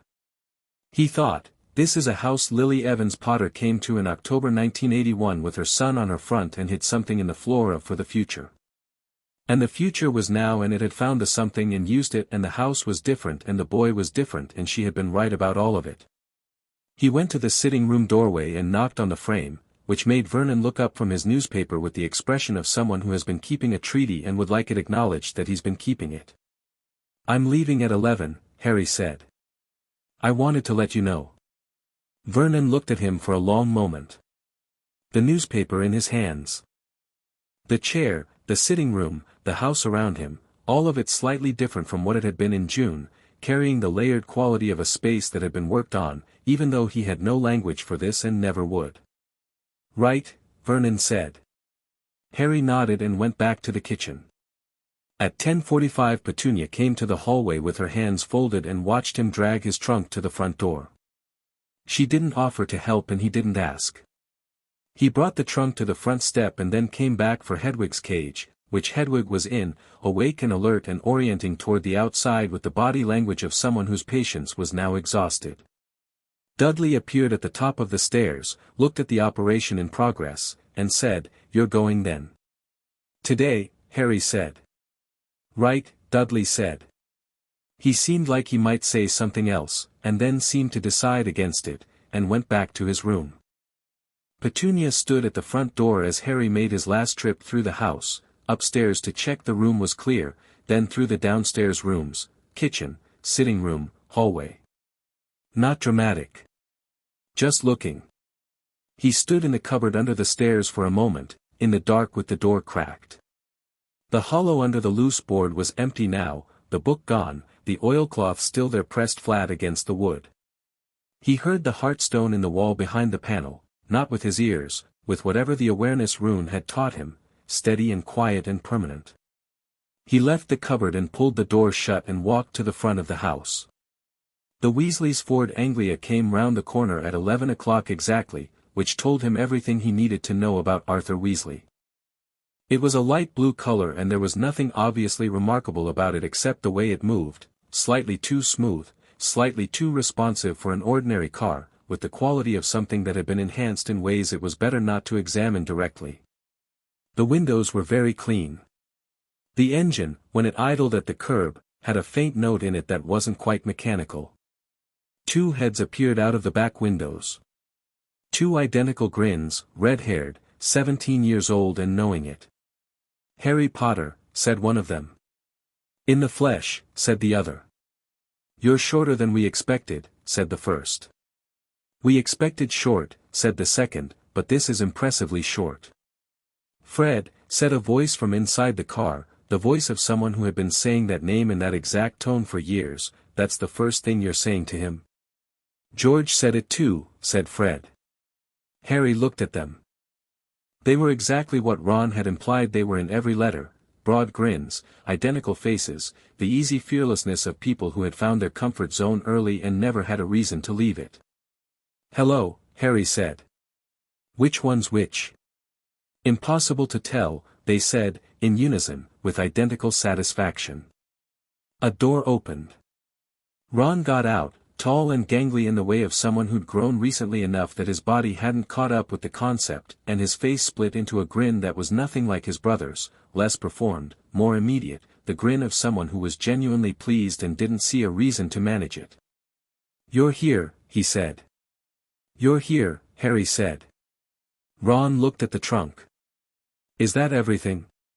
"Everything." They loaded the trunk. It went in the boot with the assistance of a space that was more generous than the exterior suggested, which Harry noted without comment. He put Hedwig's cage on the back seat. He shook hands with Arthur Weasley, a compact, enthusiastic man with reading glasses pushed up on his forehead and an expression of genuine delight that was directed at everything including the trunk. "Magnificent," Arthur said, patting the trunk. Then he looked at the house. Are those the standard Muggle gutters?" "I've been reading about gutters. Are they the kind that, Dad?" said Ron. "Right, yes, of course." Arthur beamed at Harry. "Wonderful to meet you. Ron's told us, well, quite a lot." Harry looked back at the house. Petunia was in the doorway. She had the particular quality of a woman who had come to the door because it was the thing you did when someone left, not to mark the occasion with anything but propriety. Harry looked at her and she looked at him. She gave one small nod. He gave one back. He got in the car. The Ford Anglia pulled away from the curb with the smooth over-the-ordinary motion of a vehicle that had been having an interesting summer of its own, and Harry looked through the back window at number 4, Privet Drive getting smaller behind them. The neat hedges, the clean step, the lamppost, the completely ordinary exterior of a house that was, in its walls and floors and thresholds, something his mother had made and he had completed. The grimoire was in his trunk, in its oilcloth, at the center of everything. Be good. Be kind when you can. Be fierce when you have to. The car turned the corner and Privet Drive was gone. "So," said Fred, from the seat beside him. "Tell us everything," said George, from the other side. Harry looked between them. Thought about where to start. Outside the window the London suburbs were giving way to something greener, the city thinning toward countryside, the road opening up. "Have you ever heard of runic grammar?" he said. The twins looked at each other. "No," said Fred. "But we'd like to," said George. And Harry, who had a summer's worth of things to say and, for the first time in his life, people around him who genuinely wanted to hear them, started to talk. Chapter 8, Privet Drive, concluded the borough was everything Ron's letters had promised and then some. Harry saw it properly for the first time as the Ford Anglia came down a winding country lane and the building appeared through a gap in the hedgerow, a tall, narrow house that had the quality of something built in stages by someone who kept having more ideas, each floor slightly offset from the one below, the whole structure leaning with the comfortable certainty of a building that had decided structural convention was someone else's problem. There were chickens in the yard.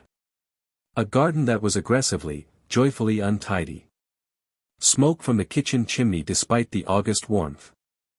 Fred and George had listened to Harry's explanation of runic grammar for most of the journey with the specific attention of two people who were extremely intelligent and had spent years making sure nobody knew it.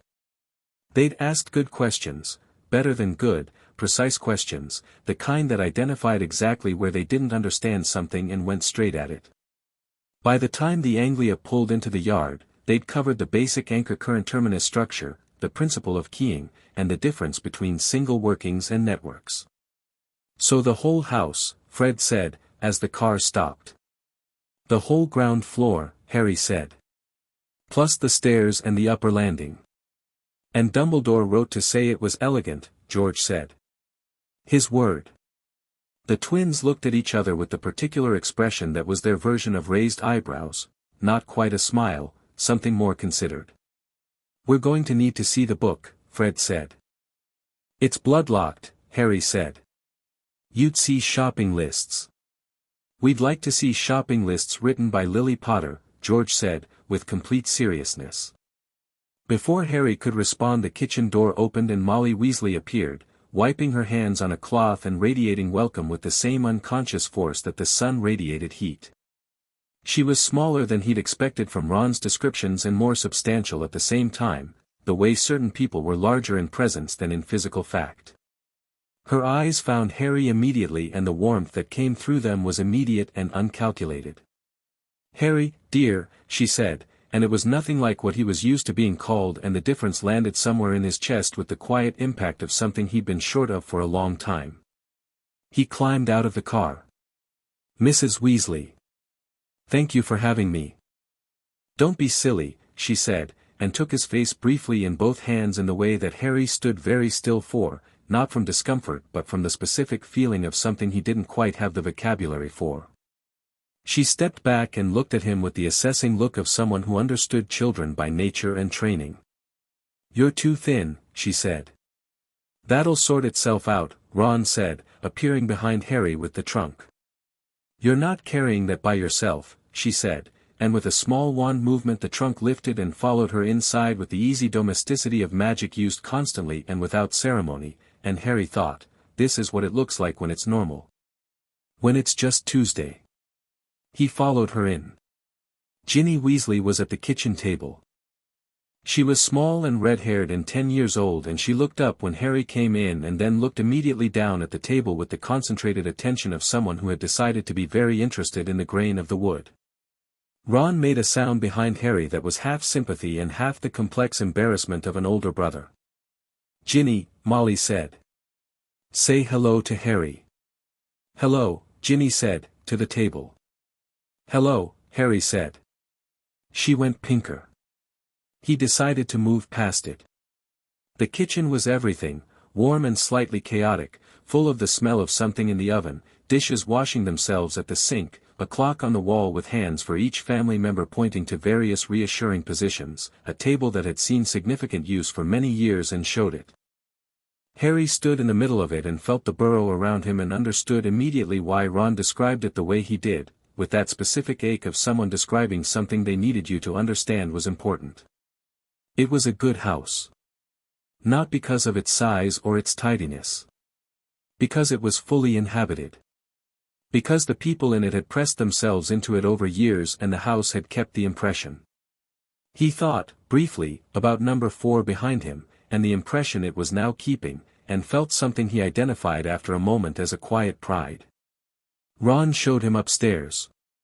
The room they'd share was small and orange and covered in Chudley Cannon's posters with a devotion that Harry found charming in its totality. Ron's owl, Scabbers the rat, not technically an owl, Harry noted, just apparently cohabiting, was on the windowsill looking philosophically resigned to everything. The room smelled like old wood and broomstick wax and the specific combination of substances that accumulated in the room of a 12-year-old boy who spent a lot of time outdoors. Harry put his backpack on the spare bed and sat down and looked around. It's not much, Ron said, with the particular defensiveness of someone who loved something and was preemptively defending it against potential criticism. It's brilliant, Harry said, without qualification. Ron looked at him for a moment, assessing whether he was being polite. Apparently satisfied, he sat on his own bed and picked up the Chudley Cannon's magazine he'd clearly been reading before the Anglia trip. Mum's doing a big dinner. She's been cooking since this morning. She didn't have to do that. She wanted to, Ron said, with a shrug that conveyed the complete futility of discouraging Molly Weasley from doing something she wanted to do. How was the rest of it? After your last letter? Harry looked at the window. Through it, the garden, the chickens, a garden gnome conducting some private business near the compost heap. It went the way I said it would, he said. The crescendo worked. Vernon, he paused, finding the right framing. He saw himself. That's the best way I can put it. The mirror rune at full network power. He didn't say anything after that, the last 2 days. Just kept to his chair. Ron was quiet for a moment. He had the quality, Harry had noticed in their letters, of someone who listened properly, who heard what was said and also what was next to it. And you? How are you? Harry thought about this. Outside the garden moved in a light breeze, the gnome having retreated. The burrow settled around him, old and comfortable. Good, he said. And then, because it was Ron, better than I've been. I don't know if that makes sense without context. It makes sense, Ron said.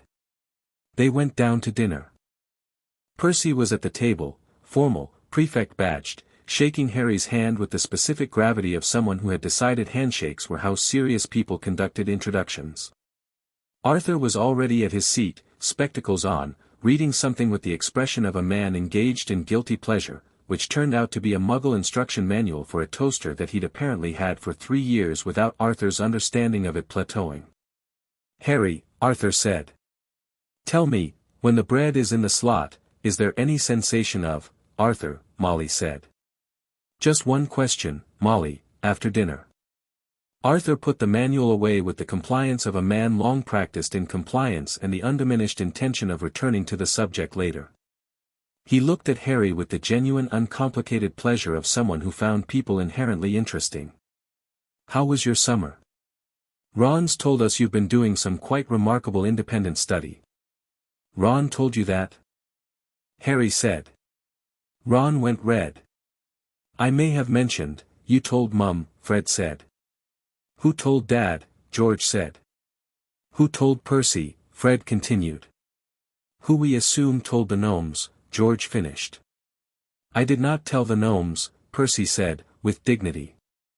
Harry looked around the table, the whole complicated, overlapping machinery of a large family in full operation, the interruptions and the corrections and the side conversations, Ginny sneaking a look at him from her end of the table and then immediately looking away, Molly producing food from the direction of the stove with the steady confidence of someone conducting an orchestra she'd been conducting for years, Arthur already edging the manual back out from under his napkin.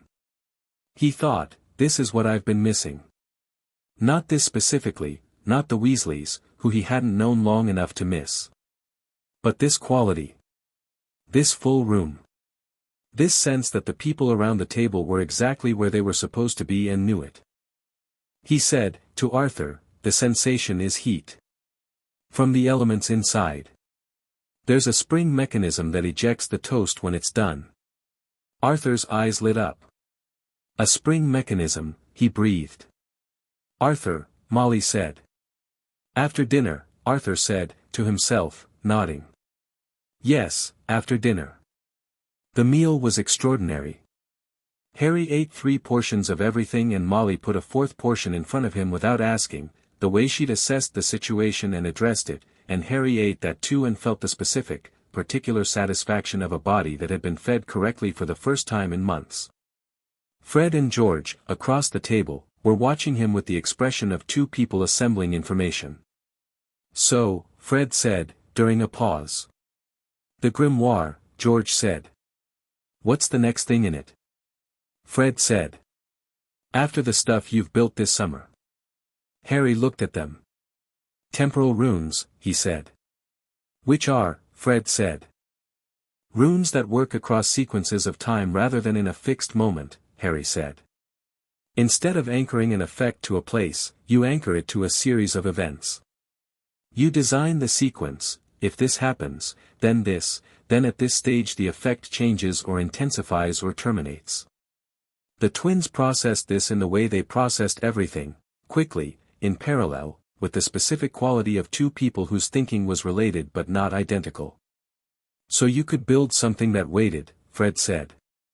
For the right conditions, George said. Yes, Harry said. That's exactly what I did with the crescendo working. Molly, carrying a dish from the stove, paused briefly at the phrase crescendo working and looked at Harry with the expression of someone who had decided they were going to ask about this later and then decided this was probably not a later they wanted. She put the dish down and moved on. Percy said, "Where did you learn runic theory?" "It's not in the Hogwarts curriculum until third year, and even then it's only classical systems." "My mother's research," Harry said. The table went quiet in the particular way it went quiet when something was said that everyone present understood was significant. Not uncomfortable, not with the Weasleys, who had the gift of making silence companionable, just a moment of recognition. "Lily Evans," Arthur said, quietly. "She was a remarkable witch," Percy said, which might have sounded formal from someone else, but from Percy was clearly genuine, the reverence of someone who collected excellence the way other people collected trophies. "She was," Harry said. After dinner Arthur got his toaster manual and Harry spent 45 minutes explaining the mechanics of electric resistance heating to a wizard who asked better and more precise questions than most of Harry's Muggle schoolteachers ever had, and who kept saying things like, "But the energy, where does the energy come from?" with the delight of someone for whom every answer opened 3 more questions. Molly, washing up with the cheerful efficiency of someone who would be offended by offers of help, kept glancing over with an expression that Harry eventually identified as relief.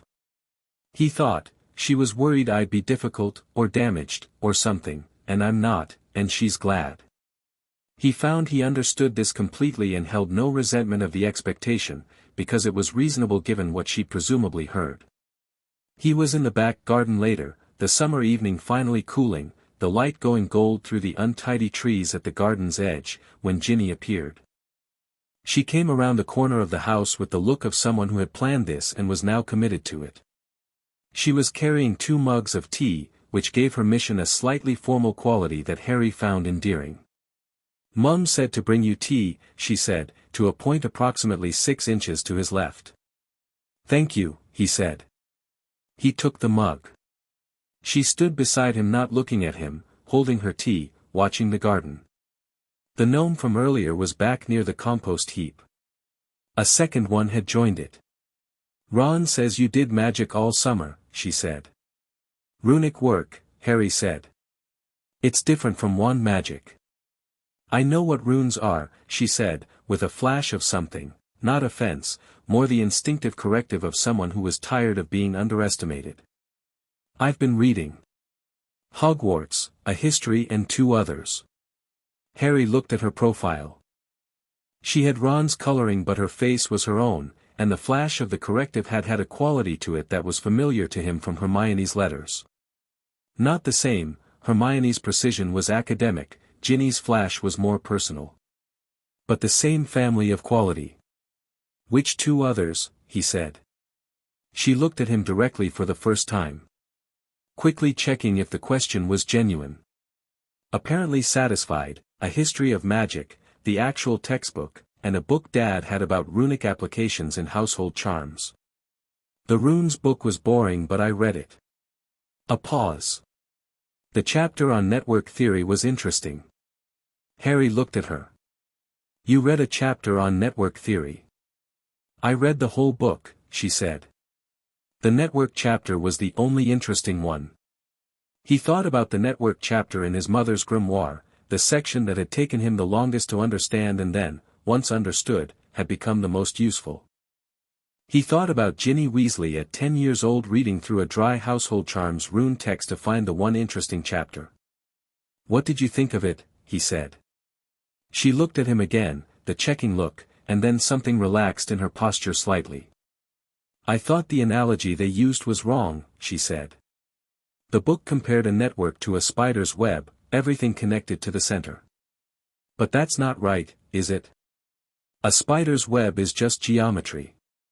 A network has direction. It's more like," she stopped. Turned her mug in her hands. "More like a conversation." Harry was quiet for a moment. "Yes," he said. "That's exactly what my mother called it."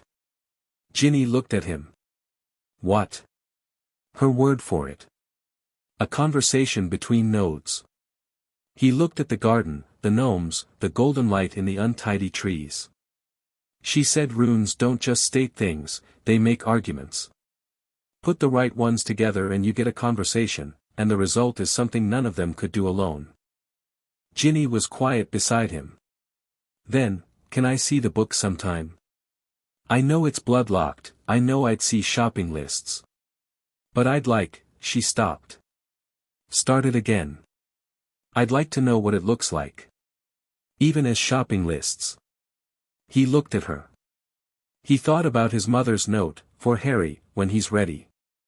He thought about the grimoire in his trunk upstairs, the worn leather cover, the pressed Hogwarts flower that Petunia had kept for years without knowing what happened to it. Yes, he said. Ginny looked back at the garden with the expression of someone absorbing something they'd wanted and weren't sure they'd get. They stood in the cooling garden and drank their tea, and the gnomes conducted their incomprehensible business near the compost heap, and the burrow threw warm light from its windows into the August evening, and it was, Harry thought, a very good place to be. The remaining days before September 1st had a quality he'd remember later as the first normal days of his life, which wasn't quite accurate. They were extraordinary in their own way, full of gnome throwing and garden quidditch and evenings around the table, but they had the quality of ordinary happiness, which was different from exciting happiness and, he was discovering, significantly more sustaining. Fred and George extracted 2 more full explanations of runic theory from him and then disappeared for an afternoon and came back with a piece of paper covered in constructed symbols that were mostly wrong but structurally interesting. He sat with them at the kitchen table and went through their constructions one by one, identifying where the forms were incorrect, explaining the construction logic. They listened with the total attention they gave everything they found genuinely interesting, which was a different quality from their normal cheerful attention, more intense, less performed. "You're going to be a problem," Fred said, at the end of the session. "For who?" Harry said. "For anyone who assumes 12-year-olds are 12-year-olds, George said. "I'm 11, Harry said. "Right," said Fred. "That makes it worse." He spent an afternoon with Arthur in the garden shed, which contained approximately 40 years of accumulated Muggle objects in various states of disassembly, and which Arthur navigated with the passionate organizational system of someone who knew exactly where everything was and couldn't explain why to anyone else. Arthur asked about batteries, about pneumatic tires, about the postal system, about escalators, about one specific item he'd acquired recently that turned out to be a staple remover and which Arthur had apparently been theorizing about for 3 months. Harry explained each one with genuine pleasure, because Arthur's curiosity was the kind that made the thing you were explaining feel more interesting than you'd previously appreciated, and Harry found he knew more about the Muggle world than he'd consciously realized, simply from having grown up in it. "It's remarkable," Arthur said, turning the staple remover over in his hands. "They really, the lever action, without any magic at all," Harry confirmed. Arthur beamed at him. "Extraordinary people, Muggles. They get on with it, don't they? No shortcuts. Remarkable." Harry thought about the Muggle side of his mother, the girl from Cokeworth who discovered what she was at 11 and gone to a school that taught her a grammar she'd been speaking without vocabulary since she was small. He thought about what she'd written in the intention chapter, about magic as language rather than force, about clarity of meaning. He thought about Petunia saying she was remarkable before she ever got a letter from a school. "My mum was Muggle-born," Harry said. "I know," Arthur said, warmly. "I knew of her, you know. Not personally, she was a few years ahead of me. But she was known." He set the staple remover down and looked at Harry with the direct simplicity that was one of his most appealing qualities. "She was very highly spoken of. By people who were good judges." Harry nodded.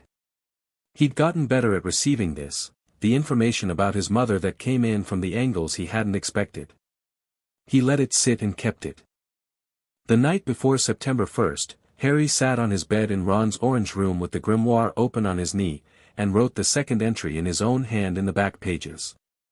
Burrow, August 31st. Last night before term. The summer was, finding the book, building the network, Vernon, Petunia telling me about October 1981, Marge, the crescendo, the ministry letters, McGonagall's letter, the car, the twins, Arthur and the staple remover, Ginny and the network chapter, Molly putting a 4th portion in front of me without asking. Things I know now that I didn't in June. My mother came to Privet Drive a month before she died and hid a book for me. She knew what was coming, or she knew something was. She was precise and she was brave and she made arrangements because that's what she did. Petunia kept it for 10 years. That's its own kind of courage even if she'd say it wasn't. Vernon Dursley is a frightened man who made me a target because I was small and there. He's not that anymore. Small, I mean. The target situation is also resolved. Runic grammar is language, not alphabet. Networks are conversations. Behavioral architecture is music. My mother invented all of this and she left it for me and I used it and it worked. I'm going back to school tomorrow and there's a basilisk in the walls. I know it's there. I know what it is. I know it's connected to Slytherin and Parselmouths and the heir. I don't know everything yet but I know significantly more than I knew in June. More important, I know what I'm working with. In both senses. He looked at the last line. Then added, Mum, I think you'd be okay with how the summer went. I tried to do it the way you'd have done it. Clear intention. No anger in the construction. Precise. I think I was mostly precise. I named one of the runes. The awareness rune I built from first principles, the one that let me feel the network state. I called it the lily form. I don't think that's premature. He closed the grimoire and put it in his trunk. Latched the trunk. Lay back on the bed and looked at the Chudley Cannon's orange ceiling and listened to Ron sleeping in the other bed, the deep uncomplicated sleep of someone at home in his own room. In the morning Molly made an enormous breakfast and packed 11 sandwiches and 4 bags of crisps and a treacle tart into a bag that she handed to Harry specifically, and when he looked at it she said, "You eat properly on the train," with the tone that closed the subject permanently. Percy organized the departure with the efficiency of a prefect who had been organizing departures since he was made prefect and before that on general principle. The trunks went into the Anglia's boot. Arthur drove. Fred and George conducted an argument about something that had clearly been running for several days and showed no signs of resolving. Ginny sat by the window and looked out at it with the expression of someone going somewhere they wanted to be. Harry sat in the back between Ron and the window, with Hedwig's cage on his lap, and watched the countryside move past. At King's Cross he went through the barrier without hesitation, the barrier that had seemed magical to him a year ago, crossing it without his aunt and uncle the first time, the shock of the steam and the scarlet engine and the world that had been waiting for him. He went through it now with the Weasleys around him, the comfortable chaos of a large family moving through a train station with trunks and owls and Percy reading a prefect manual while walking, and the platform was the same as it had been and he was not. Hermione found him in 3 minutes. She came through the barrier and spotted him immediately, and her expression did the thing it did when she'd been thinking about something for weeks and was now finally in the same physical location as the person she needed to discuss it with, a relief and an urgency in combination, the look of a mind that had been running a problem independently and was ready to run it with someone. "Harry," she said. She looked at him. "You look different." "Good different or bad different?" Ron said. "Just different," she said, studying Harry the way she studied texts she found significant.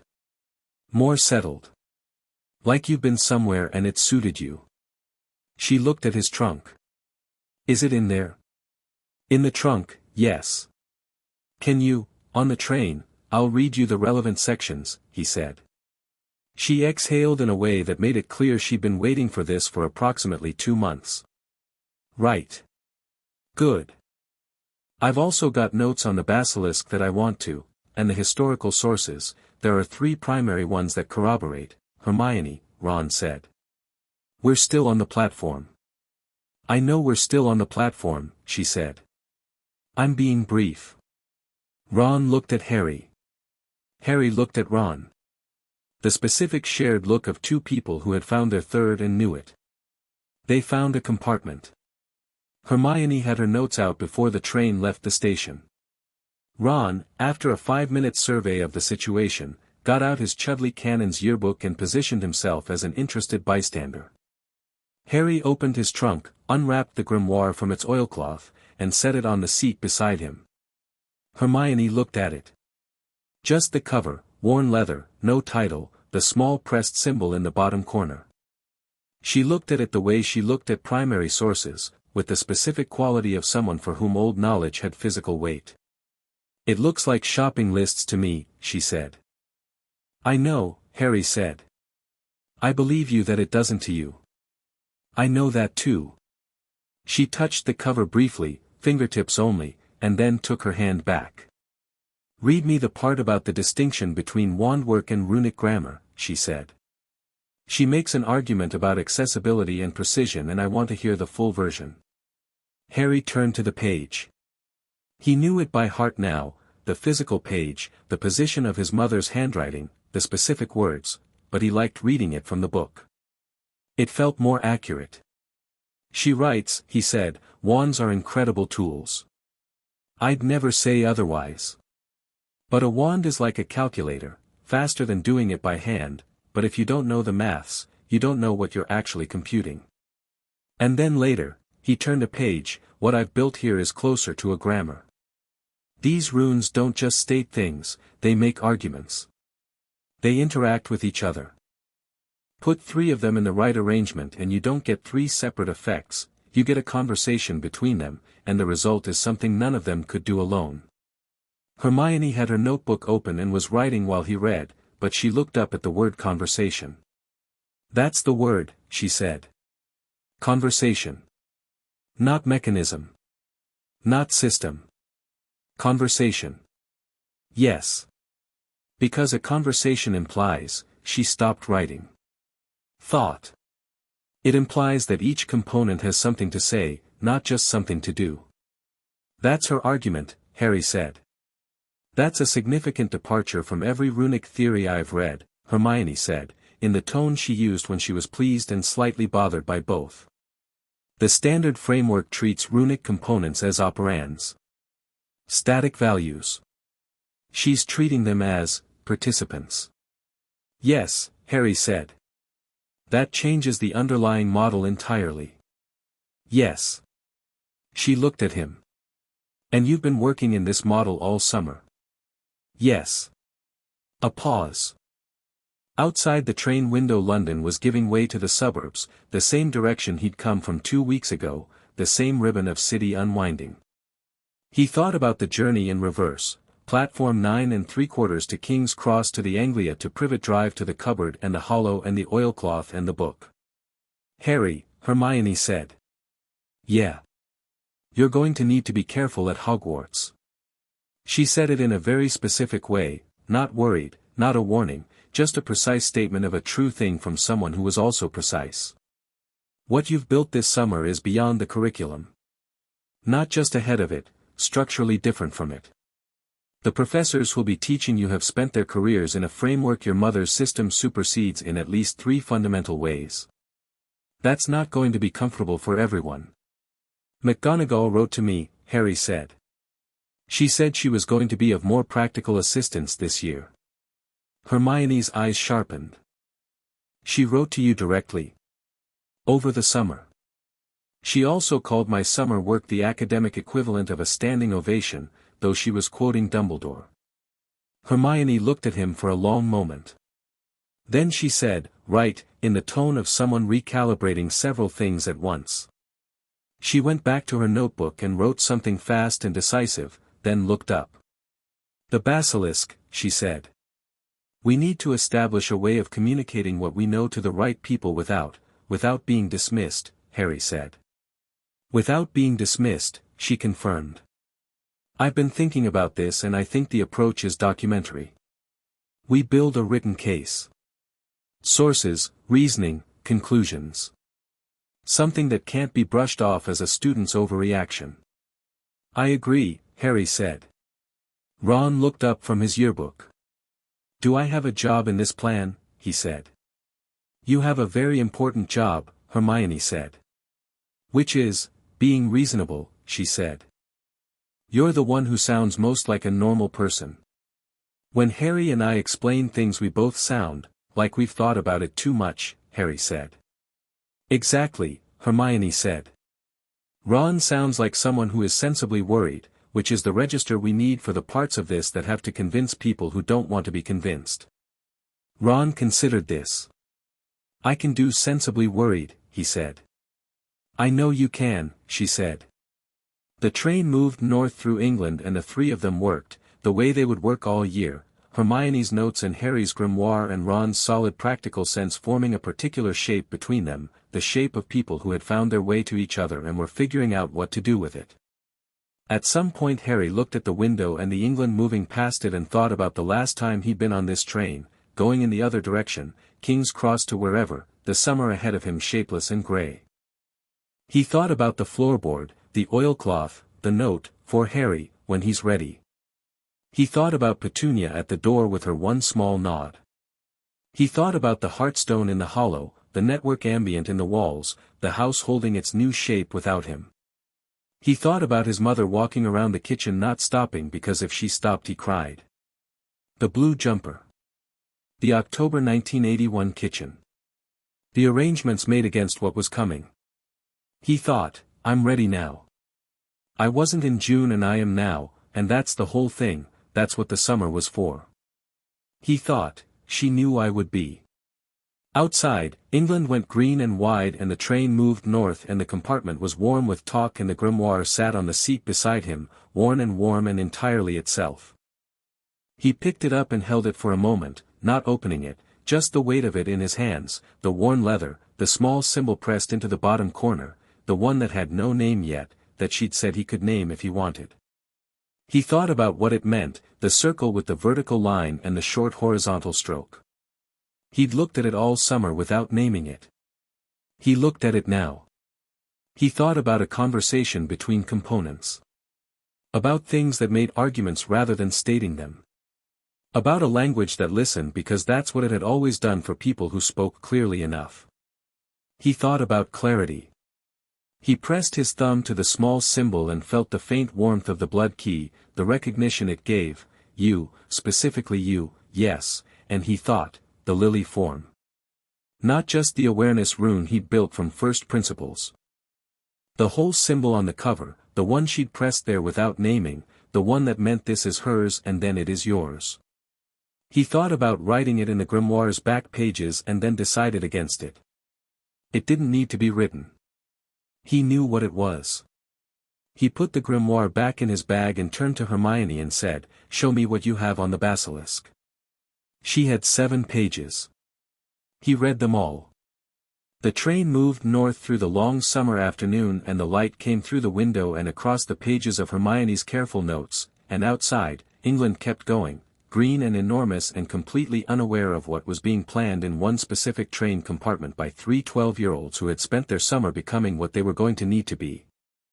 And in a house on a quiet street in Surrey, the floors and walls held their quiet architecture, the hearthstone steady under the hall floor, the network ambient and unhurried, a composed space running on the last clear intention of the person who had built it, not anger, never anger, just the clean-stated grammar of someone who knew what they meant, running on in the empty rooms, speaking its patient ongoing argument to the walls, the way a language does when it has something true to say.